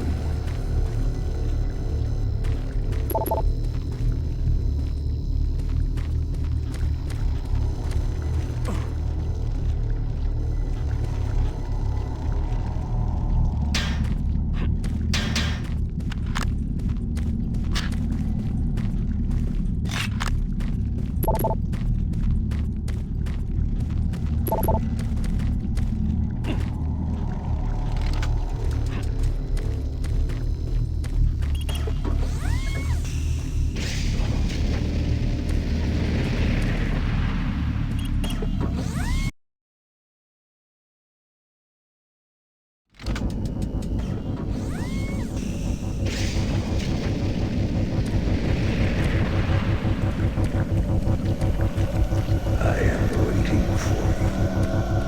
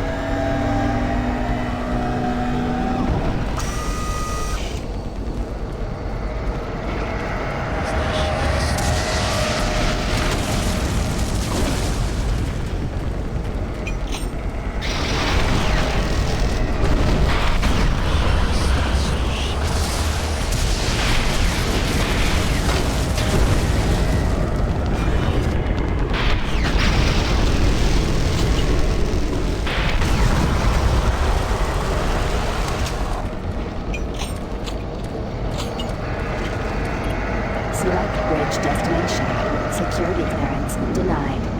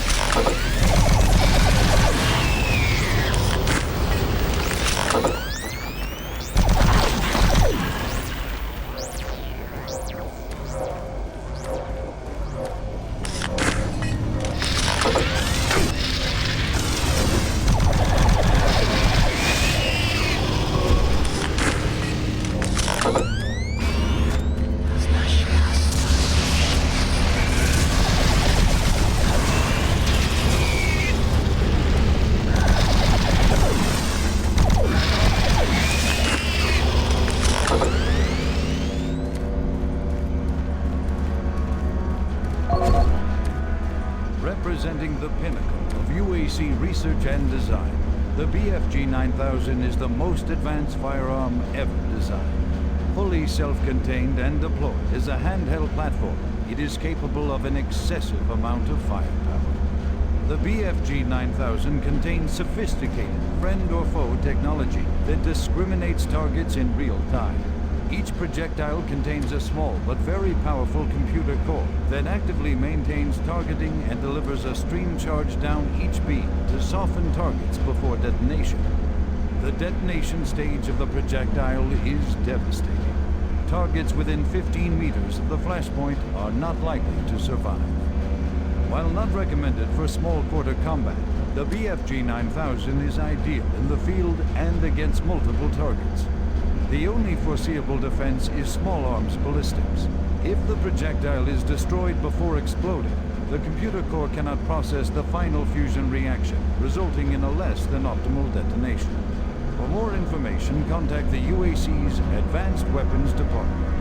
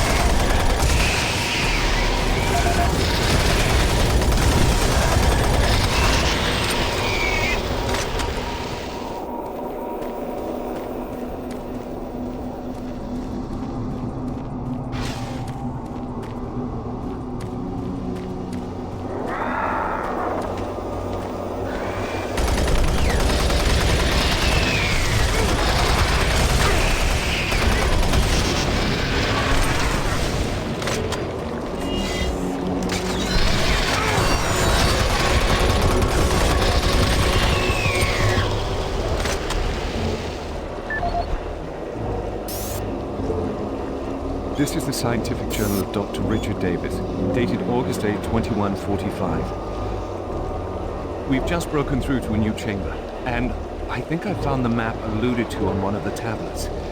The artifact is constructed into the ceiling, and it is a magnificent find.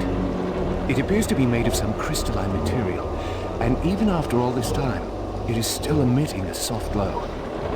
The markings on it were strangely familiar when I first observed it, and after digitizing it and analyzing it, I'm certain this is a map of our solar system.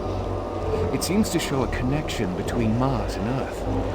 My current working theory is that the last survivors used the teleportation technology to escape to Earth. The ramifications of this are overwhelming. This may end up proving that we are actually descendants of this race, and what we are exploring is our own history. I'm going to report my findings as soon as we finish the excavation, and they should show up in corporate within a few days. These are truly exciting times. Log out.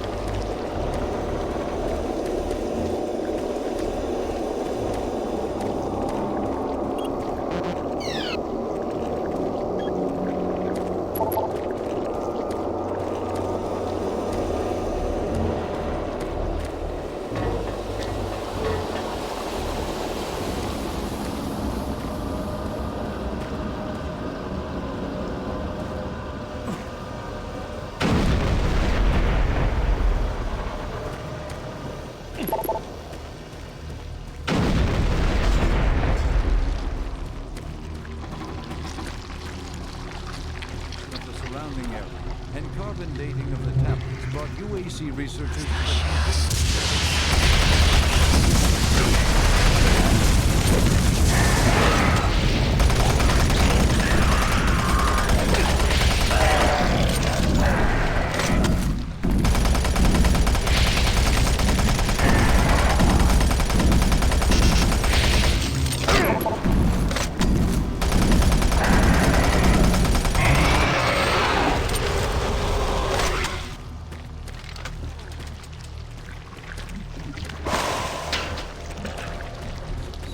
The second and third tablets illustrate an epic story, a story of war, and how, faced with impossible odds, the ultimate sacrifice of an entire race to achieve victory. The fourth tablet details how the essence of each individual was captured and placed in the artifact we now refer to as the Soul Cube. This device was wielded by their mightiest warrior, and with it he banished the invading horde forever. Our researchers are still analyzing a recently found hidden section of the fourth stone and some related fragments. It goes into detail. Are you sure you killed them? What? You have the Soul Cube, just like in the carvings I've been researching. If I'm correct, that cube is our only chance to stop this. No time to explain now. You need to get to the caverns quickly. Take my PDA. It's right there on the desk. It's got security codes for the area, and my research logs on it. It'll help. I can't go with you. I need to finish my work here. Good luck.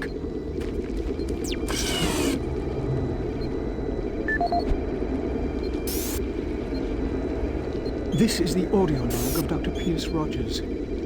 I don't know if I'll make it off the base alive. I don't have much time, so I'll sum up what I have quickly and upload the rest of my finding into the databank. I hope someone finds them. It was all on the stone tablets, all the answers. I can't believe we never saw it. It was as plain as day. If we had only slowed down the development of the teleporters and tried to really learn what the tablets were trying to tell us, trying to warn us. The ancient people battled the same demons that are attacking us now. The demons came through the teleporters that they built, just like now. They created the Soul Cube and used it to stop the demons, to drive them back to hell. I don't know how, but that must be the answer.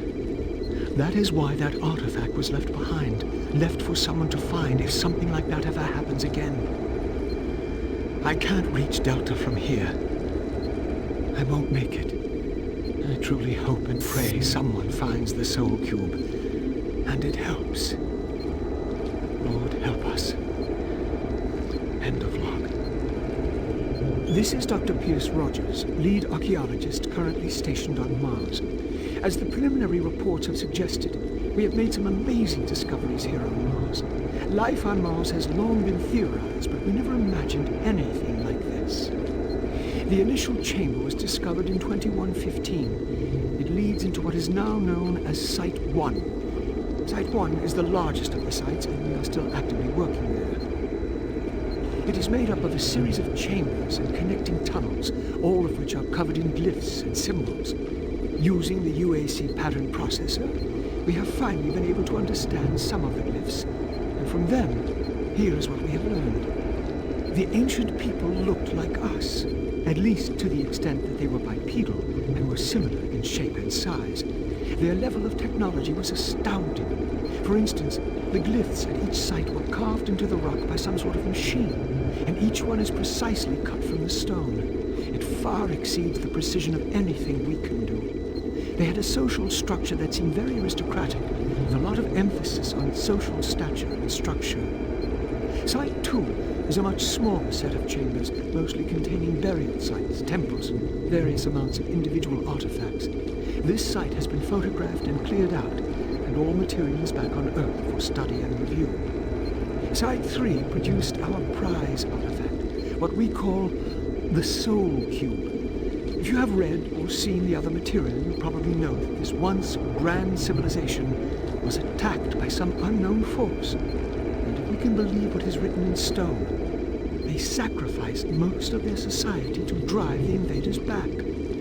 There are additional reports filed on the Soul Cube with Central Administration. We also recovered several other device-type artifacts.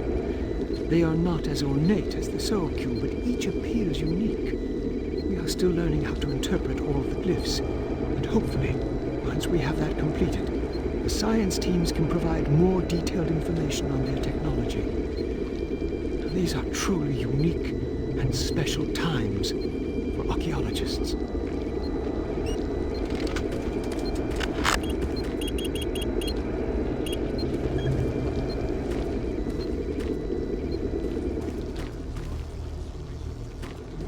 That the tablets belong to a civilization.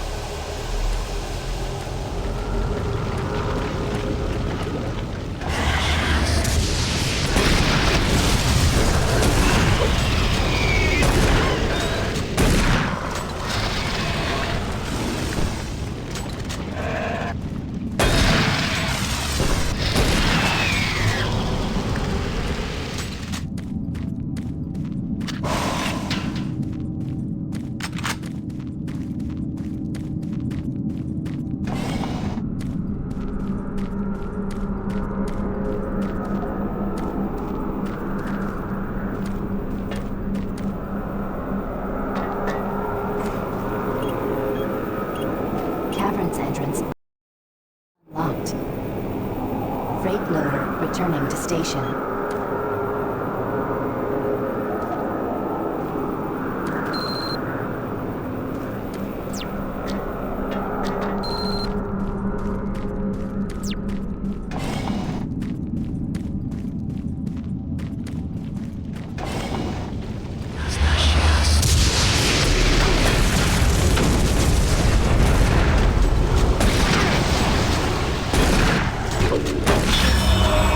Jesus!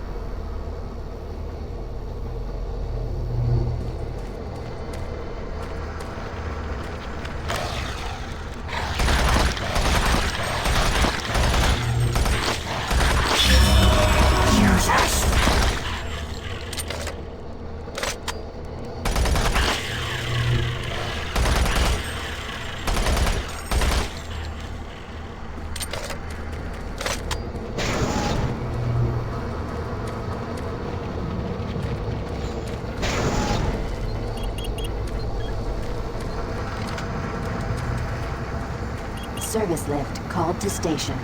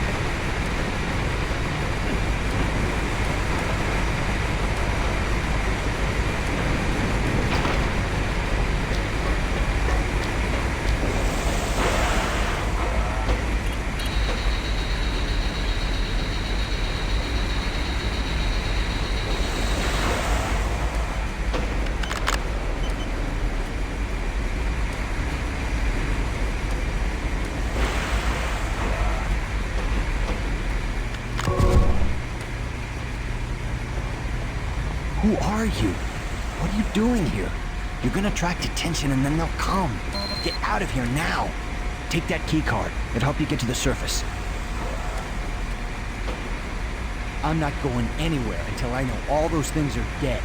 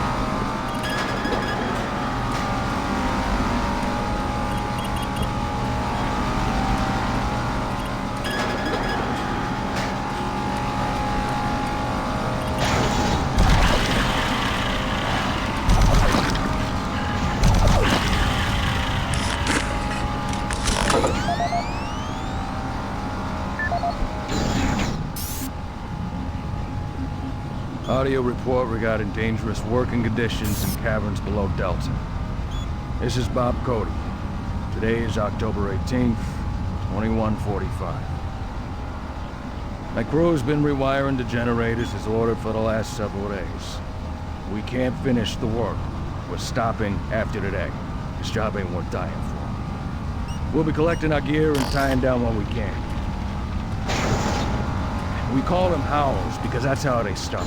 First the howling gets louder, the screaming, and then shaking earth. Mars quakes, rolls everything around. Makes walking on the catwalks impossible and working with voltage. Stupid. The noise is as if some of the guys spooked, and I don't blame them. Nothing natural about what we've heard.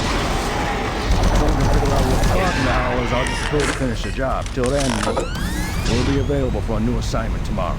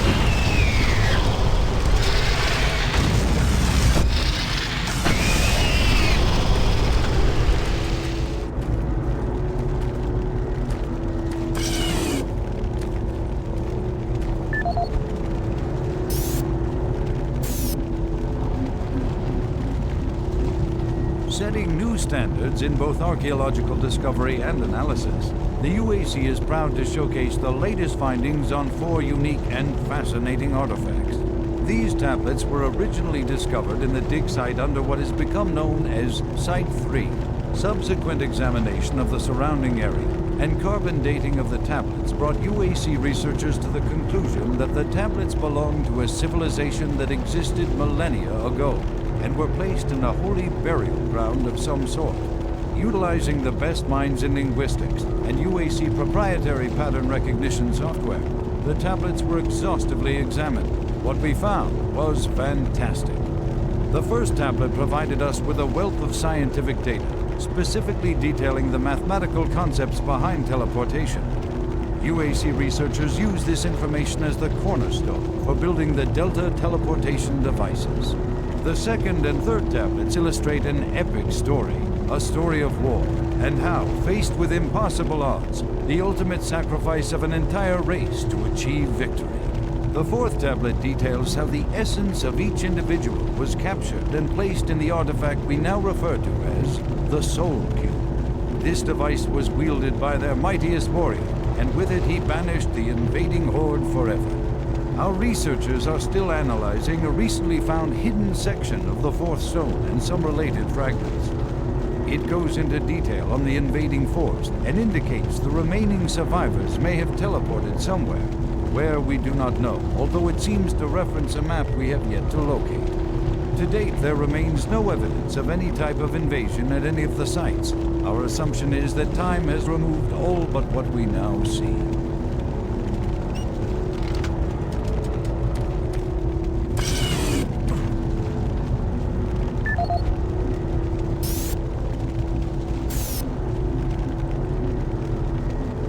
This is Dr. Pierce Rogers, lead archaeologist.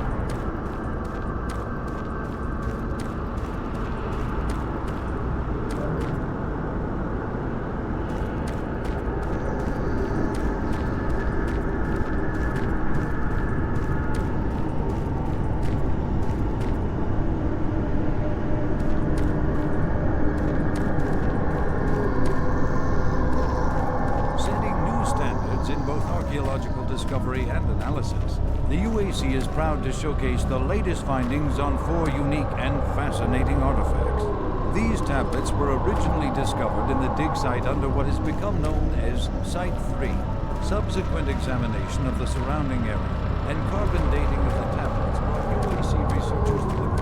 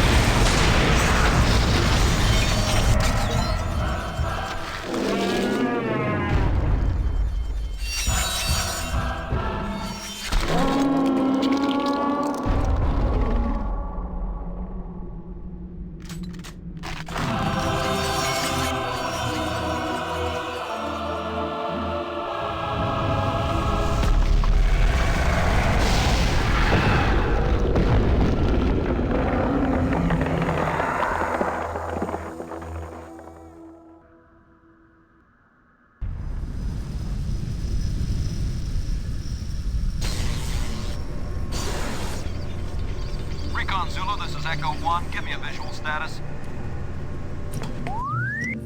Echo 1, this is Recon Zulu. We've got massive damage all over the base. This place looks like hell. I've got life signs on the bioscanner. Eyes sharp. Echo 1, we've got a survivor, a Marine. Corporal, you hear me? You alright? Can you hear me? Echo 1, this is Recon Zulu. Prepare for medevac. Copy that. Have you located Counselor Swan? Yes, sir. He's dead. Roger, Recon 1. What about Dr. Betruger? He's nowhere to be found, sir.